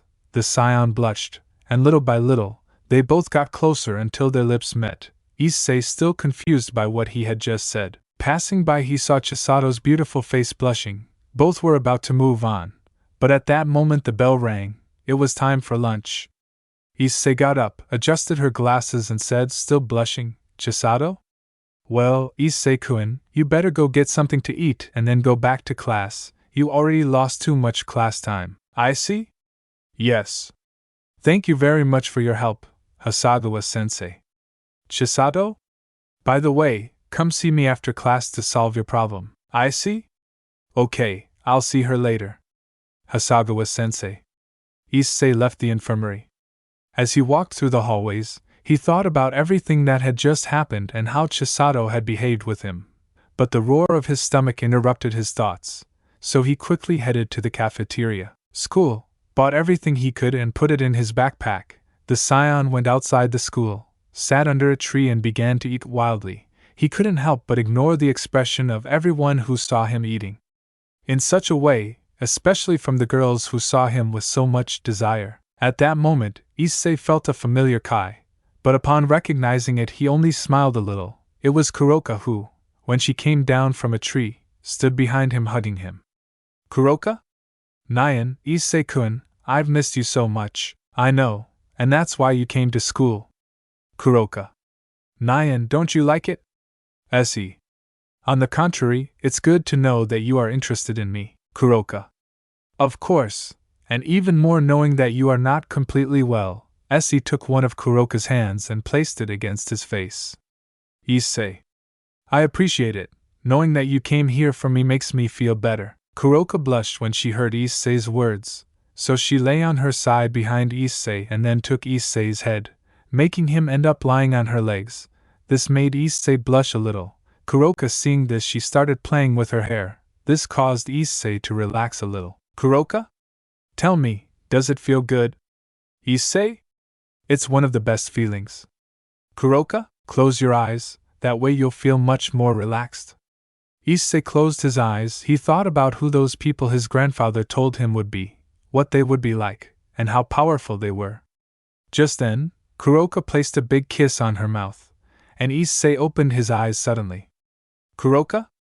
Nyan, Issei-kun, you were caught off guard. Besides, I was the only one who hadn't done it. Issei only responded with a smile. After the kiss, they spent the rest of lunch talking while he continued lying comfortably on Kuroka's legs. Once the bell rang, they both got up. Issei said goodbye with a hug, and then returned to class. Everything happened as usual until departure time arrived. As Susadou had indicated, Issei headed to the infirmary. While he was on his way, he met Roswas. The scion asked him to please tell the others not to wait for him, and that he would arrive home later. She said goodbye from Issei and left. Issei arrived at the infirmary to realize that Chisato was closing the infirmary, to which Issei asked, Issei, Hasagawa-sensei, weren't you going to help me recover completely, Chisato? Yes, but this place is very uncomfortable. Plus, if someone enters, they could realize who we really are, and that would be a problem. Issei. So, where are we going? Chisato. Well, to my house. Issei. Wedge. To his house. Chisato. Is there a problem, Issei-kun? Issei. No, none, I just don't know if you would feel comfortable with my presence. Chisato. It's nothing, in fact I would love for you to go, I almost never have visitors. Issei. Well, okay. Issei left school with Chisato. As they arrived at the goddess's apartment, they talked and told each other different things about each other. They arrived at the apartment, which was a large building with a large number of floors. Chisato's apartment was the one on the top floor of the building, so they took an elevator to get there. They left and entered the apartment. Chisato, make yourself at home. Issei. Thank you very much, Hasagawa-sensei. Chisato. Are you hungry? I could prepare something for you. Issei. I just wouldn't want to bother her too much, he said, somewhat embarrassed. Isato approached, caressed her head a little, and told her. Tezato, you don't have to think that. It doesn't bother me that you are here. On the contrary, I feel very happy that you came to my house. Wait in the living room. I'll prepare something for you in a moment. The Sato took Issei to the living room. The Saiyan sat down, and the goddess went to the kitchen. Issei observed how spacious and luxurious Dr. Hasagawa's apartment was. Issei in her thoughts, Hasagawa-sensei's house is almost as luxurious as mine when they remodeled it. Who would think that the goddess who protects the earth lived in Kuoh? I am surprised that she lives alone since she is very beautiful. Issei-kun, the food is ready. Issei. I'm coming. Issei entered the kitchen and found that there was an immense amount of food on the table, so he sat down, thanked for the food, and proceeded to eat wildly, to which Chisato looked in disbelief at the sweet that Issei did with the food. Issei finished eating and very happily said, Issei. Thank you very much, Hasagawa-sensei. The food was exquisite. Chisato. I'm glad you liked it, Issei-kun. Issei. At least let me help you wash the dishes. Issei got up from the table, took all the plates he had eaten from and took them to the kitchen. When Issei placed the plates, Chisato interrupted him. Chisato? It won't be necessary, just leave them there. Issei? Chisato just extended his hand, a kind of small magic circle appeared. Chisato just moved his hand over the plates, and they were instantly clean. Issei was a little surprised. Chisato only responded with a smile. Chisato? Well, Issei-kun, now that you have eaten, it is time to start the ritual so that you can recover once and for all. Issei? Okay, Hasagawa-sensei. Chisato? Come, let's go to my room. Issei began to follow her. A little nervous, they both entered. Chisato. Okay, Issei-kun. I know it may sound strange, but for this ritual direct contact is required, so I am going to ask you to undress completely. Issei. Okay, if you say so, Chisato. Do it and sit on the bed, I'll be right back. Chisato left the room. Issei proceeded to undress and sat on the edge of the bed, thinking about what could happen. A few seconds later he heard the footsteps of Chisato's bare feet, to which he assumed that she was also naked. Isato climbed onto the bed on the opposite side to where Issei was sitting. She approached his side and hugged him from behind, putting her breasts right on Issei's back. This made Issei blush a lot. Chisato? Well, Issei-kun, it's time to start. Issei began to emanate a green aura. Issei began to feel warmth and tranquility. He also felt how that energy retained in his body began to come out. Issei felt so relaxed and calm. Chisato. How do you feel, Issei-kun? Issei. I feel excellent. I feel the excess energy leaving my body. Chisato. That's good to know. Chisato's aura faded, and he stopped hugging Issei, and he moved a little away from Issei without getting off the bed. Lemon skipped, please read it on website. When the kiss ended, Issei reacted and very embarrassed said, Issei. Hasagawa-sensei. Please excuse me, I didn't mean to do that. Chisato. Don't worry, Issei-kun, you don't have to be sad. By the way, I managed to drain the excess energy that was stuck in your body, but what was restricting your power is still in you, but its effect has largely been weakened, so don't worry about that. Issei. I appreciate it very much. Issei. You should change. Remember that you have to return home. They must be waiting for you. Issei? Yes, you're right. It's better that I leave. They both got dressed and left the room. Issei took his things, and then they both left the building. They went down the elevator. At the entrance of the building, Issei said goodbye, saying, Issei? Once again, thank you, Hasagawa-sensei. I thank you very much for what he did for me. Chisato did not respond and hugged Issei, placing her breasts in his face and kissed him on the forehead. Chisato, take good care of yourself, Issei-kun. Issei blushed and said, Why oh you too, Hasagawa-sensei. Issei looked round him to see that no one was watching him. He placed both fingers on his forehead and teleported to the entrance of his house. He knocked on the door to find all his girls somewhat angry and at the same time worried. Sona? Issei-kun, where were you? Bro Swiss? Issei-kun, can you explain to us what you were doing? A 21. We thought something had happened to you. Issei, with his hand behind his head and with a small smile, entered his house and began to tell his girls everything, except the passionate part which Isato. The rest of the day happened normally. The next day, the day started normally, as did classes, until lunchtime arrived. Issei did not want to eat in the school cafeteria, so he teleported to the Kami-sama temple. To his surprise, Trunks and Tapion were there. And, hello Issei, how are you? Issei. Very good, and it's nice to see you. And what brings you here? Issei. Well, I'm on my lunch break, and I was wondering if Mr. Popo could prepare me something to eat, since his food is delicious. And? No problem, Issei. It will be a pleasure. In a moment I'll tell Mr. Popo to prepare something for you. At that moment, Trunks and Tapion appeared, who were training in the time room. Issei went to talk to them, while Dan told Mr. Popo to prepare some food. After a while, Mr. Popo arrived with a lot of food, and everyone got ready to eat. Issei told them about the constant pain caused because of the excess energy, and how he had met Chisato. And? I see Furia helped you with. Issei. Yes, and thanks to his help, I feel much better. Apian. Hey, I see. How's Kiba? I see. Well, that's fine. He told me that he is very grateful for what you and Trunks taught him. Tapion. That's good to hear. Trunks. By the way, I see, this will be our last day here since Tapion and I must return to our jobs as time patrollers. Issei. I understand. Well then, in that case, I will tell the others so they can say goodbye. Issei thanked him for the food and prepared to return to school. At that moment, Shin appeared, to everyone's surprise. Shin. Hello everyone, it's great to see you. Trunks. Shin, I haven't seen you since the battle against Black and Zama's. Shin. I'm very happy to see you, Trunks. It's good to know that you are well and that he is doing well helping the Supreme Kaya-sama of time. By the way, young Issei, do you remember that Lord Goku told you about someone who would help you master the power of the gods? Issei. Yes, but I don't have the slightest idea who he is. Shin. Well, let me tell you that he is neither more nor less than the god of destruction and his master. Issei. What? Does it mean that I will train with the people who trained my grandfather and Lord Vegeta? Issei. Indeed, today we will go visit Mr. Virus and Mr. Whis.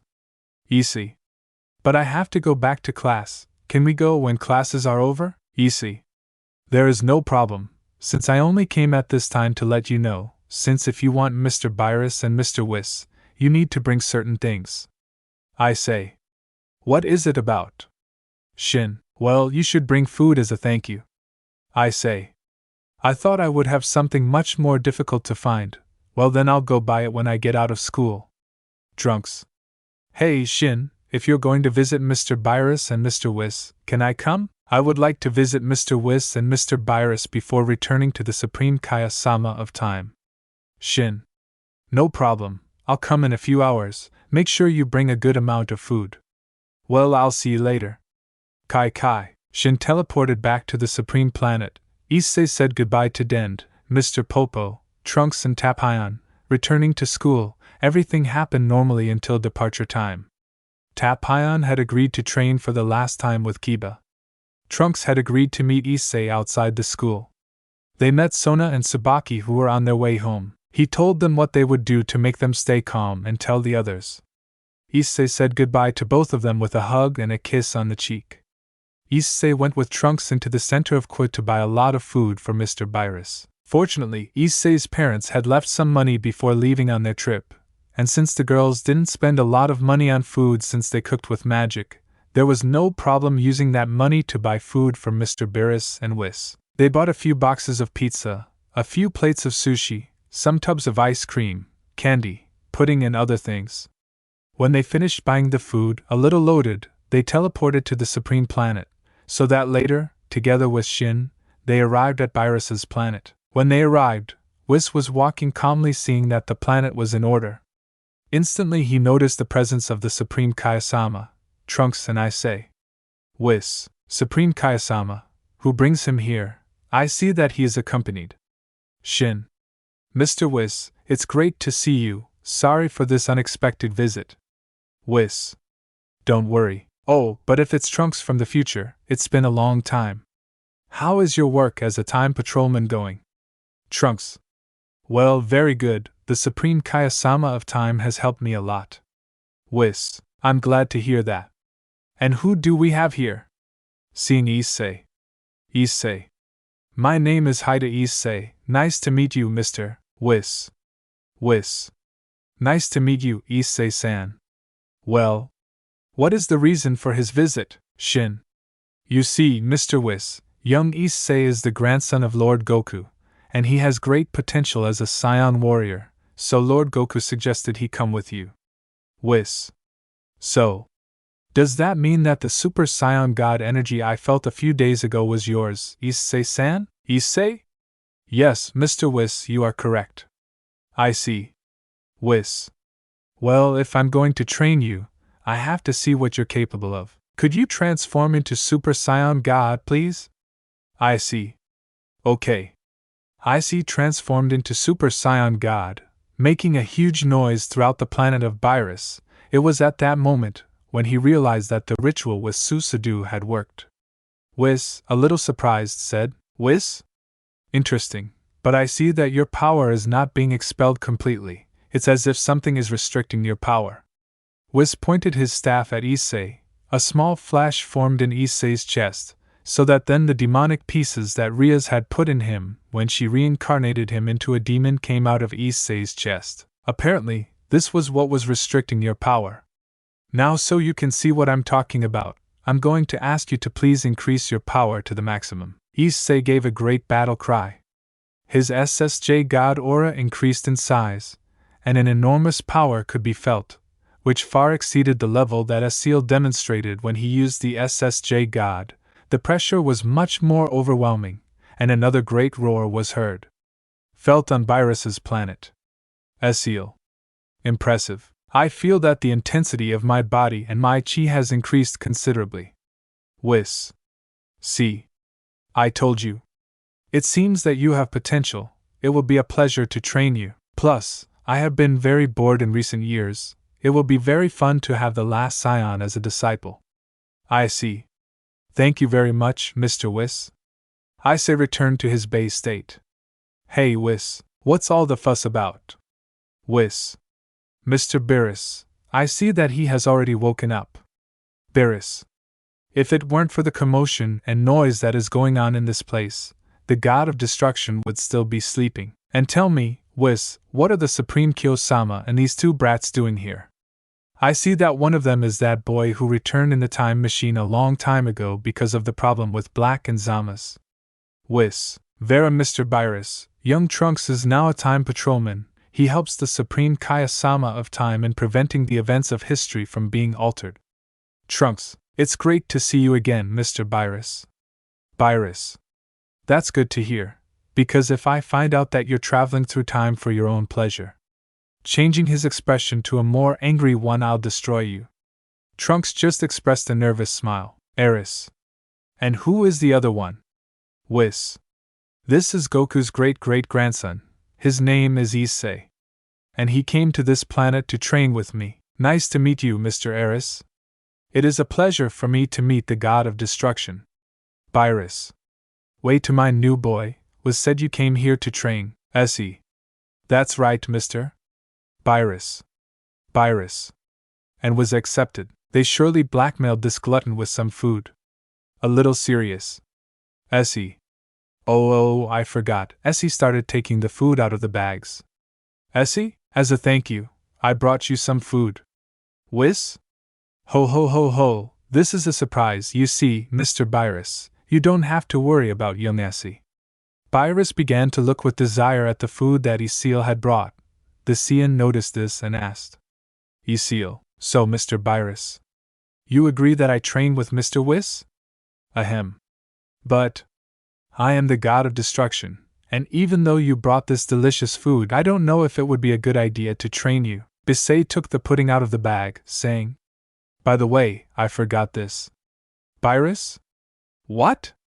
"Beauty, and in that case we will give you a chance. I hope you won't complain, Whis." "He ho ho, it seems that pudding is Mr. Virus's weakness." "Well, Issei-san, tomorrow I will come for you at 5 in the afternoon according to your schedule. Remember to be ready." Issei: "Thank you very much, Whis-sensei, and to you too, Beerus-sama." After this, Issei gave the food to Beerus and Whis. Everyone said goodbye, and Shin left Issei in trunks at their house and then returned to the Supreme Planet. Upon entering, he was greeted by a group hug from his girls. Tapion and Kiba were also inside.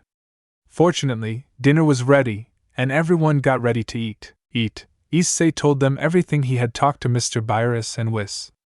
Once they finished eating, they cleaned everything and went to sleep.